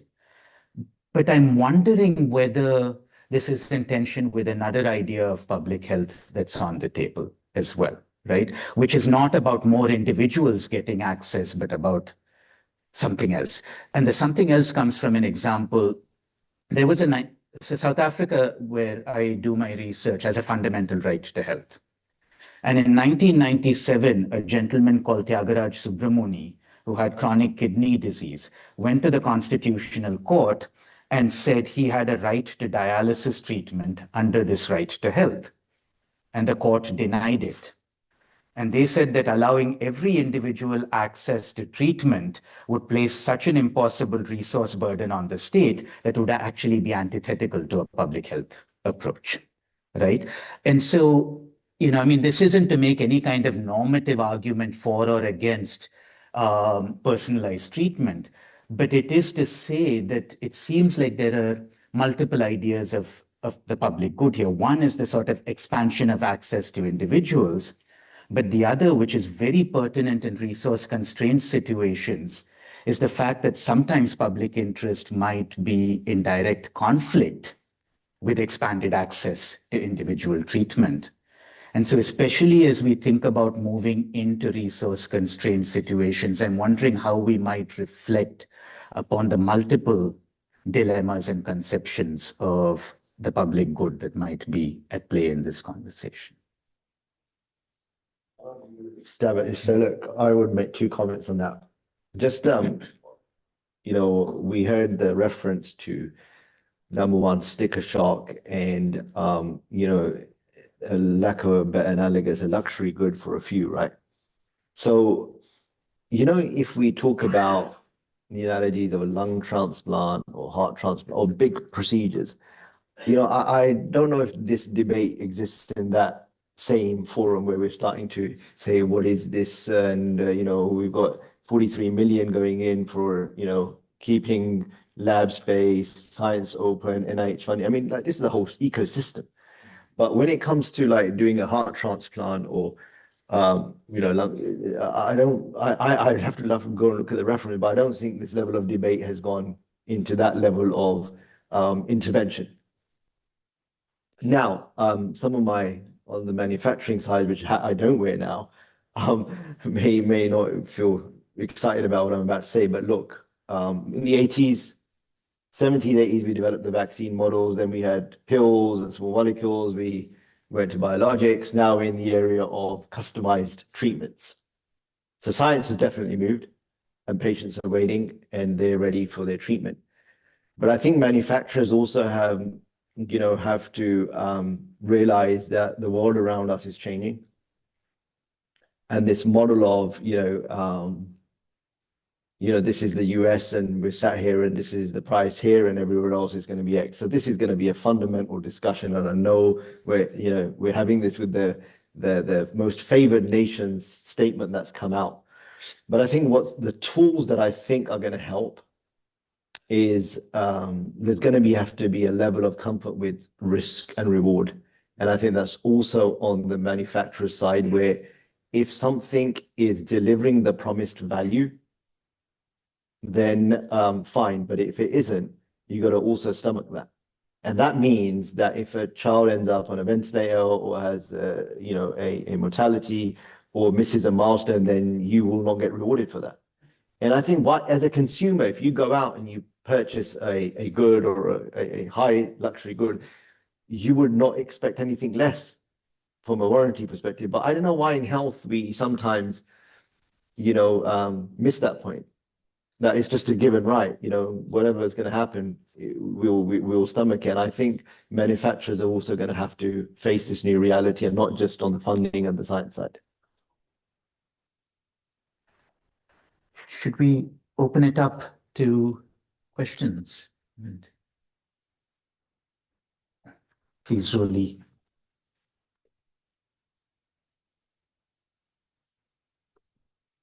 Well, many congratulations and thank you for the wonderful insights. My name is Roli Mathur. I come from India, from the Indian Council of Medical Research. I'm heading the Bioethics department. So I was very interested in learning about the recent, what you mentioned about the recent gene editing and talking about more and more personalized medicine. We are kind of at a crossroad and need to understand that whether it is personalized research or are we talking about personalized treatments, because genetics is a subject which really cuts across both, being highly individualized, because if it is research, then it has a lot of ethical and regulatory requirements that need to be followed. But when we go into the arena of treatment, many of those things would not apply, and making it much easier to follow up on that. But on the other hand, importance of ensuring safety and quality and standardization of processes, and the need to have an oversight by some kind of an body about what pathways are being taken. And so that's one point. And the second one was about whether making it more personalized would leave it only to the elite to be able to get access to it, because it is only those who reach the tertiary care centers who would have access to this kind of therapies and treatments. So just raising those thoughts. Thanks. Can we take one more question and then throw it back to the panel? So, Pariru had a question. Thank you for this really wide-ranging panel. My name is Pariru. I'm a sixth-year PhD student at Harvard and a fellow of the Harvard STS program. Often when there's a question of sort of the economy or capital or resources, the debate is reduced to the question of access, whether or not particular people can access, whether it's treatment, therapy, so on and so forth. I was wondering how we can think about commodification as changing the very nature of health itself, and whether you think, as several panelists spoke about, the nexus of industry and academic research it is actually changing what treatment and therapeutics means through this lens of capital. So basically, I'm asking if the panel can reflect beyond questions of access to see what are the moral stakes of commodification of something like, a broad social political concept like health. Is it just about inequality, or are there other kind of moral, ethical questions at stake when we begin to think about capital and commodification? Turn it over to anyone who'd like to respond to either or both of those questions. Well, if I could ask for a clarification, I think you said personalized research versus personalized therapy. Can you clarify what you mean by personalized research?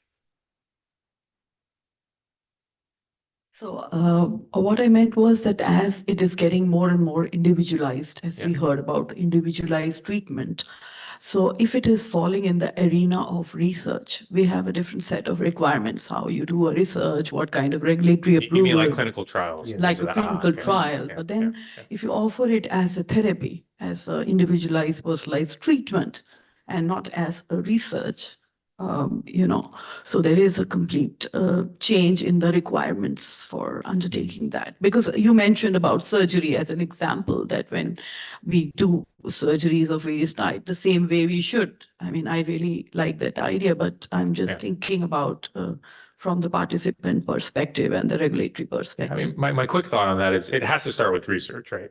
You can't skip the research part. You have to establish that these treatments are safe, that they're effective.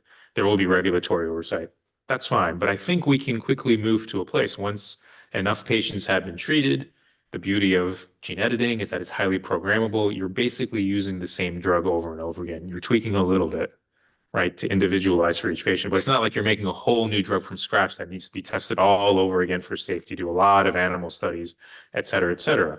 You really are just changing one of, say 6 or 7 parts, and everything else is essentially the same.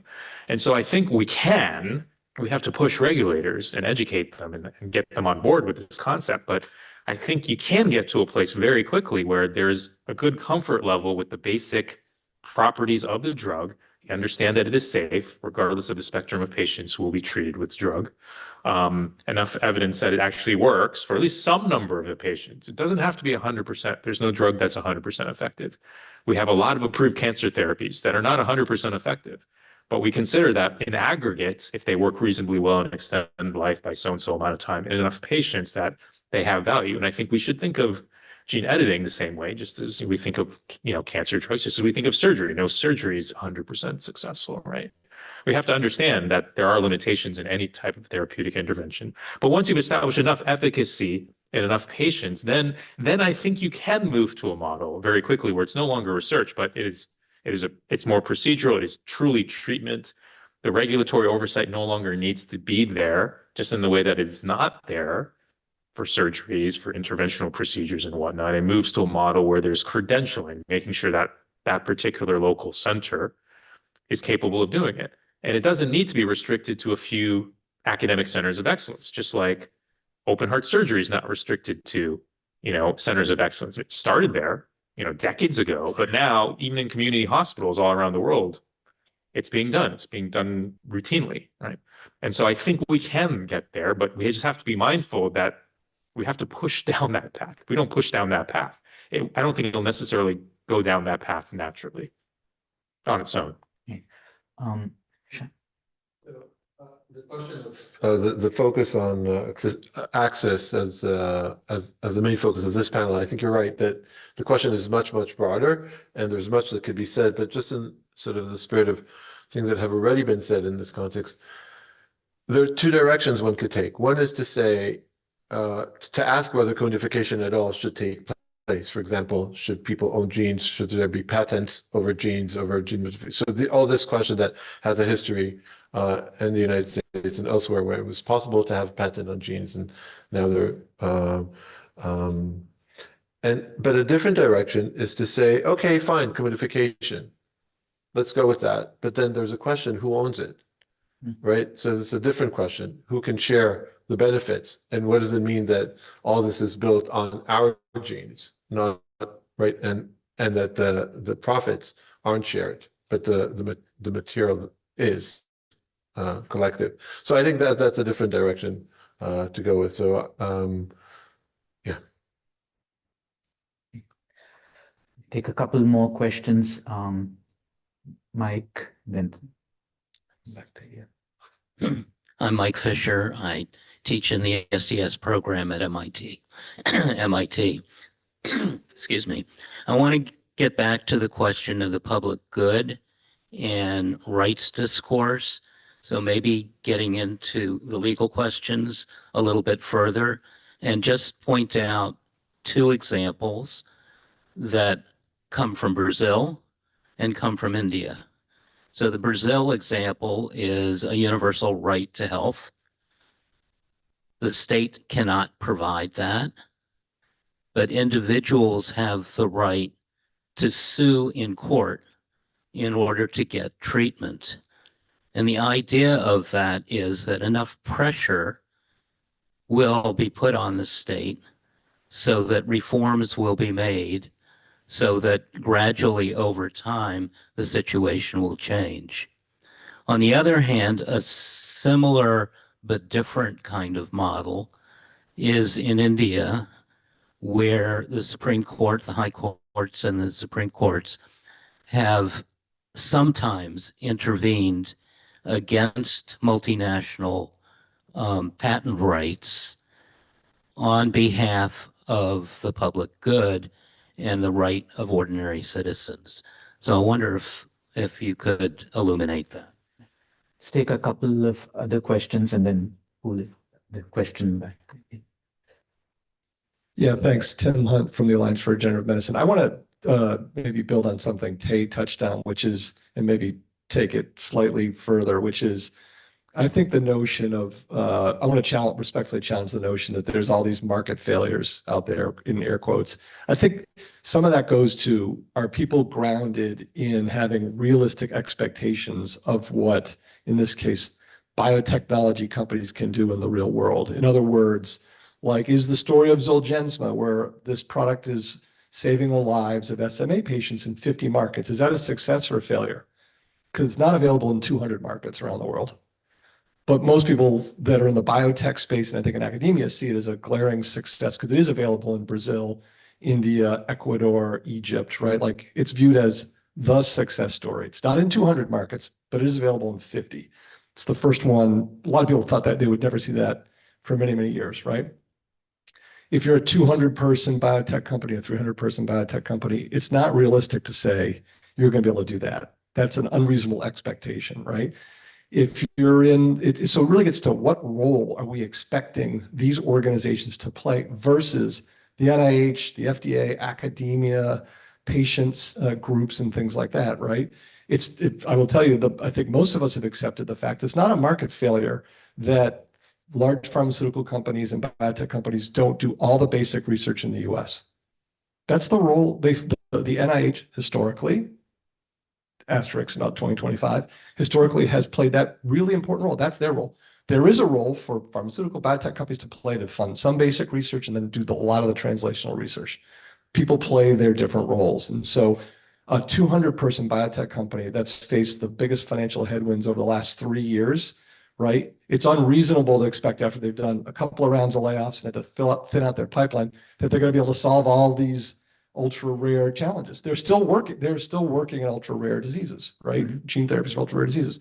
But it took us 45 years to get the first ultra rare gene therapy approved in the US. And then there were 5 in 5 years right after that. And then there were 5 in 1 year, 2023. I think most people think of that as a success. There's to Tay's point, we're just getting started. So I would say before we all, not that even on this panel was doing it, but before we all throw up our hands and say no hope, I think we need to realize we've had 3 years of really rough capital markets. It's like 3 years of what academics are going through right now with the NIH. It's been a lot of headwinds. So the hope is that the markets recover, and I continue to believe it is an all of the above solution. There's a super important role from academics, organizations, to nonprofits, to the government, to, yes, biotech companies and global pharmaceutical companies. Any thoughts on either of those questions, responses? I'll make a quick comment because of the interest of time on Brazil, and then I'll let some of my other panel comment on what Tim's saying as well. So I'm familiar and acknowledge the reality that you paint in Brazil. There was a BMJ article on that, and then I had a good, bad, and ugly moment with interviewing with the New York Times to explain exactly what you just described. And the reality is, you're dealing with incentives in the system that are designed around pills of the past and chronic treatment. It happens in the US as well, that sometimes it's not good enough just to go and get a one and done procedure. It's better incentives to see patients every month. I'm not going to pick on a disease. In Brazil, one side of the story is that, you've got 200 families suing the government, and the government is stuck in a model of a standard operating procedure of the past because of the law. But what you don't see is a huge, I can't go into all for confidentiality reasons, but a huge shift on the manufacturer's side to say, we're not going to abuse the vulnerability of the system. And we've seen that happen with past companies.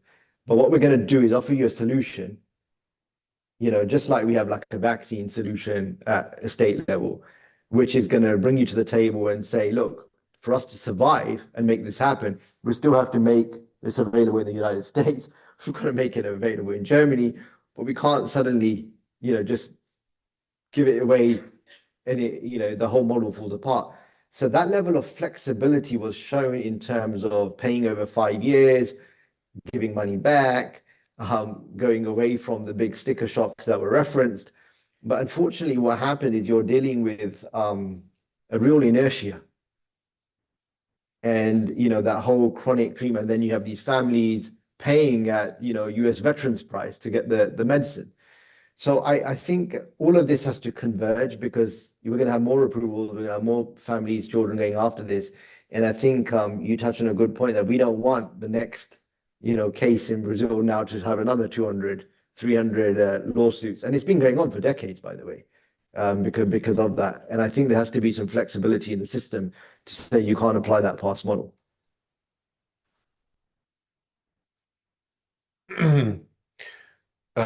Obviously, market failure is not necessarily blaming the market.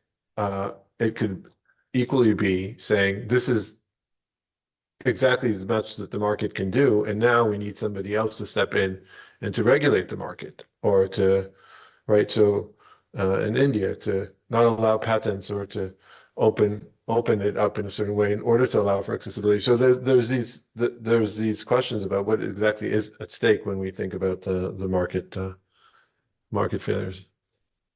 Just one more question. We started 5 minutes late, so let's have the last question and then final thoughts from our panelists. Oh, okay. So 2 questions, if very quick, please. Thank you. I'm Ashwin Budden at the Center for Bioethics at the Med School, a fellow at the center. Thank you to everyone. My question kind of extends a bit of some of what's coming up thus far in the questions. I'm wondering about the kind of thinking about equitable innovation in an international context and its relationship to gene editing technology. So I'm thinking about international patent policy, specifically TRIPS policy, and how panelists see that as potentially putting a kind of a stranglehold on local innovation, building capacity locally for manufacturing, and the development of localizing gene therapies.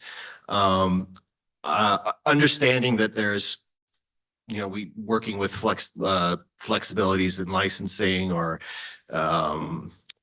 different alternative financing models or public-private partnerships, and those are all kind of workarounds, but really just thinking about TRIPS itself and its role for good, for bad in equitable innovation.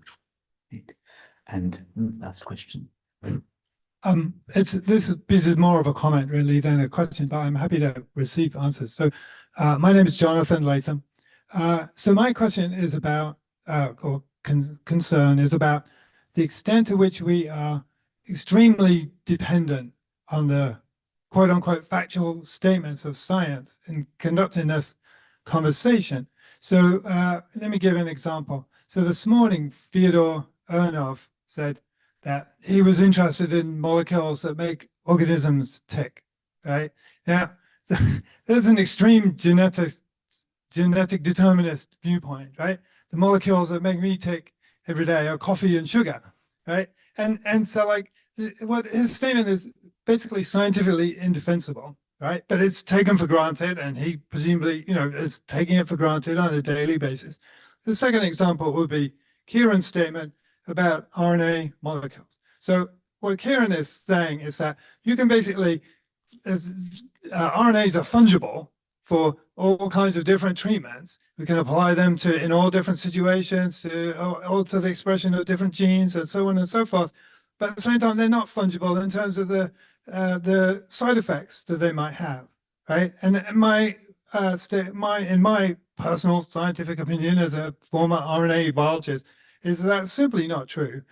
Different RNAs have different spectrums of off-target effects, and they're not predictable. And there is no way that you can just simply substitute a few nucleotides in an RNA molecule and either produce different treatments or have drugs that have the predictable side effects. That's simply not true. And so I just want to flag up for people who are not biologists in the audience that there's some very fundamentally controversial statements that are being made by the scientific community, not only on this panel, but also in general in the scientific literature. So anyway, I've said enough. Thank you. Quick 30-second responses from each of you. Yes. Yeah.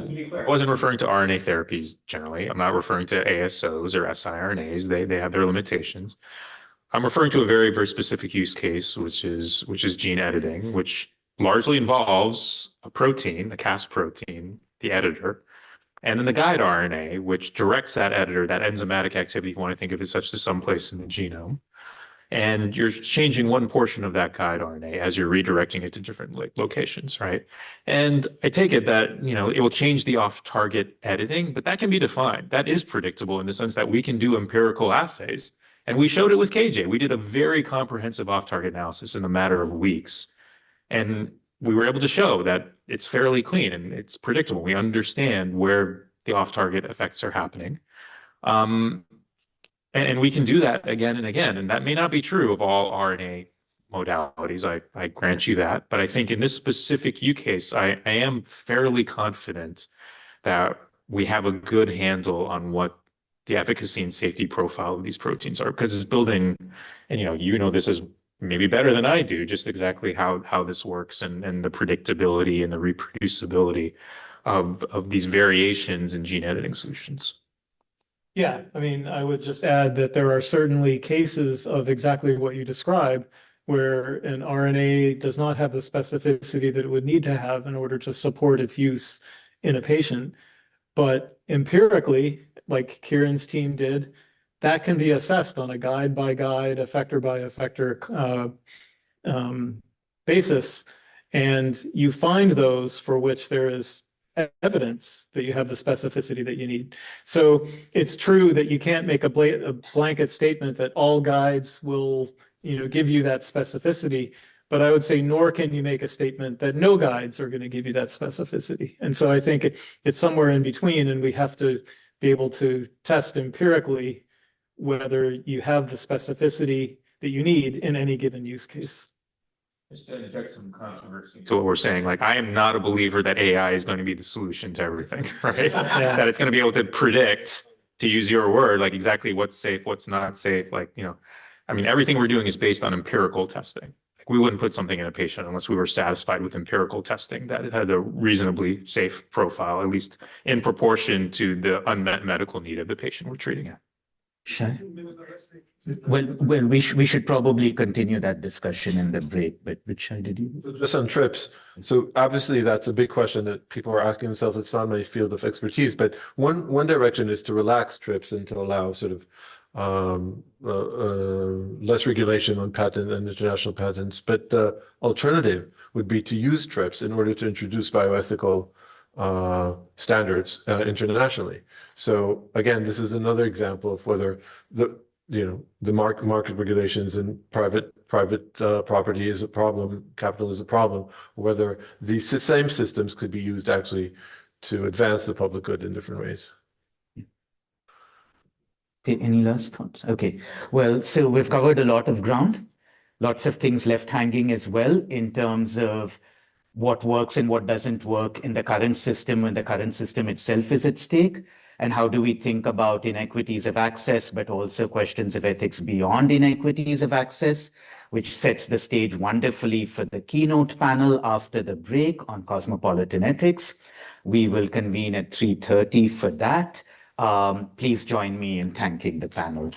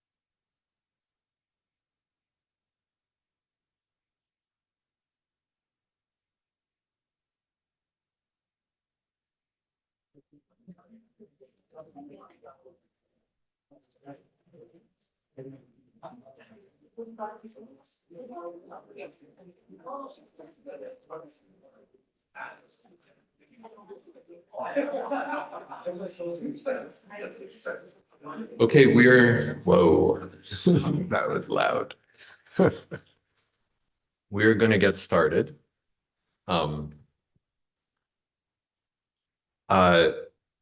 So the focus of this keynote panel is Cosmopolitan Bioethics.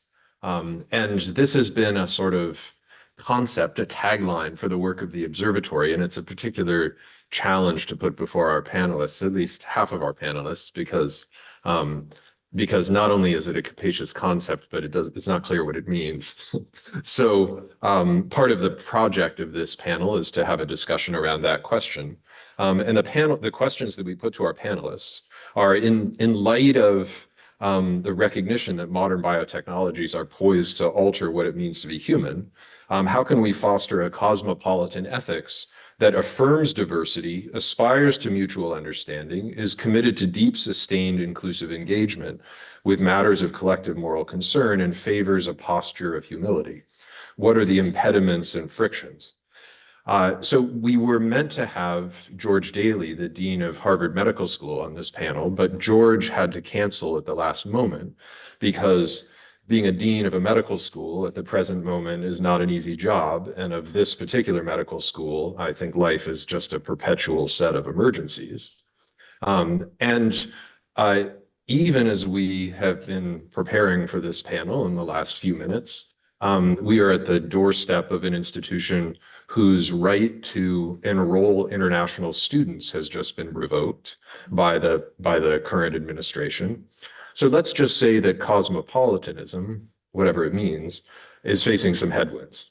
So this is a particularly important panel at this moment for the specific questions that we're at this meeting to engage with, but also for the fact that those questions are nested in the ordering of institutions and relations between the human beings that occupy those institutions across the world, and the imagination of that cosmos in which we would aspire to a kind of cosmopolitan engagement is a strained one. So it's a particularly tall order that we've put to our panelists, but fortunately we have a panel that is very much up to the task.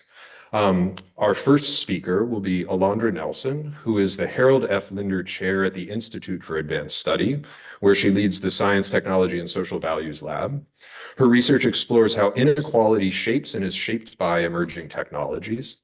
She served as acting director of the White House Office of Science and Technology Policy, leading the development of the blueprint for an AI Bill of Rights.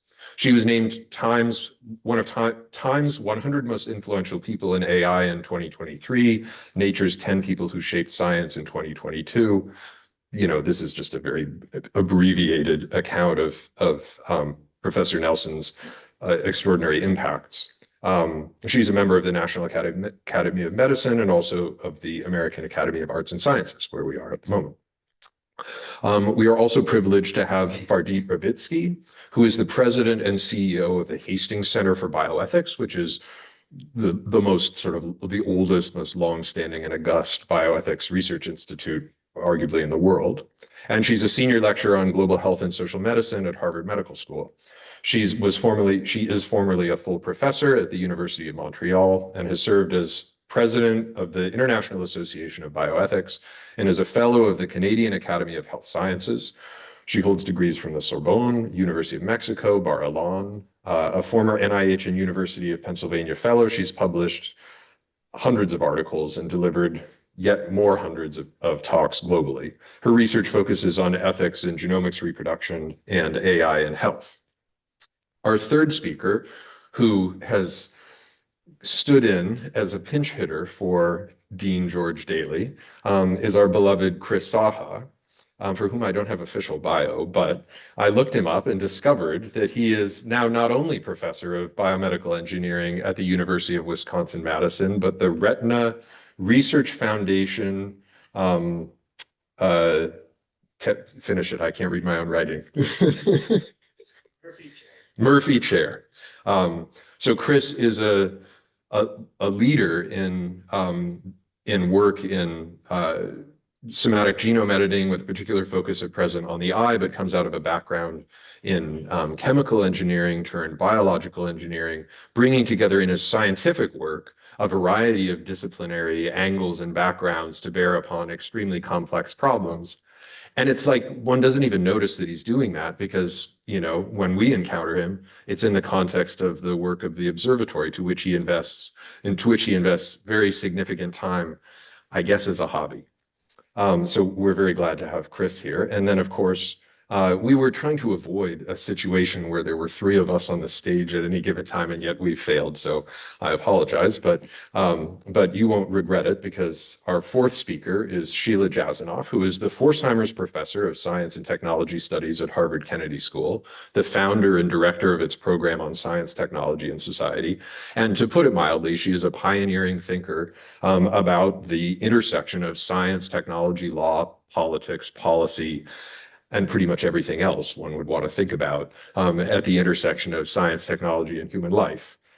She has authored many things, but in a sense, more importantly, has been the leader of environment, which has given rise to people like me, to people like Chris. This is where I met Chris, and to many other people in the room. So the genealogy of ideas and people that trace back to a Sheila Jasanoff ground zero is quite profound and extensive. So in a sense, she is a walking model of cosmopolitan ethics, you might say.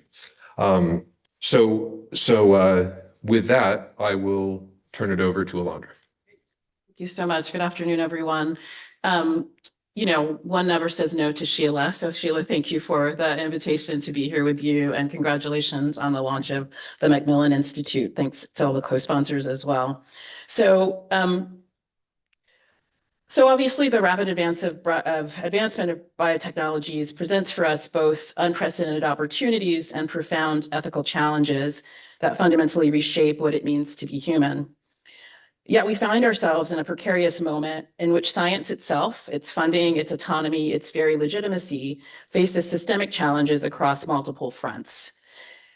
We have witnessed how ideals of cosmopolitan bioethics and science governance that have endeavored to affirm diversity, aspire to mutual understanding, commit to inclusive engagement, and at times center humility, now must be defended, those efforts, in an environment that's increasingly hostile to both scientific inquiry and democratic deliberation.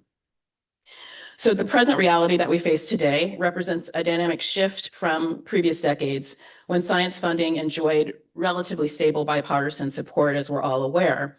As research budgets contract, scientific institutions face growing political interference, and expertise itself is increasingly delegitimized. We must confront a sobering question. How can we foster cosmopolitan approaches to biotechnology governance when the very infrastructure of scientific research is under threat? In addressing this question, I'm just going to raise a few central themes. One, how to think about defending knowledge diversity in the context of scientific retrenchment, how we might transform the work that we do, the institutions that we're a part of to withstand kind of anti-science pressure, and how we might cultivate networks of solidarity that can sustain inclusive engagement that we might think as, you know, as a pillar of what we might call cosmopolitan bioethics during periods like this. So I have to say, initially in a kind of preparatory email, Sheila said, you know, can we even dare to think of cosmopolitan bioethics in this moment? Like, what does it even mean? And I did have a moment of, you know, like, cosmopolitanism, really? You know, like, is this the flaneur? Is this the, you know, the sort of global citizen kind of jetting about? And, you know, did initially think like it was even silly to think of such things in this moment. Like, did we even have the luxury of thinking about such things in this moment? And, you know, so I went to, I did what we try to do, I think, when we're scholars, and, you know, what jazz musicians call going to the woodshed. And I went back and I read Anthony Appiah's book of a couple of decades ago on cosmopolitanism, and sort of thought anew about this question. And, you know, thought anew about 100+ days into a political theater of institutional, cultural, and economic war that aims to make many things smaller or lesser. Less opportunity, smaller markets, smaller borders, less citizenship, less vaccine access, et cetera. We could go on. But Appia reminds us that the Cosmopolitan is about making things larger, right? So it's not just the folly of sort of zipping around. It is about, he reminds us of writing of the cynics of the 4th century BC, that cosmopolitanism, quoting him here, originally signaled, that the cynics were citizens of the cosmos, right? The cosmos referring not to the world, not to the society, not even to the earth, but to a sense of the universe. He concluded that cosmopolitanism isn't the hard work. It's the repudiation of cosmopolitanism, the gesture to think about ourselves as bigger than a single institution, a single person, et cetera. And that this gesture of smallness, the opposite of cosmopolitanism, this intent is the thing that we must repudiate. And I think that's true today. So one way that I've tried, I think, to do this in my own scholarly and policy work has been to consistently emphasize that science and technology are never neutral enterprises, but are embedded within social, political, and historical contexts, that science is indeed bigger, even our blue sky science. But this cosmopolitics becomes even more crucial when research funding faces ideologically motivated cuts that disproportionately target certain forms of knowledge, particularly those produced by and for marginalized, vulnerable, persecuted, and excluded communities. During periods of scientific retrenchment, funding typically contracts first for research perceived as non-essential or quote unquote political, often code for work that centers perspectives from vulnerable communities, as I've said. When I was working in government at OSTP with my friend Carrie Wolinetz, who's here somewhere, we witnessed firsthand how even modest efforts to integrate diverse knowledge systems into federal policymaking could trigger forms of backlash. When we advocated for including forms of indigenous knowledge into climate science, or examining algorithmic bias through the lens of people's civil rights, civil liberties, and opportunities, there were scientific disagreements, but they were also challenges these attempts were seen to establish power structures. Governance structures that embody cosmopolitan bioethics require that we're going to have to transform our institutions, become more resilient against political pressure while remaining responsive to values that many of us hold dear. I want to suggest that our scientific institutions must develop more robust defenses against politically motivated interference while maintaining legitimate accountability to public interests. Second, I want to suggest that in a constrained environment, such as the one we exist in today, institutions must become more strategic about creating spaces for ethical deliberation. Traditional models of expert ethics committees making pronouncements from isolated chambers are insufficient and increasingly and rightly vulnerable to charges of elitism. Indeed, we need to engage in deliberative processes that demonstrably engage with affected communities and create genuine opportunities for mutual and bidirectional learning. One of the things that we tried to do at our time at OSTP, which we began at the sort of high water mark of the pandemic, everything shut down, was to bring science communication into the work of science policy and understand that part of what we had to do was try to communicate not just only to other policymakers, but to the public more broadly. And also, I think that in this moment of retrenchment, we can't forget that scientific institutions must continue to confront how their own histories and practices have contributed to public mistrust. So we talk a lot about this now, vaccine denialism, vaccine distrust, but those of us who work in the space of the social studies of science and technology know that this distrust goes back generations, goes back much, much farther, and that we could have heeded warnings earlier on about the form of distrust that we're now seeing at massive scale across society. Rebuilding trust requires not just acknowledging these histories, but creating accountability mechanisms that prevent their repetition, even when our resources, political resources, economic resources are constrained. So I want to suggest that in a moment of the kind of retrenchment that we're having for science institutions right now, it's a moment for us to be bolder in this public engagement and not retreat from those commitments. Perhaps the greatest challenge to a cosmopolitan bioethics today is the deliberate fracturing of our knowledge ecosystems along ideological lines. We face not just passive disinvestment from science, but active campaigns to discredit research that challenges particular economic interests or social hierarchies. These developments threaten the possibility of inclusive engagement with matters for the collective moral concern that we were asked to think about today. As we are seeing these sort of fractures, it becomes more essential that we have kind of solidarity networks as a kind of essential infrastructure during moments like these.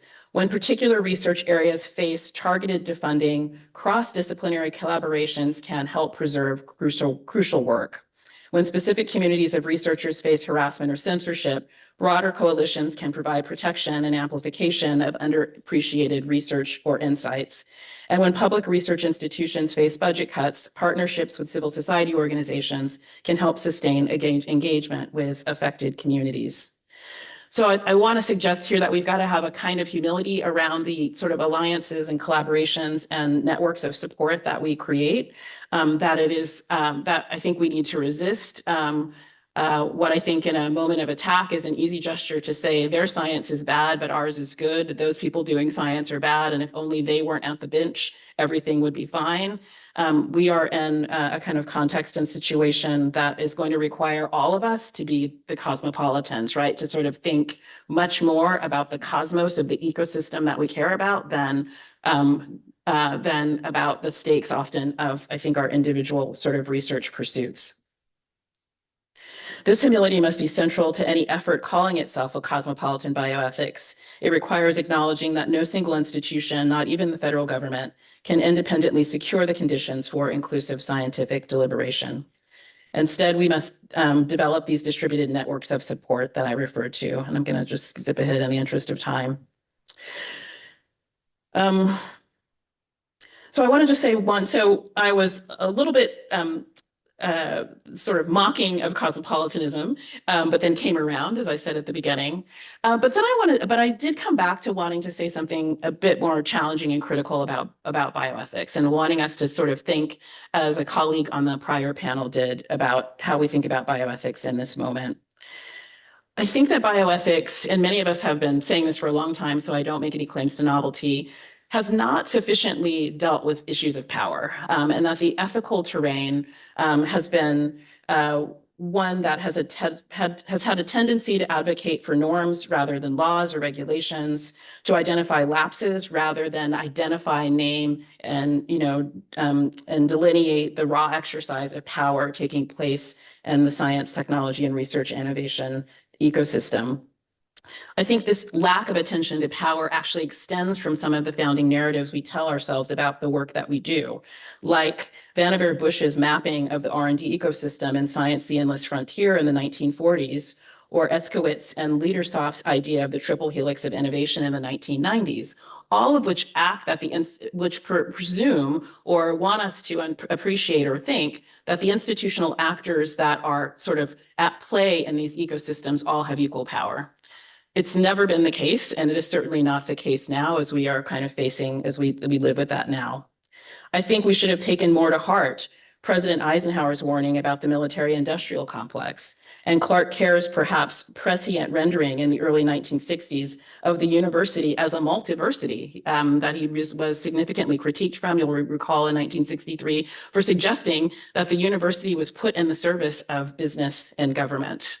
I think that we are coming to a reckoning with something he was quite prescient about. Another way of saying this is that a cosmopolitan bioethics and a bioethics that's going to work for us in the future has got to have a sense of a political economy. It has to have a sense of a politics, right? Not as having a kind of ideological campaign, but understanding that power and politics are part of this work. The path forward requires courage at multiple levels, courage to defend inclusive engagement, even when resource constraints make it impractical, to champion diversity, even when it complicates decision-making, and to practice humility, even when certainty might seem more politically expedient. So I'll stop there. Thank you very much.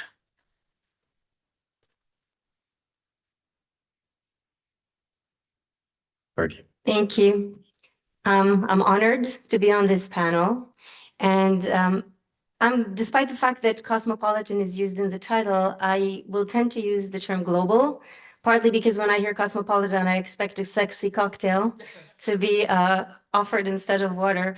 But more seriously, because the bioethics literature usually uses the term global or international. So I want to focus, following up on Alondra's point on issues of justice and inclusiveness.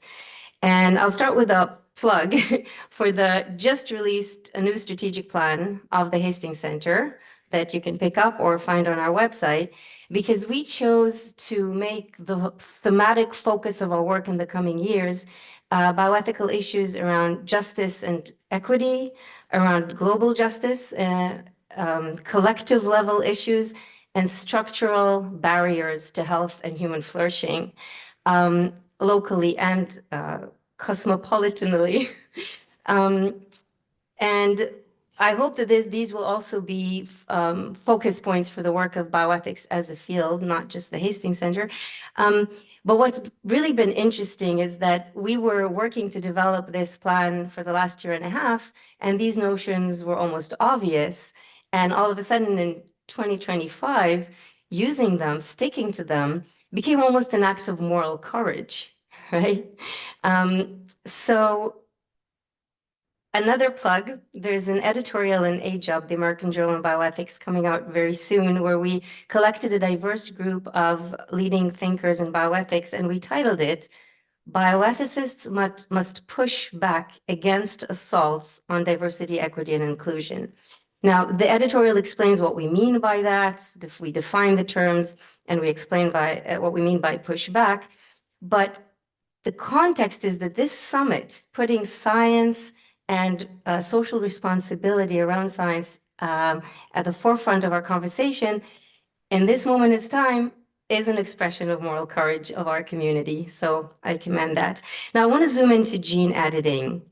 In this context of inclusive global conversation. What does it mean to have the conversation we're having here that is global, represents diverse perspectives about a technology that affects what it means to be human, as we were asked to do? Now, I'm coming from back-to-back two other conferences that looked at AI, one in the healthcare system and one in biomedical research. And it's the same conversation about what does it mean to regulate, to think responsibly about a technology that affects what it means to be human. In a clinical setting, doctors feel that they're not going to be necessary soon. The researchers feel the same. So my first point is that we should have this conversation in a global sense, not just geographically and culturally, but also globally in a comprehensive sense. I think we should look at other technologies, not just gene editing, synthetic biology, generative AI, brain-computer interfaces, and their convergence to really call us to ask what it means and what it will mean to be human. And of course, to have an inclusive engagement on this is challenging methodologically in the sense of how do we started talking yesterday, how do we speak to the world? Who decides who is included, and how do we maintain this engagement? These are all very serious methodological challenges. I want to spend the rest of my time on a philosophical challenge that, to me personally, is the most interesting. And that is, what does it mean to be inclusive globally when our cultures and value systems, and sometimes religious convictions, our collective identities pull us in different directions? Is moral universalism, especially as expressed in the notion of human rights, really a type of intellectual colonialism, as bioethics has been accused of being several times? Quick second plug. Ben noted that I'm the past president of the International Association of Bioethics with my two successors, Nancy Jecker and Cesar Arturi, that I'm sure many of you know. We're currently writing a book titled Bioethics 2.0, Next Generation Principles for Bioethics and Global Health. And we're offering a framework of next generation principles, and then we're trying to apply them in various cases like climate change, AI, war. One of the principles we're offering, we call pluriversality. And that is the claim that people holding different worldviews inhabit deeply different worlds, and their values merit equal recognition and respect, provided they avoid harming others or destroying other worlds. So the question I put to this panel and to the audience is, what merits respect? What can just be called evil? You said that, and rejected. If we strive to be inclusive, what are the boundaries of this inclusivity? Inspired by Rosemary, I want to tell a story, give an example. You know, in the West, we worry all the time about gene editing promoting eugenics. We're worried about justice and equity of access to these technologies. We just discussed that. If they indeed become a great tool to promote health and well-being. But what about how the story of heritable gene editing is told elsewhere in other contexts? Recently came back from China, where I had an opportunity to meet He Jiankui. I was very interested in hearing his thoughts in 2025 about what happened back then and what he thinks the social responsibility of scientists doing gene editing is today. I don't want to get political and I don't want to get personal, but I want to give one example of what I heard from him. We talked about the notion of a serious monogenic genetic condition being perhaps the first justified frontier for heritable gene editing, if it's ever safe and effective. And he pushed against that and said that that goal is not ambitious enough. That would treat individuals, that would be rare diseases mostly. I see heritable gene editing as a preventive public health tool. I think it should be used on a large scale to embed better immunity into our DNA as a species. That is the ethically appropriate future of heritable gene editing. The West is thinking too small. We need to scale it up. It's the best public tool, public health tool we'll ever have. And I was thinking about the story that he's telling in the context of a culture that is not concerned about eugenics, but rather sees a notion of reproducing productive citizens as something to be celebrated, as a social responsibility baked into the policy. So what pressure that vision puts, for example, on women to go through IVF in order to achieve that goal. And of course, Gattaca comes up.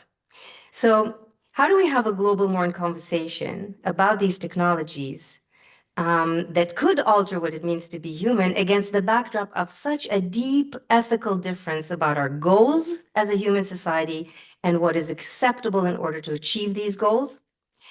And I mainly raise the question of ethical relativism here and who can be excluded from the conversation, which is a very controversial thing to say. But I also even want to throw in the flavor of my answer to that question. And that is that global and inclusive does not require ethical relativism, and that a universal moral foundation can and should be recognized, even at the cost of excluding certain perspectives. Now, this is, of course, complex, and we're here to discuss it, but I wanted to at least put these challenges of ethical relativism and pluriversality on the table for us to dig into. Thank you.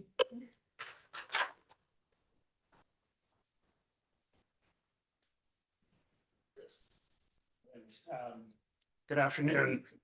I also want to reiterate Dean Daly's message that he sends his regrets and wishes us for a successful summit.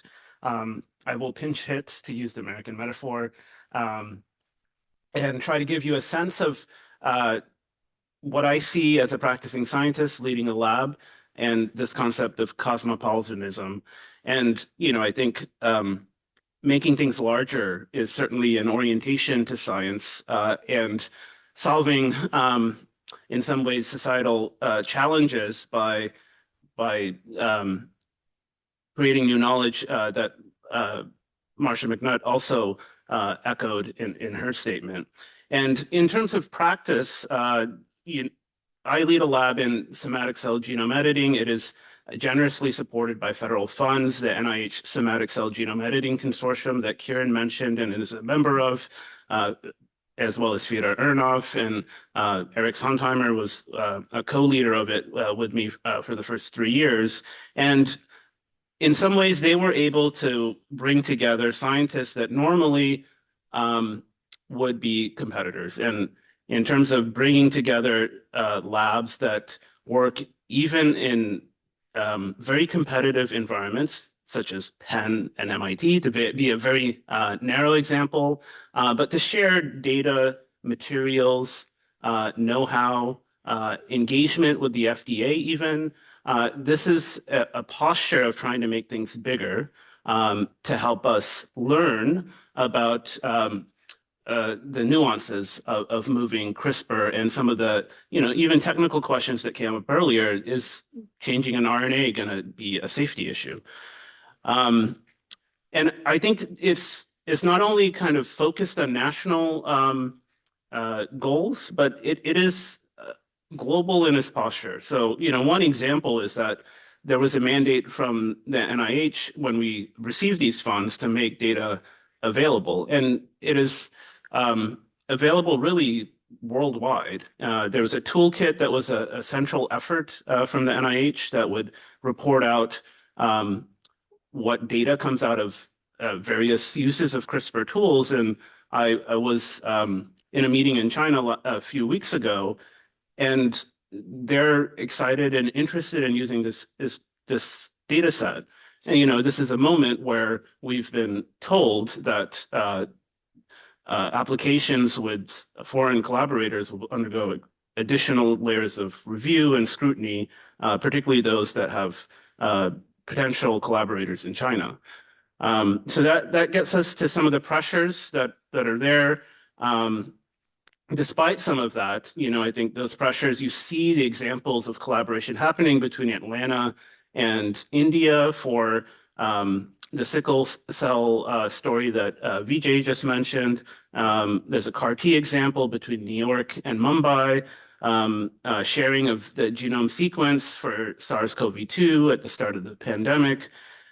These are kind of cultural norms of practicing science, and it is not only driven by federal policy, but as Carrie mentioned earlier, trained into faculty, into graduate students, into undergraduate students, et cetera. And, I do think that the outcomes from some of these studies are not thought to be really closed off by national borders. However, I think one of the questions here in this panel is, what are the frictions and impediments? I do think there are deep investments in trying to make indigenous types of products, so indigenous vaccines, indigenous CAR-T, mapping out, a African genome, an Indian genome, a Spanish genome, et cetera. These are ways in which there are deep investments, and I think in some ways they reflect some of the incentives and different types of engagement that these governments have had with their citizens. And those, in some ways, end up producing knowledge that cut in and are circumscribed within various borders. The other layer of, I think, challenge here is kind of national competition, and in some ways, potentially a race to the bottom in terms of regulation. So there's a discussion of whether, a lab that wants to do human heritable genome editing, would they really be forbidden to do that, let's say, an island in whatever ocean you want to call, or even in the US by moving to a different state, in the West that may be more permissive. So there's these different layers of investment, regulation, interests that cut in some ways against cosmopolitanism to accrue risks and benefits to various populations. And so that gives you, I think, some ideas of where this concept intersects with scientific practice at the bench, and I'll leave it there and look forward to the discussion.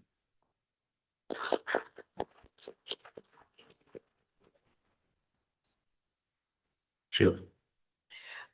Thanks, Ben, and thank you all for whether pinch hitting just today because of emergencies or because you were thrown into talking about a concept that's not part of your vocabulary. I think in my case, I have never been able to avoid cosmopolitanism because of my own life history. And if you allow me in this moment of crisis for Harvard to spend a couple of words on that, the fact of living in cultures that only partially overlap with pieces of your own upbringing, that has been, my condition since I was 10 years old and we moved from the state of West Bengal to Bombay. And all of a sudden I was thrown into a school where I suddenly had to learn 3 additional languages besides the one that I actually spoke at home. And we were midway into the school year and I had never done anything but best in class up to that point. And suddenly I knew no Marathi and I knew no Hindi and I knew no French. And I had to pass exams in that by the end of the year. Anyway, I did end up getting the school Marathi prize and have promptly forgotten every word of Marathi I ever learned. So, it's a baptism into cosmopolitanism that I was not able to escape from. And it's been part of the condition of things I've lived with. But I want to pick up on Alondra's point about expanding worlds. I mean, so to a tranche of people in this room, of course, it's not unknown that cosmopolitanism in the 20th century was used as a term of opprobrium. It meant something like rootlessness, the failure of loyalty to any given system of values, and hence being uprooted from ethics in a sense. And I think that our point in the observatory has been to try to reclaim it using whatever other words people want to use. And one of the terms that's been powerful to me in moving my imagination has been Françoise Baylis's use of the term radical hospitality, which to me is more of an expansive notion of cosmopolitanism because it speaks to inviting in instead of excluding, holding within one's own ambit, and therefore a correlative obligation to understand what it is that one is inviting in. I think I've also had the luxury of being professionally in a field that invites those kinds of ideas. My training is in law, and increasingly as my life proceeds, I thank my lucky stars that I was never forced to be inside a law school. And so I am affiliated with Harvard Law School, but I think I count as technically a visiting professor. In any case, it's given me the luxury of seeing what the law does without having to buy into the law professor's own ethic of what it is the law does. So I don't ever say, I am not a constitutional lawyer or I am an administrative lawyer. I think I'm free to cross the boundaries between administrative and constitutional law and to see how the one constitutes the other, which I think is good discipline for this idea of cosmopolitanism. But the law is an extremely powerful instrument to get us to understand about ethics, because the law's stock in trade as a move is the opening up of controversy, is the opening up of disagreement, of counter-arguments of different worlds by almost the nature of things. If you're in a litigation, you're looking at the same things. American law takes enormous pains to make sure that everybody has access to the same facts of the matter when you go about constructing your best argument about what this should mean. And then you appeal to some central authority, typically a judge, but you persuade the court or the jury or whoever the decision maker is that your way of connecting the dots is the one that deserves attention. And at least for the moment, any other way of connecting the dots does not deserve the same attention, but it's there, it's latent, something could change. You could reconnect those same dots and come to a different result. The Supreme Court does occasionally overrule itself. Legislation can overrule litigation. So it's a constant play in the possibility of multiple worlds, in the lack of initial commitment that one world must be better than another. And yet at the end of the day, people say the day in court. I mean, they imagine a 24-hour sunrise to sunset kind of thing. There is something settled. And so I've long thought that the opposite of Galileo's supposedly whispered comment to the Inquisition, eppur si muove, that still it moves, nevertheless, is the still it holds point, that in spite of having created this engine of deconstruction, the law, which is powerful in all our imaginations and in all our societies, this ultimately deconstructive exercise results in a still it holds moment. And this then is the heart and soul of the way that I want to think about cosmopolitanism. How is it that one can enter in? Yes, with these unresolved, radically different, opposed ways of thinking about things, and yet walk out. Now, the law school actually hosts negotiation theory, and lawyers get taught in America, you have failed if you actually end up in court. Your summum bonum should be never to get to court, and you should negotiate your way out. And so if you negotiate, you learn that, you know, if you have a brick wall that you can't get through, you should expand the domain of possibilities and get people to talk about something else where they can agree. And I'm very interested in the domain of biotech or the life sciences and technologies in those stories where it seems for a time as though you have hit the brick wall and then you reason your way out of it. So as just one little example, and I may not be getting all of the details right, but because it involves cross-border movement and a multiplicity of different readings of something utterly salient to ethics, I want to talk about the French surrogacy case that may be known to some of you. So France has a rule that you can't, surrogacy is illegal in France. And in France, as in some other places, some enterprising parents decided that they would go off somewhere where surrogacy rules were more relaxed, and they chose America, which has long since been known as the Wild West of reproductive technologies anyway. And so two parents whose name became enshrined in French law and in European law came to America, one to California, one to Minnesota, I believe, and had surrogate children whom they then wanted to bring back to become French citizens. And France said, sorry, no. And the argument ran something like, you are a member of French civil society, you cannot give up on being a member of French civil society. And you can't do something that we in France consider to be against the norms of civil society. You have done this. You want to bring that child back and live with that child and act like your parents, that's all fine. But this is not a French citizen, not produced in accordance with the norms of French understanding. Well, as Laurence Levov well knows, there is another domain of law that you can go to, and you can go to the Court of Human Rights and plead something different. And the parents in this case did. And they said that there is this Article 8 in the Convention on Human Rights that says that a child is entitled to family privacy and personal privacy. And that in effect, with its imposition of a state-led definition of civil society, it was intruding on a fundamental right of the child.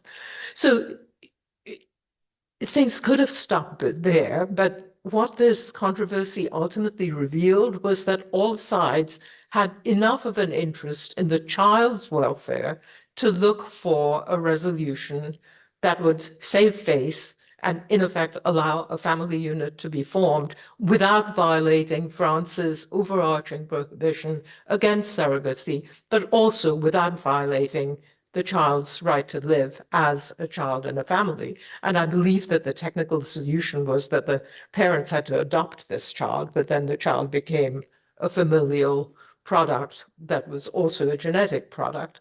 So, one way that that's different from America is that in America, we've given biological relationship primacy over social relationships. And we say that the biological relationship is the dominant one, where these questions about who is the right parent has come up in American litigation. But I think that as we saw in Vijay Chandru's slide about genetic, gene editing, that the Indian sensibility is not that saving the biological life is the moment that determines who this person is. It's the integration of the person into a more full-blown understanding of social life. So this could be a stopping point. I don't think that if you sat down and discussed it across a negotiating table, it would be a game ender for most people in America. I suspect many people in America who insist on the pure life definition would actually buy into a more expansive social definition of when a life is worth living or what a family means. But I think the meta point is more that these kinds of cases that involve boundary crossing in all kinds of different ways show cosmopolitanism at work. It suggests this is not a hypothetical, not an abstraction, that many of us today live in complex worlds in which crossing boundaries, living in other worlds, is just part of the territory we have come with. And if we're prepared as certain major actors in American society at the moment seem not prepared to be, but if we're prepared to be radically hospitable to ideas that seem foreign to us in the first place, it may be this more expansive world of ethical awareness and understanding that could lead to, dare I say, progress.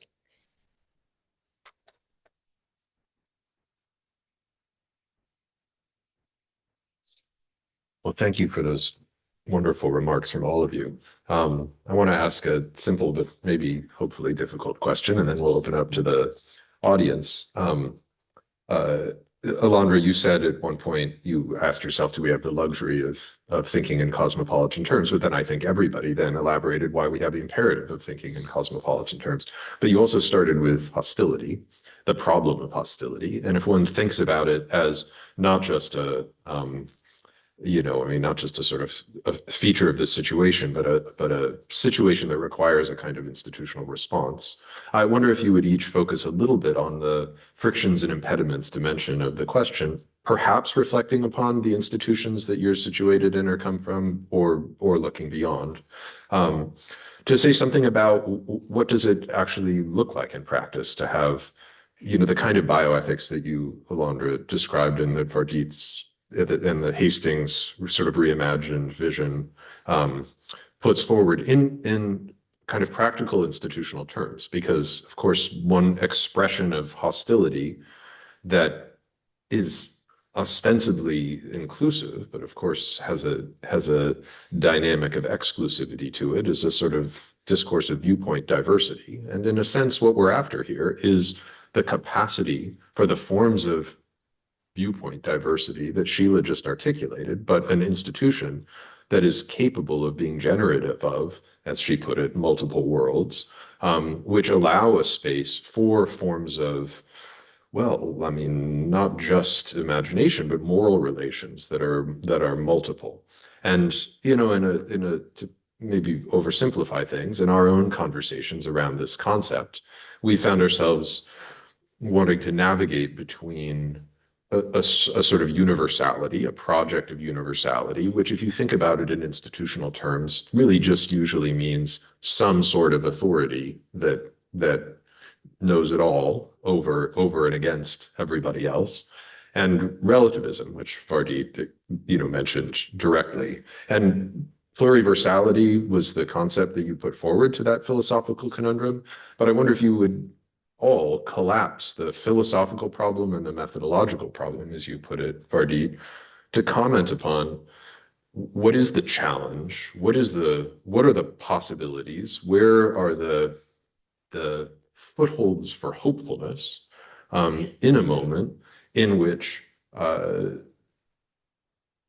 the projects of the pretensions of universality and the dismissiveness of relativism push us away from that sort of golden mean of cosmopolitanism and the sorts of possibilities that Sheila just articulated as incipient in law, which, by the way, I don't think they teach in law school.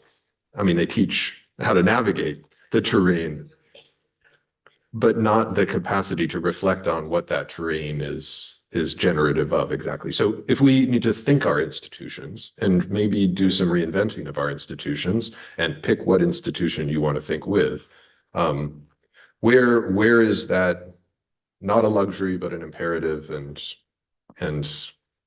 what's the direction of progress? Please. Yeah, thanks, Ben, for that great summation and synthesis.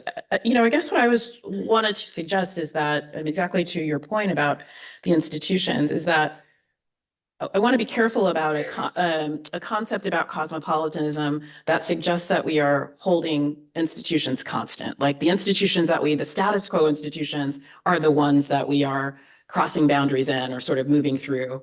And I think that this moment really exposes for us that we have an origin story about, I'll just talk about universities, about the role of the university in the research ecosystem that comes out of an account. We also, I mentioned Bush, for example, or the sort of triple helix of innovation that actually is not truthful about the relative powerlessness over the course of the 20th century into the 21st of universities and their growing lack of autonomy. So part of what we face right now is that triple helix of innovation was not just, three institutional actors dancing together helically, it was actually powerful actors, some getting more powerful, and some, as Clark Kerr would say, who got beat up for this, that's one of those institutions, university, is doing the bidding of two other more powerful ones. So that for me means that I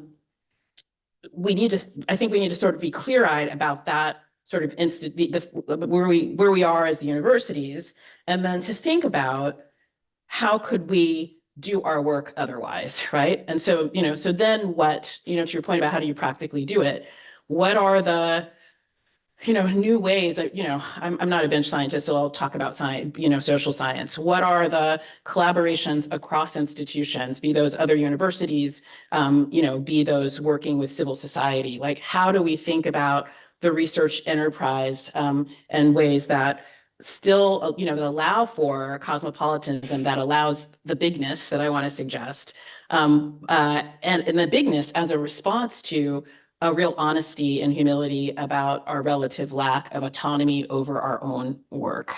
So I'd offer that as a start. Ben, where I see the tension is between the reality of the challenges that bioethics and law is starting to face, and the emerging biotechnologies, AI, climate change, war, et cetera, that are cosmopolitan inherently in nature. They cannot be tackled within borders. And the fact that bioethics historically grew pretty nationally in response to, international situations, but it evolves gradually from the bedside and the, clinical study to collective level issues. But it took decades for it to start to address public health within bioethics. And now that the challenges are coming at that global level, I'm not sure it's equipped conceptually. And what I'm hearing around many tables is that the cosmopolitan look is luxury. Things like, we're so polarized as a nation, it's complicated enough to tackle the problems internally. We don't have the tools, we don't have the resources. The view that Sheila described that you're calling for, Alondra, is seen as either beyond our capacity because we haven't evolved there yet, or just the resources are too limited and the local challenges are more urgent. It's almost an America First type thinking within bioethics that depresses me because I think that means we're not preparing for the real problems, and we're not developing the tools that we have developed in the past that were helpful. Like, we sorted out research ethics to some degree because we got prepared, and then we implemented, and that's what we have to do now at a global level. And I feel a lot of reluctance because the challenge seems too daunting. And it's almost like there are layers of diversity. We can barely cope with the more local ones. How will we ever be able to cope with the cosmopolitan ones? It plays out, for example, a leadership group that I'm a member of the Association of Bioethics Program Directors. Some of us are pushing to include bioethics directors from around the world, and others are like, we can't, it's too much. So I see it play out really institutionally in various organizations. And this moment in time politically in the US adds a lot to that notion that thinking bigger is a luxury. So that, to me, is the main challenge bioethics is facing as a field. We have to force ourselves to work at that level, or else we're just going to miss the mark.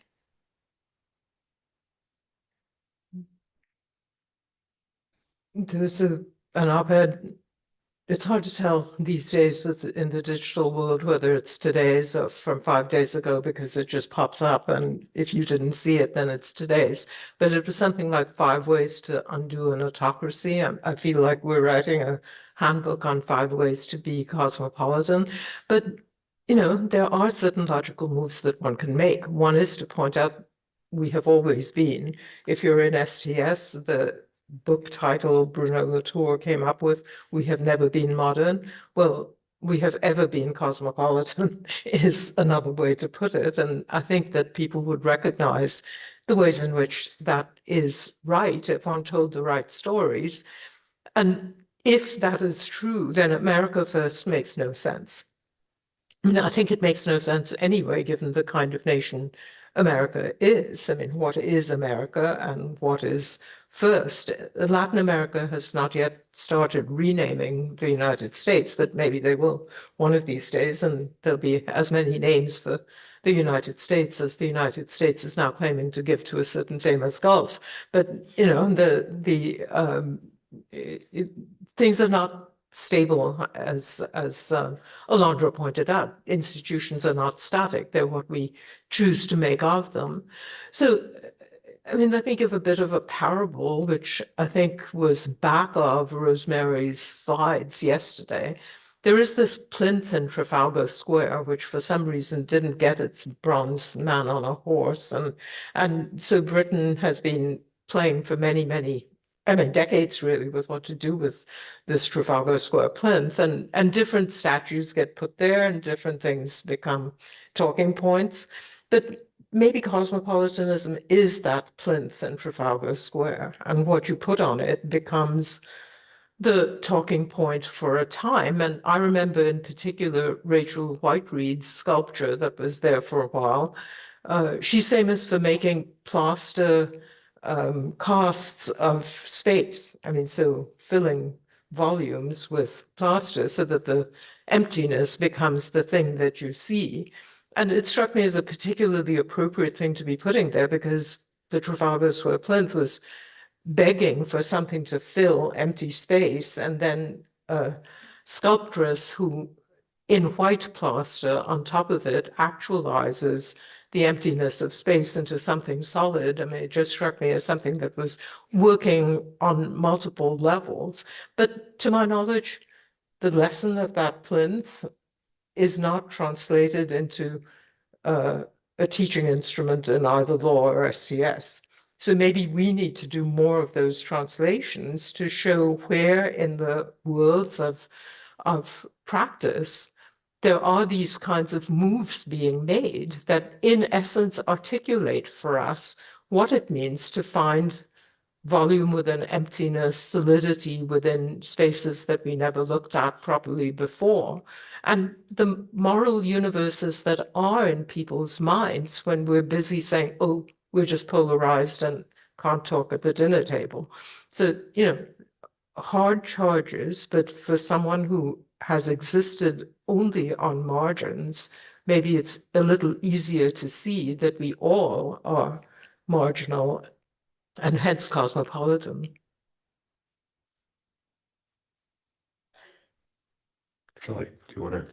Yeah, I mean, I think we should move on, but I'll quickly give a few boundaries that I think we need to cross in practice to try to tackle hard problems. And I think, public, private, expert, lay, basic, applied, these are all places, at least in my lived experience of working in this domain, that we cross all the time. And it is much easier to tackle these problems together when we have the same people in the same room, in some ways discussing freely about what challenges they have in practice. So there's different ways to structure that. I have an institute that's half public, half private in response in many ways to the Bush era restrictions on stem cell research. There's stem cell research oversight committees at the institutional levels that has a community member and talking to a scientist about, a future experiment that might be challenging. They have a relationship to the institutional review committee that looks at human subjects research. Many times they're in the same room thinking about something really new, like let's say a new embryo model, what to do with that, how to store those materials, where should they go, under what restrictions. And, I do think an orientation to cosmopolitanism is a very effective way to move forward in those types of domains. So I want to open it up to the floor and collect a few questions. And I see Christiana's hand is up. And I'm restraining myself from making a comment that involves you, Christiana. So I hope you'll make it instead. Thank you very much for this very rich and exciting panel. My name is Christiane Wopen, Center for Life Ethics at the University of Bonn. I want to follow up on two issues.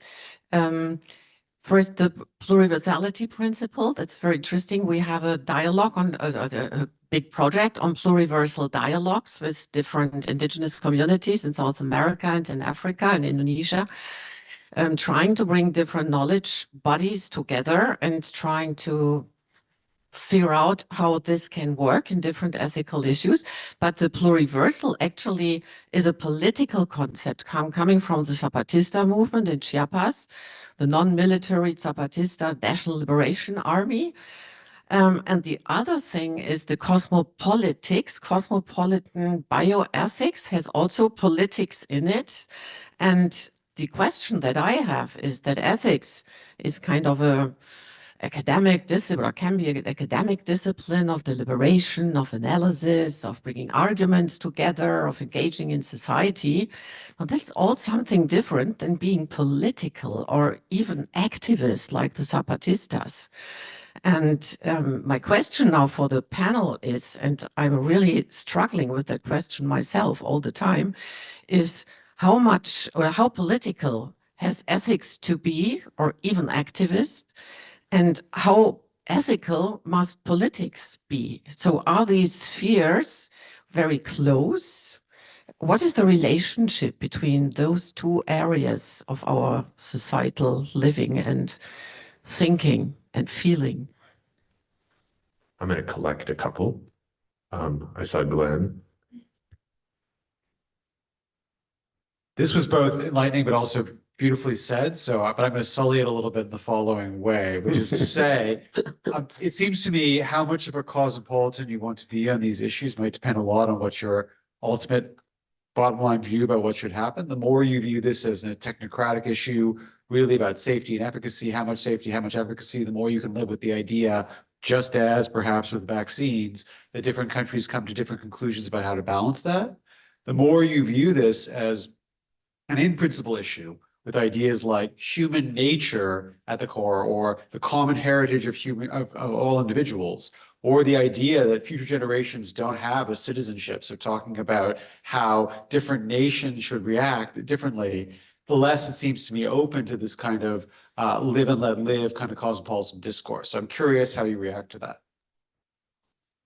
I'll take one more if anyone wants to. Yeah, Dan. This is a question for Vardit.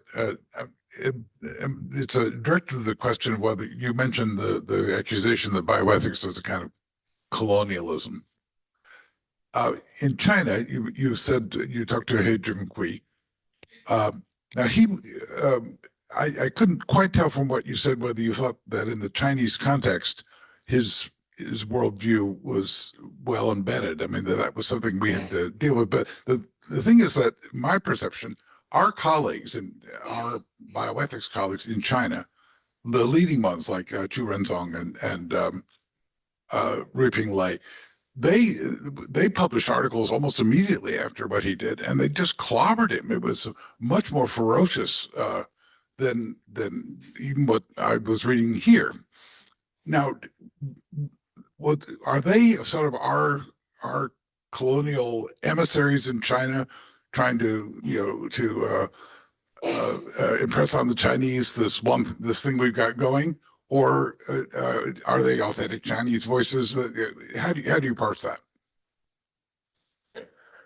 Okay, so let's take a round of comments from the panel. But actually, I apologize. I'm going to interrupt and I'm going to interject something, because those three questions, it seems to me, actually do come back to the thing I was going to raise with Christiane Wolpen, which is this. One of the last things he said was the distinction between basic and applied is a sort of unquestioned distinction. And if you look back at the statements that Françoise Baylis put up last night, that distinction is a fundamental and constitutive distinction in those statements as a kind of, nature of science distinction, the basic versus the applied, but also as a ethical distinction. And you might also say a political distinction. There's purity and impurity. It's about knowledge, it's about application, et cetera, et cetera. And one of the early statements that was produced around heritable genome editing was produced by the European Commission ethics body, whose name I can never remember, but that Christiane Wolpen was chairing at the time. And one of the things that it said was that we need to reflect as a society on the sorts of limits that maybe should be placed on the production of knowledge, in effect, the basic research that is oriented towards heritable applications. And I remember we were in some setting together, and I made a comment about how radical and surprising that statement was.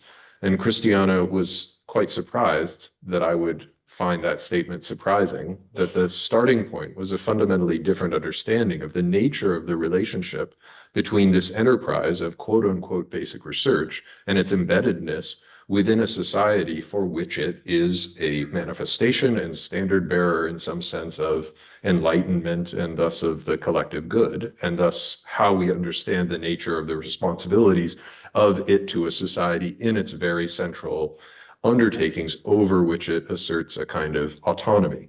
And therefore, it seems to me that the question of purity and impurity, or the question of the kinds of distinctions that, Glenn, you were invoking, technocratic versus principled, and Dan, in a sense you were also invoking, are things that we actually use in a kind of ubiquitous way, and yet we don't understand.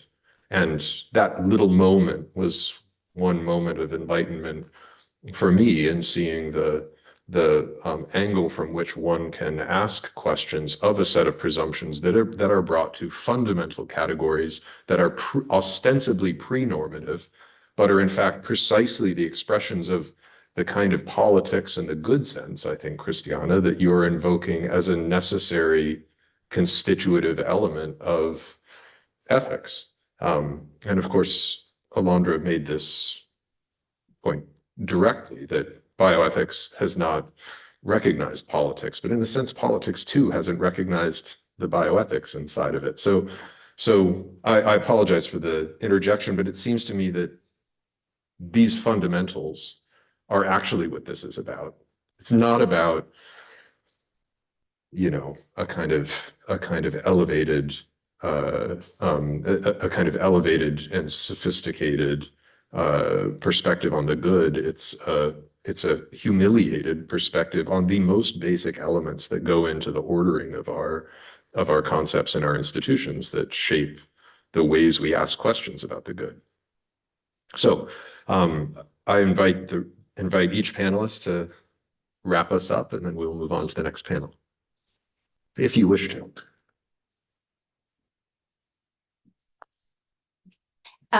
Thank you for the question. This allows me to set the record straight. Our fellow bioethicists in China indeed have advocated for a value system that aligns with the objectives of the Global Observatory and have spoken internationally about this.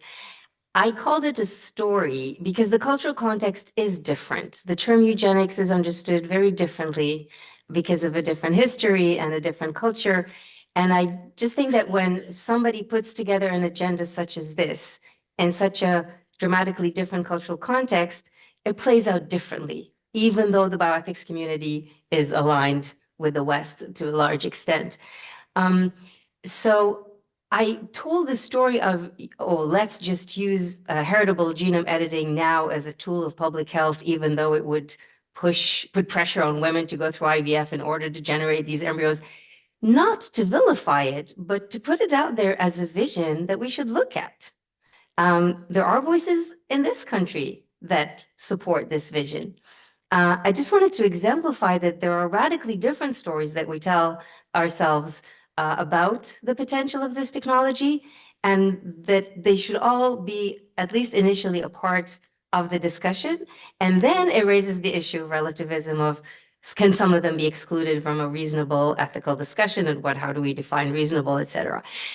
So that was the reason I brought it up, not to say that China is one place with one voice or one approach. Now that I set the record straight on that, going back to Christiane's point, bioethics within itself is having this debate. Are we researchers that objectively from a distant observe phenomena, social, political phenomena, to comment on it? Are we advocates once we reach a normative conclusion in favor of a certain position, whether in the beginning of life, the end of life, and how to use these technology? Are we lobbyists? Should we actually march to the Hill and tell policymakers how to do a better job ethically? We are debating that as a field. And I think it's a part of our growing pains in a good way, that maybe the community can do all three, just be very careful how these activities are framed within evolving institutions. So great question. I don't think the field has an answer. I think we're absolutely not torn about it, but considering it in a rich and insightful way. To that point, so Christiana, you know that in the field of STS, it's taken as a kind of axiomatic position that if there is a space of reasoning that looks as though it's objective and set apart and not political, that is in itself an achievement.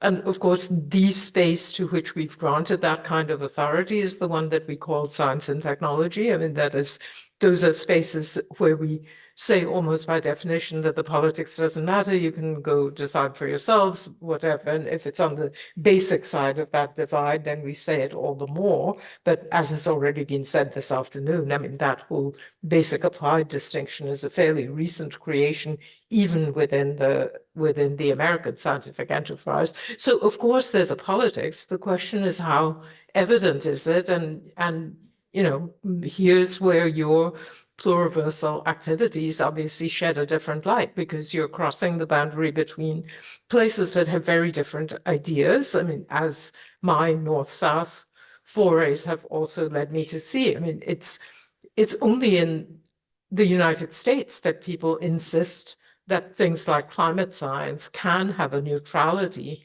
and that it's apolitical science. Nobody I know of my kind of educational background in India thinks that climate science is anything but political. I mean, political to the core. So I think that those boundaries between politics and non-politics get drawn very differently in cultures. And I think that that has something to do with how political ethics has to be, or how ethical politics has to be. And the last point is, I think we need essays of the Weberian sort for this age. What is politics as a vocation today? And then we might understand what the ethics of politics should be. I wonder, Chris. I'll just add one example of, I think, two threads that I heard about was the hostility and in some ways between communities. Many times there's a tendency to see science and bioethics as butting heads together, especially in terms of limits. And there's black boxing of the scientific community as a monolith, as well as the bioethics community as a monolith, knowing that there's debates happening within these communities that we just heard about on the bioethics side, and there's debates on the scientific side about, where we should go. And having a more humble orientation to thinking together, I think, is a place where we don't shy away from the difficult questions and leave one community to answer them alone. I think that's the posture and hopefulness I'd like to end on here. I don't know if I can echo the hopefulness. I think there's a fundamental reordering of institutional actors. I mean, so we think about artificial intelligence, and I don't know if Marcia's still here, but Marcia McNutt speaks very eloquently about this. We know from the National Science Board, Science and Engineering indicators from 2024, that the proportion of research money, the proportion of GDP spent on research money is increasingly coming from the private sector. The majority of it is coming from the private sector. So that means, I would say, and I know this point is arguable, some of the foundational things that we have based bioethics on no longer exist, right? So if the sort of fundamentals of bioethics were that we can put normative pressure on clinicians acting in X way because they are actors at universities and they share professional norms and are part of these professional associations, when researchers work in the private sector and this data is about 10 years old, only 6% of those papers are published. You can't replicate them. You don't know what the data is saying. I mean, we have been experiencing a wholesale kind of reordering of this ecosystem. And so I think the question for us is not necessarily or only basic and applied. I think partly what we're seeing in Washington right now, if we think about the reordering, the sort of radical reordering that's attempting to take place in Washington of the science and technology ecosystem, is the dissolution of the applied and basic divide and a real leaning into applied, right? It is, science and technology is supposed to do stuff. And if it's not doing this stuff, then, it's maybe not meritorious, that we're not going to fund it. So I think that we want to think both with basic applied, with, technocratic and principled, but we also have to think perpendicular to those, because I think that there are institutional forces that are going to compel us to have to reimagine the pursuit of STS. I loved Sheila's provocation about, a new Weberian kind of conversation about vocation, science and technology. And I think, we are grateful that Vardit is leaving at the Hastings Center and really so much gets the stakes of this moment. So we're now going to move on immediately to the next panel. And the last thing that remains is to thank this fantastic discussion.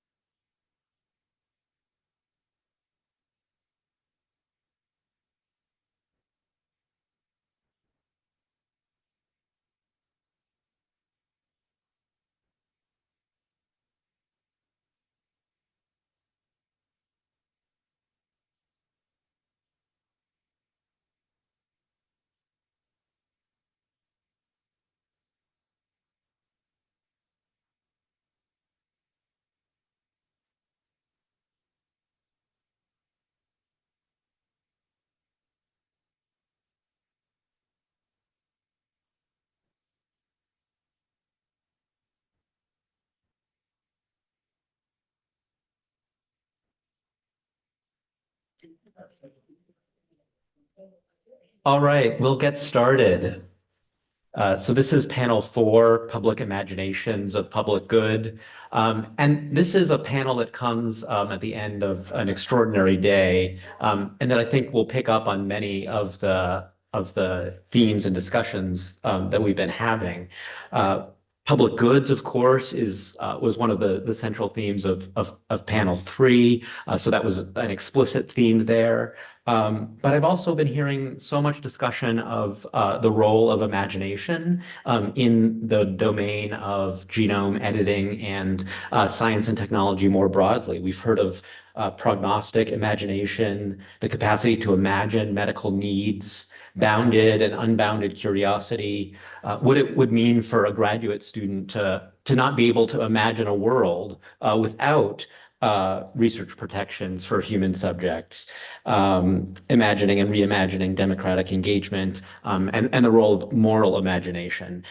So our remit here is to think about the governance of genome editing, how it's become more inclusive in some respects, but how significant asymmetries remain between North and South, between researchers and patients, and between scientific agendas and society's needs. So our question is, what conceptions dominate and which ideas tend to be excluded? What reforms are needed to make space for alternative visions of technological innovation and the public good? I'm going to keep the introductions to our distinguished panelists very, very brief to prioritize their time and our time for discussion. So first, we have Kevin Esvelt, who is the director of the Sculpting Evolution Group at the MIT Media Lab, where he develops technologies to study and influence ecosystems, and is also engaged in work on responsible innovation. Katie Hassan is the associate director of the Center for Genetics and Society in Berkeley, California, is a sociologist specializing in the social justice and human rights implications of genetic and reproductive technologies. Sarojini Nadampally is the chief functionary of SAMA Resource Group for Women and Health in Delhi and has 3 decades of experience working on gender justice, health equity, and primary health care. And Derhan Wong Rieger is the president and CEO of the Canadian Organization for Rare Disorders and a global leader. And I also wanted to mention that Sarojini has a wonderful essay in the collection of essays in the CRISPR Journal that I encourage everyone to check out. Without any further ado, to our first panelist. All right, well, thank you for the lovely and brief introduction.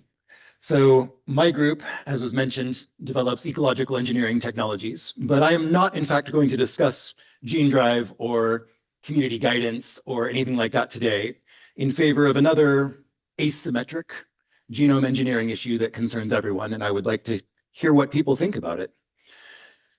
Now, I'm going to start with a very different technology to introduce what I mean by public harm. Now, large nuclear arsenals clearly endanger everyone, not just the great powers. They do provide deterrence and security, arguably for individual nations, but they threaten everyone with nuclear winter. Now, if a scientist today were voluntarily developing the equivalent of nuclear weapons, something that can kill millions or even billions of people across the whole world, for mundane civilian reasons, then I trust that many in this room would object on ethical grounds. But a pandemic can demonstrably cause more deaths worldwide than any single nuclear detonation. And I submit that it is possible to create a pandemic virus that would cause more harm to humanity than a full-on nuclear exchange involving all of the powers. Nature shows us that this is possible. There are viruses in social mammals, namely myxomatosis and rabbit hemorrhagic disease virus, that have wiped out more than 90% of a social mammal across the scale of continents. And nature does not even optimize for causing harm. So we should assume that this is very possible. Are there barriers against doing this? Apart from the fact that we currently don't know how, certainly not publicly. Well, my group recently showed that it is really easy to get DNA from select agent pandemic viruses. Today, anyone who can obtain synthetic DNA corresponding to a known viral genome sequence and follow the requisite reverse genetics protocol can obtain infectious samples of that virus, even if it is the 1918 pandemic influenza virus. It is illegal in the United States to have the intact nucleic acid constructs that can generate the whole thing. But it is perfectly legal to have all of the fragments that can be assembled by a high school student. So we ordered all of those fragments just to see if this was possible, using a pseudonym, and we asked them to be shipped to an office address. This was FBI permitted, and we found that they all sent it. We got enough to make the virus 3 times over. We weren't relying on our MIT affiliation. They didn't know that we were at MIT. They just sent it. No one asked for authorization and spotted 1918. So we don't really have barriers in place from people getting viruses, but there are no publicly credible pandemic-capable viruses other than smallpox. And thankfully, smallpox is extremely hard to make from synthetic DNA. In fact, you cannot make pox viruses from synthetic DNA alone. But many well-meaning labs today are characterizing potential pandemic viruses from animals or adding mutations to see if they can make viruses that might be pandemic capable, then characterizing them in the lab. And others are doing worse. These are well-meaning folks. They have good reasons for doing what they're doing. They're just not thinking about all of the consequences. Here at Harvard, Evescape has been developed. This is a tool among many, it's not the only one, to predict which combinations of mutations in viral entry proteins would preserve function in terms of the ability to infect cells while evading population immunity. Now, you might think this is useful for designing better vaccines, ensuring that our monoclonal antibodies work, and so forth, but it's an open source tool. If someone shows that it's credible, that it really works, that say 1% of designs really could cause a pandemic, there's a lot of sequences of viral entry proteins. Anyone who can make the virus from synthetic DNA would be able to cause not just one pandemic, not just 2 pandemics, but a quasi-infinite number of pandemics. They could just keep causing one after another, each of which would require its own vaccine. Now, you might say perhaps this knowledge is still worth having. Well, a grad student in my group, very talented, Geetha Jayaprakasan, created a mathematical model based on historical data of how long it took to develop vaccines, notably COVID, and the therapeutics. How often are there lab leaks in select agent labs, in NIH, BSL-3 and 4 labs that go unreported, so there could be a community exposure. And then for things like how often would a bioterrorist try to cause a pandemic, we ran a lot of community surveys. How many people could do it? How many people have the skills and knowledge? How many people would want to do it and what kinds of groups and so forth? For all the parameters where there just isn't much data, we just surveyed several hundred researchers from various fields to get the key parameters, and we got asked for their estimates. What is the 90% confidence interval for each? So then we ran a bunch of Monte Carlo simulations to get best and worst case scenarios. And if you look at the best case scenario for benefits, for accidents and misuse, so the best 1 out of 20 scenarios for each of those, best 1 out of 8,000 overall, identifying a single animal virus as pandemic capable in humans is expected to kill almost 500,000 people on net. You save some, you kill more. That's the best case scenario. The median scenario would kill about 2.5 million people. And this is so extreme that you would actually have to change multiple parameters by more than an order of magnitude in order for the best case scenario to just reach neutrality. I'm not saying there aren't errors in our analysis. There might be some that we've missed. It's currently been submitted, so we'll see with peer review. But it's not close. So why haven't we heard more objections to research with this? Hasn't anyone heard of running a cost-benefit analysis on such a controversial field? Well, maybe we just like a simple world. where, all knowledge is worth having. But we probably just don't live in that world. We live in a world where vaccines, the technology that has arguably saved more lives than anything save perhaps nitrogen fixation, are too slow to stop even wealthy nations from suffering from a deliberate pandemic which will be released in airports. And probably we know won't help the poor at all.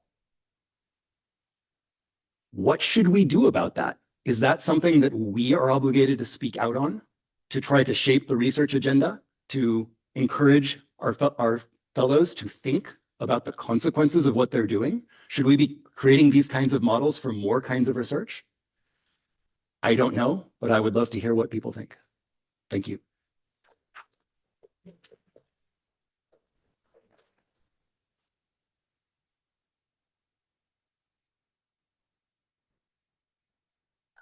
Katie. Thank you to the Global Observatory organizers. Thanks to all of you here at the end of a long but very rich and stimulating day.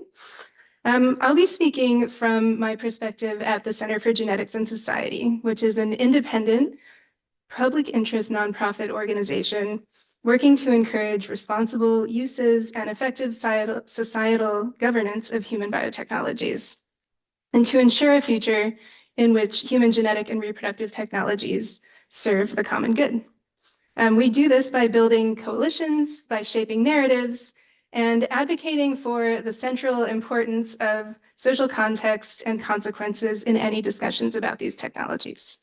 So in other words, we have a stake in shaping public imagination on the question of what the public good looks like with respect to heritable human genome editing, which is what I'll talk about in my remarks today. And I know that we've heard many times today, and on this panel we'll hear some more about the ways that we need to rethink how we imagine the public. And I will say it's because our imaginations of the public, what or who the public is or the publics are, as well as what their role should be in decision-making about heritable human genome editing, those imaginations shape the debate, and they often do that by limiting it in ways that are undemocratic and exclusionary. So Center for Genetics and Society works to bring the voices and perspectives of social justice and human rights advocates and engaged scholars into conversations like the series of summits. And this can be a real fight because civil society and advocacy organizations don't seem to fit the official model of the public in ideas of public participation, engagement, consultation, to whatever extent, we believe the public will or should be engaged in these conversations. And in the case of heritable genome editing, public engagement exercises really are not built with civil society, with advocacy organizations in mind, and often actively exclude these voices. In some cases around the issues of expertise, right? The expertise and focus of advocates is often experiential rather than credentialed, focused on social context and consequences, and informed by historical and socioeconomic insights, right? Rather, this looks very different from the credentialed expertise of physicians or of researchers. In other consultations meant to engage the public, advocates are often excluded or discounted precisely because of their commitments to particular shared values and visions of the future, right? There's an assumption that in public engagement, having and advocating for a position on heritable genome editing is disqualifying in a way. Another way is the range of questions on the table, right? If the range of imaginable positions or outcomes of the conversation is circumscribed, right? That's another way that participation can be curtailed. But I think that there are a few reasons why civil society is a valuable way to engage the public. One, advocacy groups are engaged in situated conversations about values and visions of the future, right, with a shared commitment to working toward that vision of a just and inclusive future. They also are a bridge between ideas of the public as sort of randomly distributed individuals that we would survey to find out their sort of static position, or the idea of the public or of communities as a monolith. They're also, based in communities, but can cross borders and boundaries. So our work at Center for Genetics and Society focuses in large part on bringing the advocates and the engaged scholars that we work with together to facilitate conversations among them, in which they can see and make connections, bring an intersectional approach to examining the societal consequences of genetic and reproductive technologies, starting from the values, the commitments, the on-the-ground perspectives of their advocacy work. Building on observations of the current social context and considering the likely societal consequences of human genetic and reproductive technologies, and assessing them against our aspirations for greater social equality, inclusion, solidarity, and the capacity to democratically shape our collective lives. So social justice advocates may have been largely absent from sort of high-level official discourses on heritable genome editing, particularly previous summits in this series and major reports on the issue.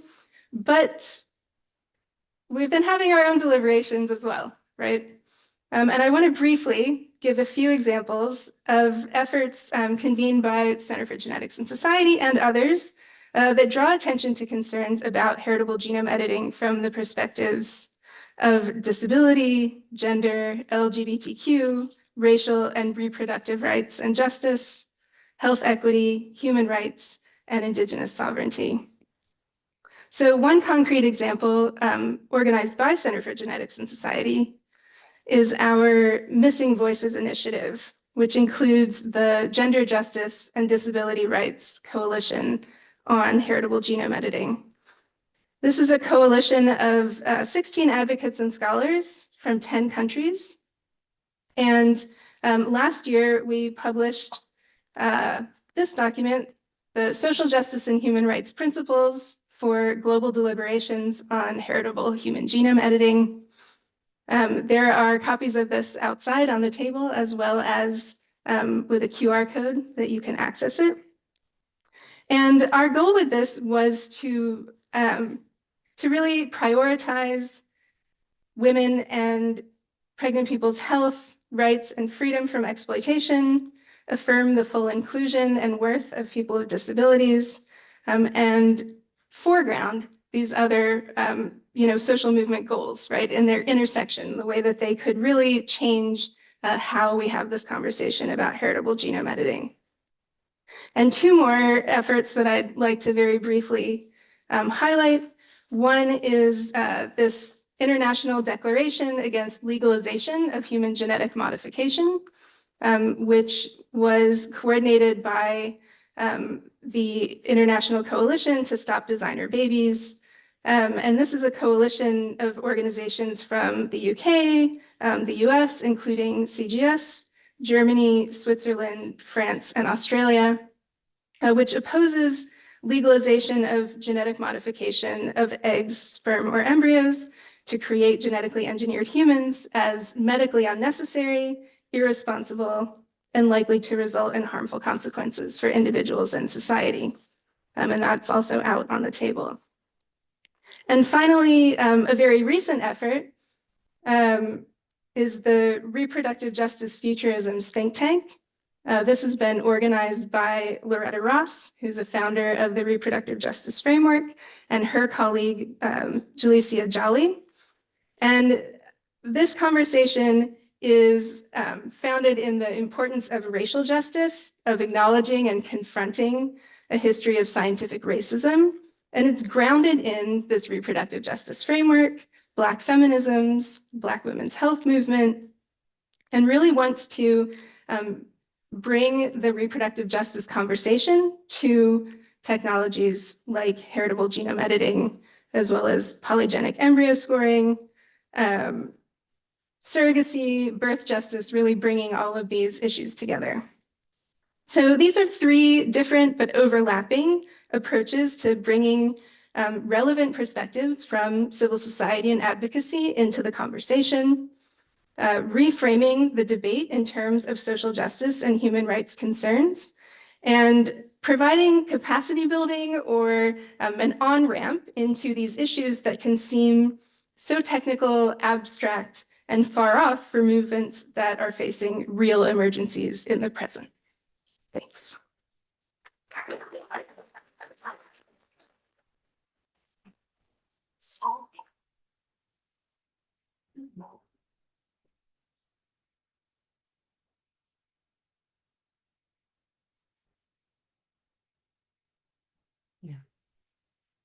Yeah. Thanks for inviting me to speak on this panel and on this topic.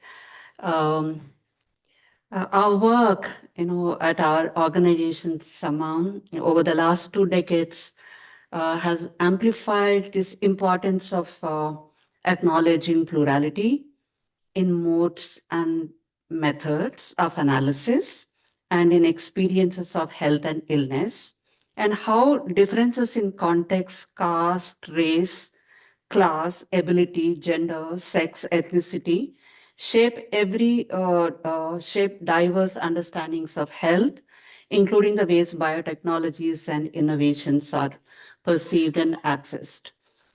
In fact, in my paper, I try to articulate all that.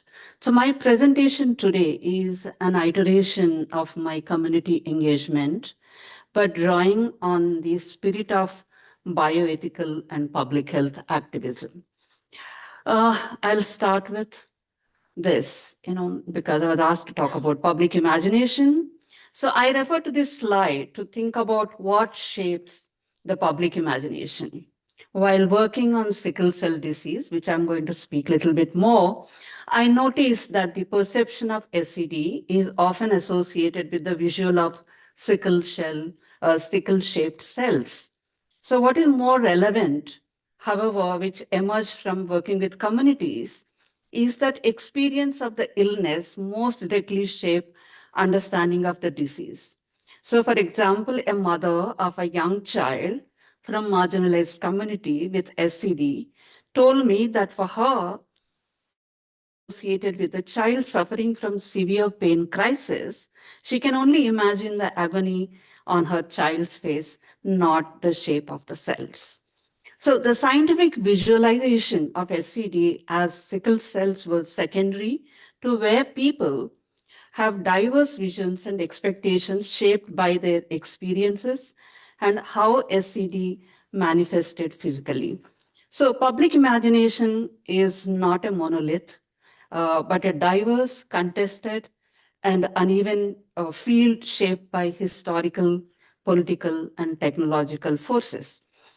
Outcomes from such imagination, can only be effective if they are rooted in an understanding of the plurality of experiences, differences, and perspectives, especially in health context, and include the voices of those most often left out. So that brings back to my second slide is on public good, which I think already in the previous plenary we heard about it, but I may be repeating some of it. It's like what is it, constitute public good? What is a public good in terms of services? Can this be varied and diverse? We know not all publics are equally heard, and not all forms of knowledge is equally valued. So for example, which in fact Kaushik spoke about it in the previous panel. One hand, the success of CRISPR in the treatment of genetic diseases such as SCD has been widely reported for showing promising results. On the other hand, patients, particularly the poor in India, have to contend with the non-availability of the most basic healthcare for the management of the disease, including availability of blood, hydroxyurea, which is a basic drug, for the management of SCD in many, many public health facilities. I have many stories. Otherwise, I'll take the whole day to talk about the journeys and pathways of the patients going through this. This is something which we heard in the previous panel. talking about the CRISPR and also talking about the non-availability of hydroxyurea, which is an approved drug for the management of SCD, the government is still unable to provide to many patients in many states. So third point, which I would like to add here is and also we don't have counselors on the ground to help patients with stigma or mental health issues. And many patients experienced, a kind of suicidal ideation because of the pain crisis, but we do not have any counselors to talk to them. And nobody is talking about the invisible disability which is associated with sickle cell disease. So during a conversation with a researcher, a scientist, he said he believed that gene therapy for SCD is revolutionary because it is a permanent cure. I put it in quotes. However, he noted it requires weeks of hospitalization and the entire therapy costs $2 million per patient. So far beyond the reach of most publics where poor patients whose average daily wages are below $13. So he suggested a route, gene therapy through insurance. So we lack, effective insurance coverage, especially for the poor. Even government-initiated insurance, we have a particular scheme with the new government on health, which has an annual cover that is less than $6,000 per family. So that may not be anywhere closer to access CRISPR. Besides, in the absence of any effective and accessible treatment ecosystem, even insurance fails to offer true relief. So the high costs, expertise, and resources required imply that the marginalized who need access directly cannot reap the benefits equally from CRISPR, even if it is a significant advancement. So the last point I would like to flag is about democratization. The need for democratization of health, as well as its failures, I want to say that as well. It was evident, we spoke about it just now in the COVID-19 pandemic. We have seen, lack of PPEs for frontline health workers and vaccine inequities in production, procurement, and distribution, and so on. I can go on listing that. So the pandemic affected more than health, in fact. It also disrupted economies and politics, impacting people's daily lives in many different ways. So that has to be factored in when we talk about democratization. So the democratization of access, input and output are essential in the context of health and science. That is something we would like to look into. So how do we move forward? I don't have much time, so I'm rushing. To meet these challenges, we must reimagine science and health as shared, participatory, and plural enterprise, I put it in quotes, where futures are not only envisioned for the public, but also co-created with and by them. I think that is very, very fundamental. Bringing together, these different perspectives is not only possible, it is practical and necessary, not merely idealistic. Often it happens. So the NGOs, we talk about these idealistic positions, but that's not true. We need to center principles of co-production, fairness, inclusivity, and representation. So by making the process co-constructive, co-constitutive, I can say, a shared collective effort with actors across multiple levels, we can begin to democratize both knowledge and its benefits that respects plurality, cultural diversity, and ensure patients' dignity and human rights, both of the things which are very important to talk about in our context. We miss out patients quite often. So in this sense, pluralism and democratization are inseparable in the context of health, science, and technology. So I'm glad that the Global Observatory has initiated that process to bring multiple actors to foreground democratic pathways to equitable and just healthcare innovation and technology. Thank you.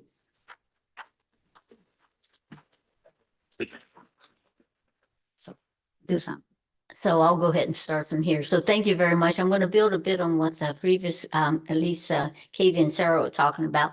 Coming to you, really want to thank you very much for the opportunity to be here. I'm going to be actually speaking from the public that I usually deal with, and that is our global rare disease community. You've already heard some of that in the earlier presentations. And I think what Sarah was saying from the point of view of where we are with patients, you know, what constitutes a public good is something that is, in fact, fairly available to everybody. That's challenging when you think about the community. It's something that in many respects does as much good as possible, serves as much good for many people as possible. People, as I think Sarah says, have a say in it. So that is essential, that people have a say in terms of what's good. It's not what's good for them or what they believe is good.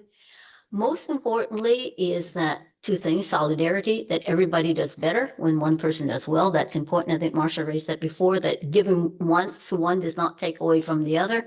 And lastly, though, is that the resources are used wisely. So we're back to the whole efficiency.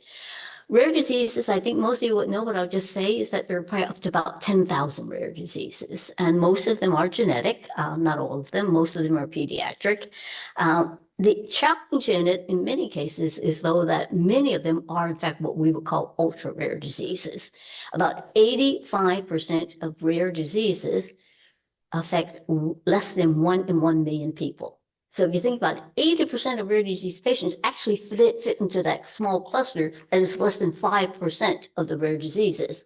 So this is many of the people that we're talking about living with rare diseases live really with ultra rare diseases. So it's a huge challenge. So, I mean, but up to maybe about 475, 500 million people with rare diseases. The challenge in terms of equity here is the fact that rare diseases, by their very definition, is commercially defined. A rare disease is not a biomedical category. It is a commercial category invented by the Orphan Drug Act in the US, invented by the Orphan Drug Act in Europe. In the US, fewer than 200,000 people. In Europe, less than 1 in 2,000. For the purposes of incentivizing the development of drugs for conditions that were so small, the population so small, that they would never be commercially profitable. So that is the context of the definition of a rare disease. It is not a biomedical condition. It was meant to be for those small populations. Now, the challenge, of course, as we're starting to talk about genetic technology and what you've heard about today, is that as we get to smaller and smaller conditions, are we really going to be able to talk about being able to produce these therapies? I mean, of course, as we all know, many of the so-called rare diseases are immensely profitable. So it's a little bit of a strange situation, but certainly for those N of ones or N of a few, as we like to say, there is not likely to be a commercially viable pathway for them. And you've heard some of the really amazing technology that takes place, but let's be sure, we're not going to have N of ones for 7,000 rare diseases. And certainly when many of them are living in countries where, in fact, there's very little access to healthcare infrastructure. So what are we talking about here? I think, you heard the issue of sickle cell disease. We're never going to get those therapies to the communities where they need the most. There's not the healthcare infrastructure. One of the interesting conditions I always talk about is SCIDS, a seriously compromised immune deficiency.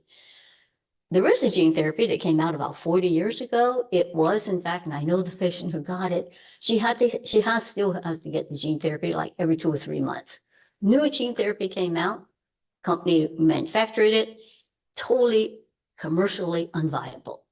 Finally, GSK, which had it, gave it back to the developers, gave it to a not-for-profit, gave it to Italy, Telethon Italy, to be able to have it for free, no commercial license to it. It still costs 700,000 euros for a patient to get access to it. We recently had a patient in Canada, couldn't get access to it. She couldn't raise enough money to travel there and to live there for several months.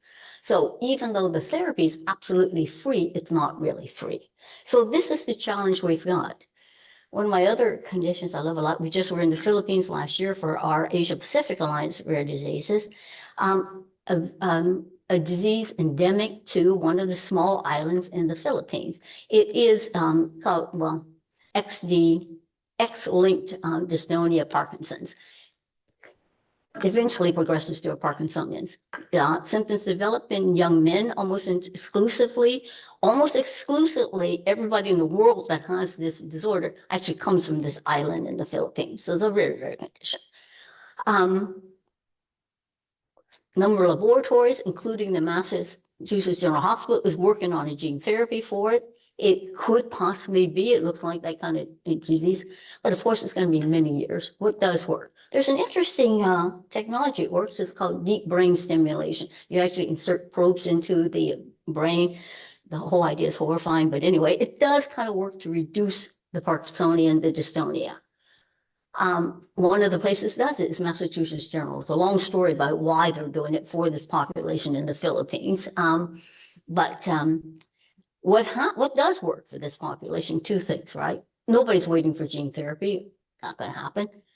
They have now been training the surgical center in Manila to do this operation. Now suddenly it becomes accessible. Patients, instead of having to raise tons of money to fly to Massachusetts General or to Germany to get the surgery, can actually be brought to the island Manila. The government pays for the transfer, pays to support their patients. From the patient's perspective, even more importantly, there's been a foundation set up there called the Sunshine Care Foundation. They provide care, they provide supportive care. They actually provide employment for people to actually be able to engage in occupations.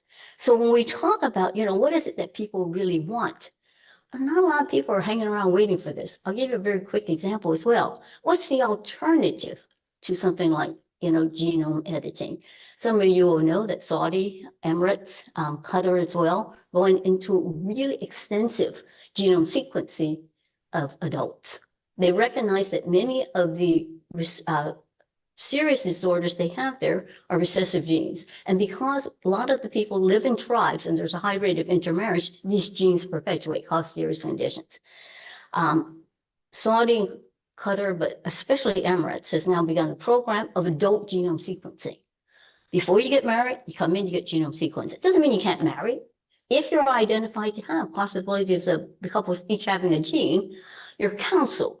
And especially Emirates, you're not forbidden to marry. You're not forbidden having children. What they offer you the opportunity is to have IVF and to have the opportunity to do zygote selection. From their point of view, they will, in a generation or two, be able to eliminate these dysfunctional genes. I mean, it's kind of the strategy without the zygote selection. Thalassemia was removed from southern Italy. Doesn't work for hemophilia because 30% of the cases are spontaneous mutations. But as we say, there are alternatives to it. And I think as Sarah says, engage with the people, talk to people. What do you really want? Most of them are not looking for genome editing. They're not looking necessarily for gene therapy. They know it's not there, but they are looking for things that can work in their community. And so we certainly from a rare disease and a global, I just came in from Geneva, and we're hoping that the World Health Assembly will pass adopt the first resolution for rare diseases this Friday. We're working on it for 15 years. So hopefully this happens, but you know what? It's not going to make a lot of difference because it'll be a political resolution. We will adopt the global act. We will try to put forth the global action plan. At the end of the day, the only thing that works is to work with the communities, have them find solutions that are going to be doable within their context and to support those.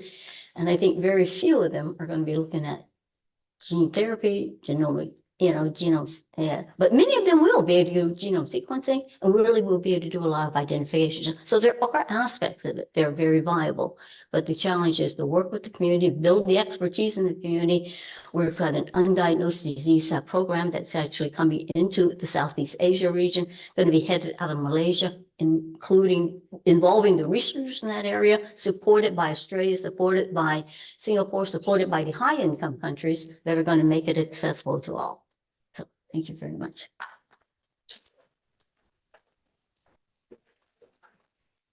Thank you so much to the panelists. I'm going to invite you to respond to each other's presentations in just a moment before we open it up to the broader audience for questions and answers. One thing that's really striking to me is just the different levels of scale that are invoked here. We started, Kevin, off with your matrix of sort of population and kinds of existential levels of thinking about possible harms, moving all the way to the ultra rare disease that may be affecting one person, potentially. So a real scope of scale that's on display in these remarks, and it makes me think about this question of who gets to imagine versus who is imagined. And we see a real difference between sort of the generic image of representation of a population level risk to seeing the face, even if it's blurred out in Sarojini's slide. So I'd be just curious to know, in all of your work, you're engaged with various publics in various different configurations through civil society, through advocacy organizations. How do you think about this tension between who gets to imagine versus being imagined in thinking about public benefit and harm?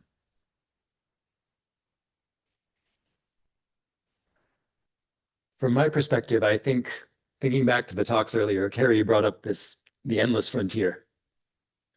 And what strikes me is that all of my colleagues who are developing what I consider to be the most dangerous technologies, running the studies to gather the bits of knowledge that I can just see, that plus that plus that, really bad. They have no idea. They've never even thought about it. And nor has probably anyone that I talk to in general society. They just don't think about it. Now, this has changed to some extent with COVID. But even now, the conversation is primarily about lab leaks. And obviously, if you can have a pandemic-capable virus in a lab and it can leak, then someone with access to that virus in the lab could make it deliberate. But COVID was very clearly not deliberate. And so even today, it's not really discussed. People seem reluctant to acknowledge the possibility because none of us wants to imagine our life-saving work being twisted in that way. And so what worries me is, how do we have this discussion when no one really wants to look in that direction? And the folks doing the dangerous things don't mean to be doing anything dangerous. They just want to save lives. They wanted to save people from pandemics before it was cool. They're some of the best people I know, but they're doing some of those dangerous things I know. And that's why I wanted to bring it up, because all of you here have a lot of experience having very difficult conversations between people with very different perspectives. And I just worry because I'm a scientist. I love knowing things. That's why we do this. We want to know. But I just don't think all knowledge is worth having. In terms of the question of who gets to imagine and who is imagined, I would take this chance to come back to one of the points I made about the value of bringing together multiple advocates from same movements or the same communities, as well as across movements and communities. But really thinking about an example of one of the conversations that we convened as part of the Missing Voices initiative was a conversation on disability narratives around genome editing, which Teresa Berg was part of this. And one of there were many amazing points that came out in this conversation. But one of them was the opportunity to have multiple perspectives from the disability community, right? Who, if they are invited to these tables, often get one spot, right? One person, and there may be a role that's pre-imagined for them. So one of the difficulties that was discussed by these disability rights advocates is being invited to a conversation about heritable genome editing that has a sort of existential threat in it for them. And as we saw in the play last night, being forced to have this conversation over and over of defending their existence, defending their life, and how difficult that is when there are many other things that they would like to discuss. So I think that that it's important to build these richer conversations with multiple viewpoints rather than having sort of one token spot for communities. And I think that, you know, there's an interesting tension even on this panel is really thinking about on the one hand, disability rights advocates, and on the other hand, patient advocates, right? These are sort of two groups that often have an overlapping constituency, but they'll have different viewpoints, different goals.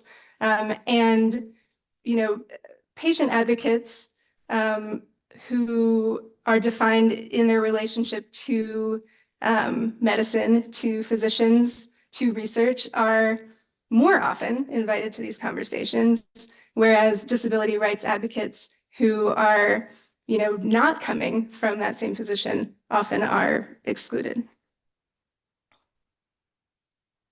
Yeah. I mean, the two things which I was thinking, one is about, yeah, I'm not saying that we don't need innovation. Innovation is in a way like it's coming from public imagination as well, you know. It can be scientists, it can be the researchers, it can be the policymakers, and also from the community. So I think it is very, very important, but whose imagination is legitimized is very important. I think that is somewhere we need to understand, you know, and then give priority to that. Because sometimes even in the World Health Assembly discussions where I attend at times, there is a total disconnect what we are discussing at the WHO level and what is happening at the community level in a village where I work. So how do we build that bridge? Suppose we have some statement coming on rare diseases at WHO, how that can be translated to the communities at the local level, what benefits they can get from that statement which is coming out of WHO right now, which is going to happen, what our colleagues said. So for me, I think what is important, how do we build this disconnect is by building global solidarities. I think that is something, a shared kind of information and that kind of responsibility. And also, how do we make sure that, these will reach to in a language that can be understood? That is equally important because knowledge is also a very, very complex issue, whose knowledge and all. So that's where I think we should look into. Thank you.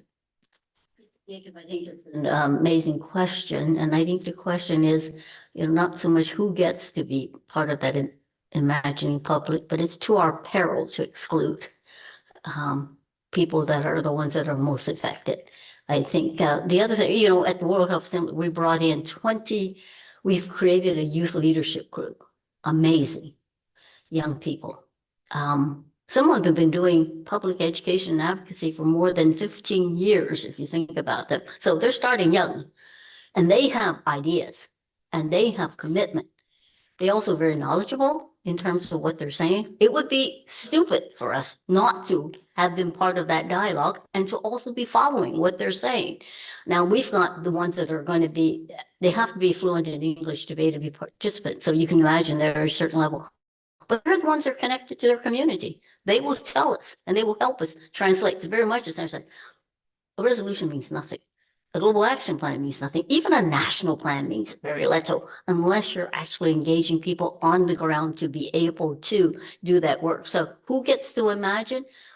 We've all seen what happens when you don't include the public. I mean, COVID should be for us, some stark understanding of what happens if you don't include people, don't involve them in the dialogue, and don't make sure that people do buy in. So from our perspective, I think we really do recognize that we have to make sure that the public are those people that are living with.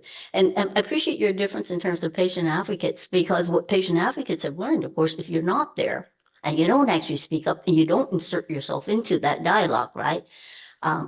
You're not going to be able to make sure that things are working for you. And it's an interesting point you say about disability. So I'll have to think about that in terms of how that happens. Because, yeah, I mean, many of our patients come in with disabilities, don't come in as a disability advocate. They come in as a patient advocate. So it's an interesting point. But maybe because being a patient, it's opened up different opportunities for them.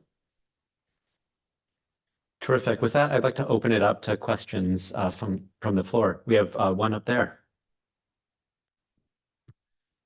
Hey, how you doing? My name is Christian. My background is working with community biology labs and trying to democratize synthetic biology specifically. Yeah, so the question I have, I'll comment on that question, is to just be a little bit dialectical with your presentation earlier. Yeah, I sincerely doubt. I think that the margins that there will be a bad actor is just so absurdly low that it would be much easier to just take basic precautions of like, yeah, an algorithm to spot like if they're happening to pick some really suspicious sequences.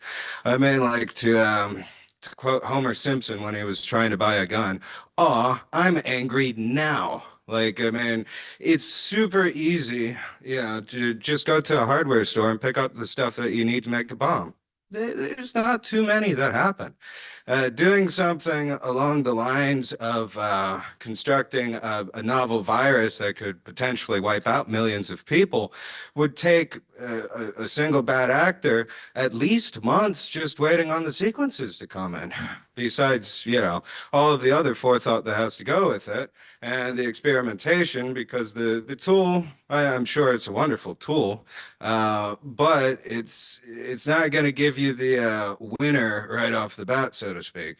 So I kind of feel like it's a bit dangerous to paint it in such a negative light, and I would like to try to see if there's a bit more nuance.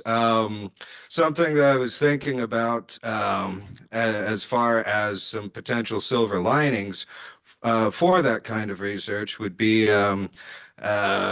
perhaps a new viral vector delivery system with less pathogenicity and with more like tissue specificity, which is almost impossible to get from lipid nanoparticles right now, unless, of course, somebody came out with some sort of lipoprotein that has very good specificity.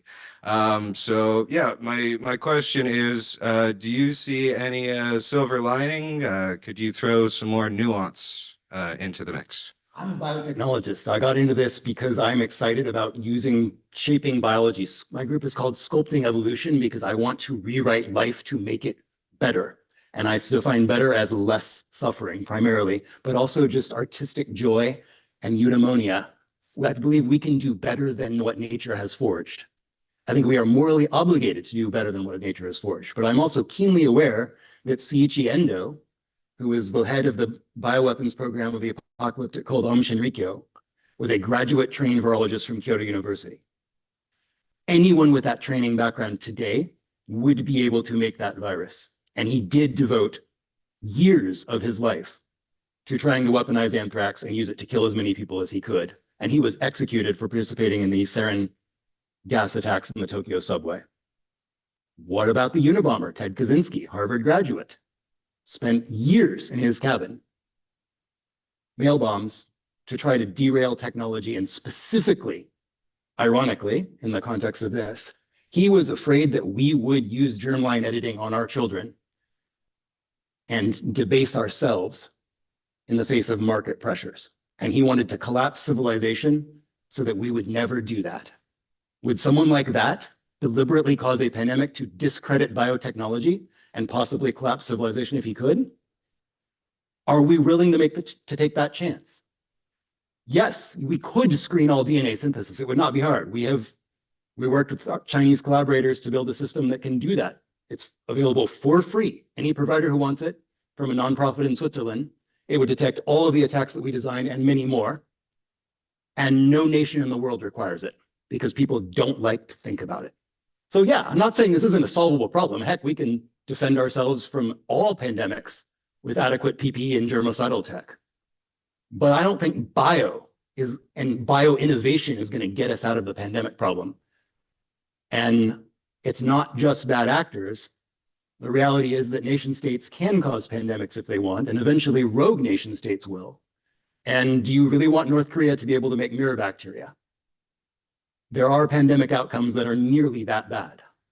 So I think we need to think about how easy are we making it for others, including fairly sophisticated actors? Because if we want to protect what I see as the shining promise of rewriting the tapestry of life, we need to prevent a horrific disaster. We'll collect a few questions and then give the panel a chance to respond. Yeah, thanks. So seems like there's this sort of critical importance of the question of democratization on the table throughout the day, right? And Katie and Sarojini, you've brought it up explicitly in this panel. But it also seems like there are multiple definitions of democratization at play, right? So there's the market definition, where democratization means more access to technology or therapeutic intervention. So effectively, that's a definition of democracy as equal to entry into a marketplace rather than into a polity. And the price of entry is the capacity to be a consumer, right? And then there's a populist definition of democratization, which is the ability to get one's voice heard. And at its extreme, it takes the forms of things like the anti-vax movements, where things like expert regulation are seen as elitist and anti-democratic impositions on freedom of choice. And that populist idea of democratization is now in state power in this country and in other countries as well, right? But that's also attached to markets, especially markets in unregulated healthcare intervention, right? Everything from supplements to ivermectin for COVID. So what unites these two definitions is a highly individualistic idea of democracy as the expansion of a sphere of individual choice and action, right? So Sarojini, I was wondering if you could explicate and push a third notion of democracy that I think is on the table for you, which is at the heart of people's health movements, which is not grounded in that kind of individualism, but begins with the question of institutional obligation to a social good. Right? And so when you think about that in relation to sickle cell disease in India, absolutely the question of lack of access to hydroxyurea. But as we both know, this is a lack of access to hydroxyurea in the face of the current government's commitment to eradicate sickle cell disease by 2047. Right? And what that means is a massive increase in screening capacity. What it also means is we're dealing with a highly casteized disease that is disproportionately found in indigenous populations, right? So what you get then is a continuing situation of an absence of access to the cheapest therapies, along with mass increase in screening in a racially marked disease on the part of a government that is committed to eradicate the disease, i.e. eugenics. This is Sangamitra Das's argument. Right? So what we're left with is this sort of Faustian bargain between democracy as individual choice or eugenics. So it seems like what's on the table is not just an argument for democratization, but an urgent need to reclaim the meaning of democratization from the populists and the market fundamentalists. So my question to all of you is, how do we do that? We'll take two more.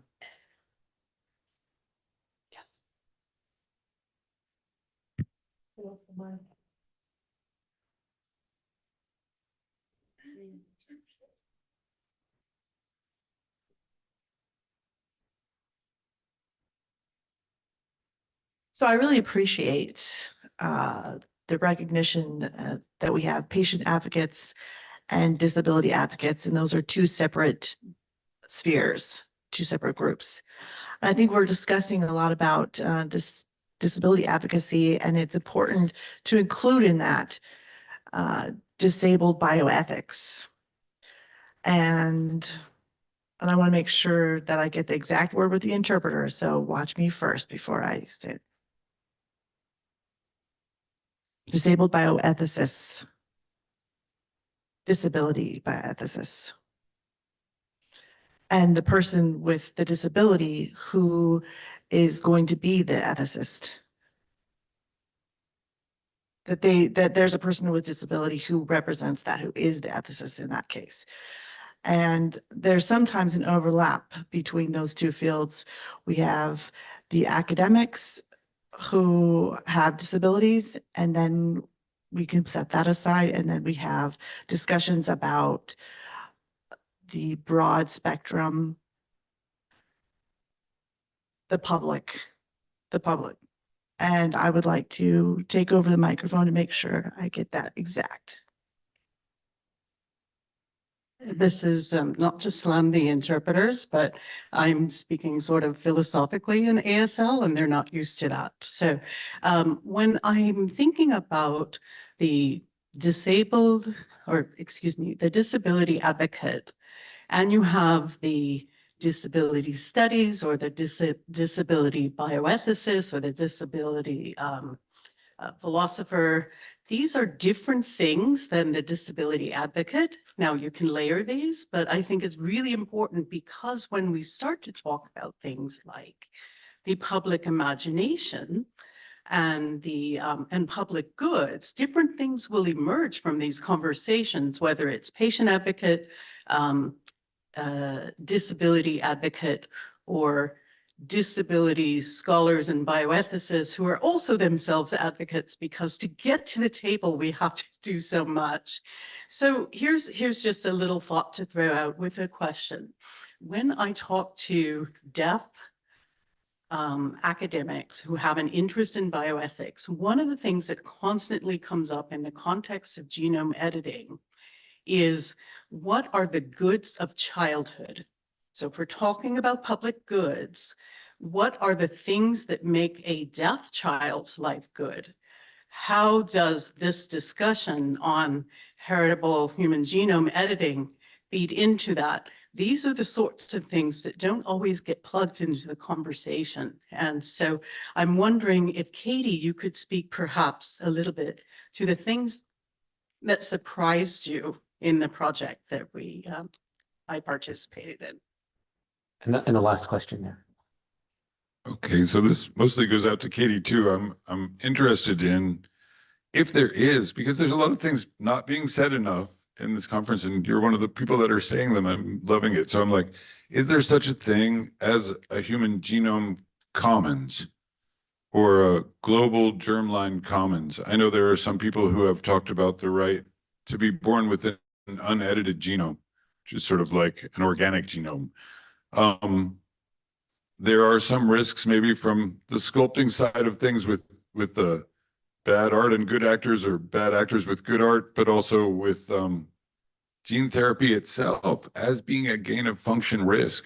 Like there can be crossing over to natural viruses, and there can be genetic pollution entered into the human genome that's not very traceable in the name of a cure. And so there are some double binds or dual use there. But if people are going to be editing the human genome in the name of health, or in the name of removing some lethal mutations from the genome, or for military, or for some kind of presumed enhancement, or even for just commercialization, like Toyota people versus Tesla people,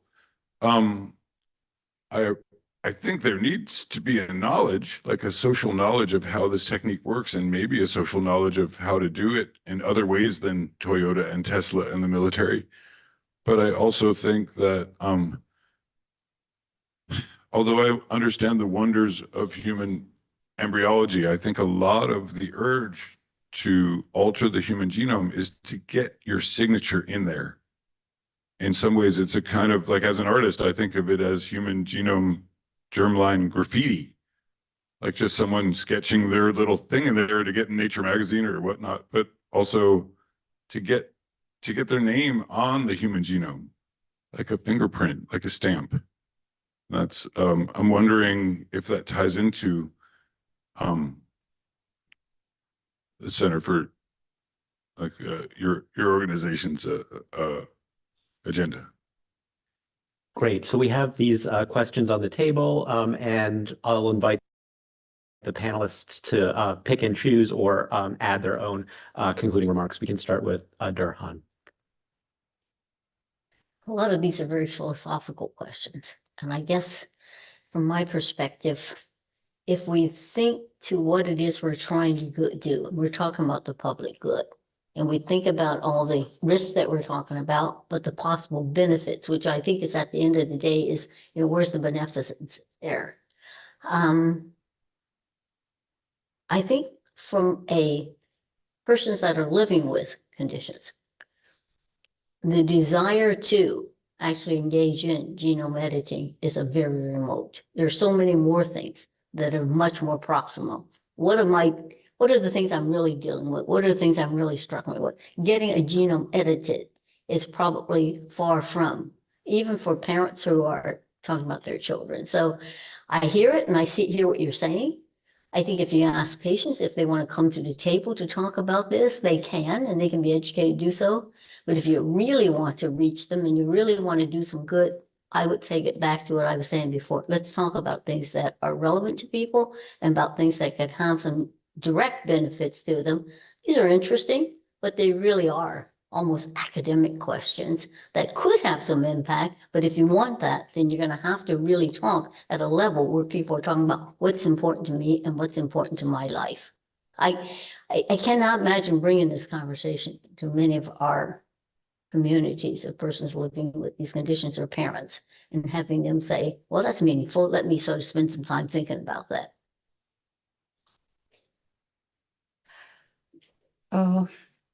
Yeah, a couple of things. Thanks, Kaushik.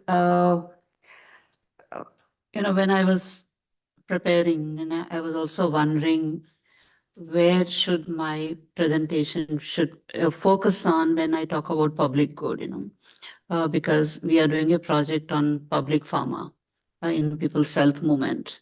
And then where we were discussing, is it non-excludable or is it non-rivalrous? Those concepts, I didn't want to bring it here because I thought maybe, there was not much time. So, but at the same time, the local production, for example, in that context, public good here, what I meant is public health from the state. It was very clear to me when I was presenting, but state is not like a, monolith again. And then there is state and non-state collaborations, and we have everything is public-private partnerships. So if I am talking about democratization, you're correct. It can be an individual kind of imagination. It can be a collective. It can be coming from the state as well, And that is what we are experiencing right now, the third part. And the first and second are totally missing in the current, political system, what we are experiencing. And even in the context of sickle cell, it wasn't that sickle cell work was not happening in India. In fact, in Chhattisgarh, one of the states in the central province, they were working from 2014 itself.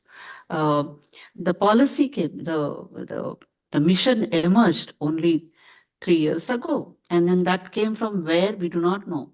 Suddenly the government woke up and then said, we eradicate sickle cell disease by 2047.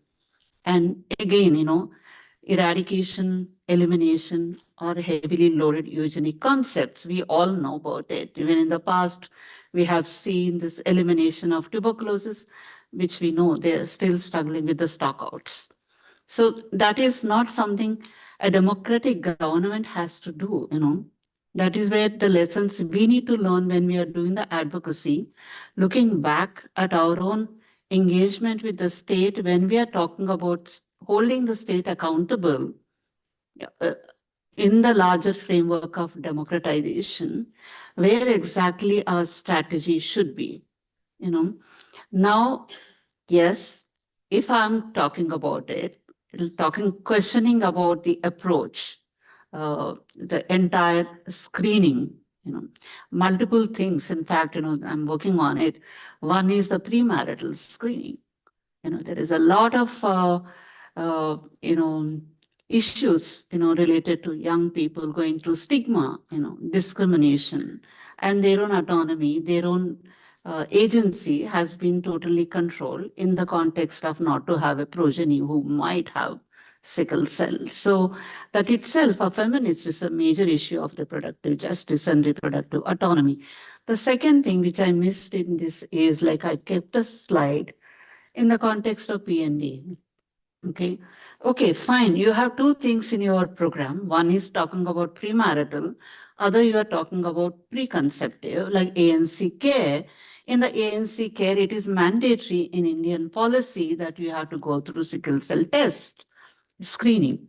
So in that, suppose if a woman has, okay, then what will happen if it is coming, like, she may have a trait, she may have a disease, then what? You are sending it to, are there any abortion facilities if she would like to go for an abortion? Or how, if she would like to have the child, what kind of facilities the state is providing, for her to continue the pregnancy, to manage the sickle cell throughout her pregnancy?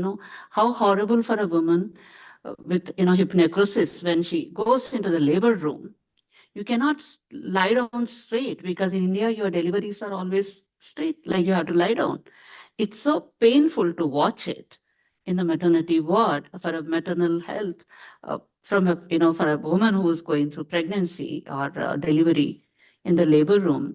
It itself is a story, and that is what we need to imagine that situation in this entire democratization process. So all these three are interlinked for me: the pluralism, who are affected, and then how the larger political framework is dictating this democratization. It's not emerging from the community. And that's what we have to do. If we have to do that, then you need to face certain risks in the current context. So that is what is happening. It's not that people are giving up, people are questioning, talking about politics behind this kind of target-based screening, which is not required at all. We don't know where the agenda is coming from. You need to do 7 crore screening in India within this particular period. So that is something we have to question, the agendas, where it is coming from and whose interest they are serving. And then what will happen after screening for those 7,000 crore people? There is nothing is happening. You're still not getting hydroxyurea, what you said. So I'm sure, these are all, we need to put these 2, 3, 4 things together and analyze. And then maybe we have to come up with our own definitions. Yeah, thanks. I hope I answered. Thanks for all of those great questions. And thank you for making that great point about not only distinctions between, maybe patient advocacy and disability rights, but also disability bioethics and, disability studies in a more, in the academic realm. I think that's really important. And also, I shouldn't necessarily be the one here, like, making these points, but do want to bring those voices in, right? Part of what Center for Genetics and Society tries to do is to, bring voices in when we do get a seat at the table, right? To try to bring in everyone that we've been working with. And to your question about what was surprising in that conversation, it wasn't necessarily surprising, but the richness of that conversation and the,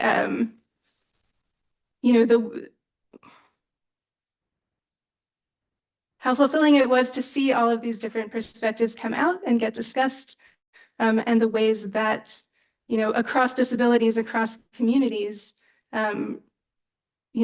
parallels were made about, say, thinking in the deaf community and in little people community and in autism, conversations about valuing multiple generation families and the knowledge and the value that they bring to the community, right? And, seeing the three of you really talk about how that conversation happens in your own community and how across communities you're learning about that in new ways, right? The kind of temporal argument about potentially in the autism community, this being new. And then to the question about sort of the question of the sort of common heritage argument of the human genome and how that relates to heritable genome editing. I mean, I would say, first of all, I should clearly say that Center for Genetics and Society does not support going ahead with heritable human genome editing in any form, in part because we see so many dangers, both safety and societal dangers to that, right? And I think that this is a little bit where this intersects with Kaushik's question around democratization being defined in these conversations always around access. But is access the right goal when we see this technology as being so potentially harmful with so little upside, right? So I've said a lot, so I'll just thank the organizers for a lovely session. And I will thank all of you for a lovely panel. Thank you so much.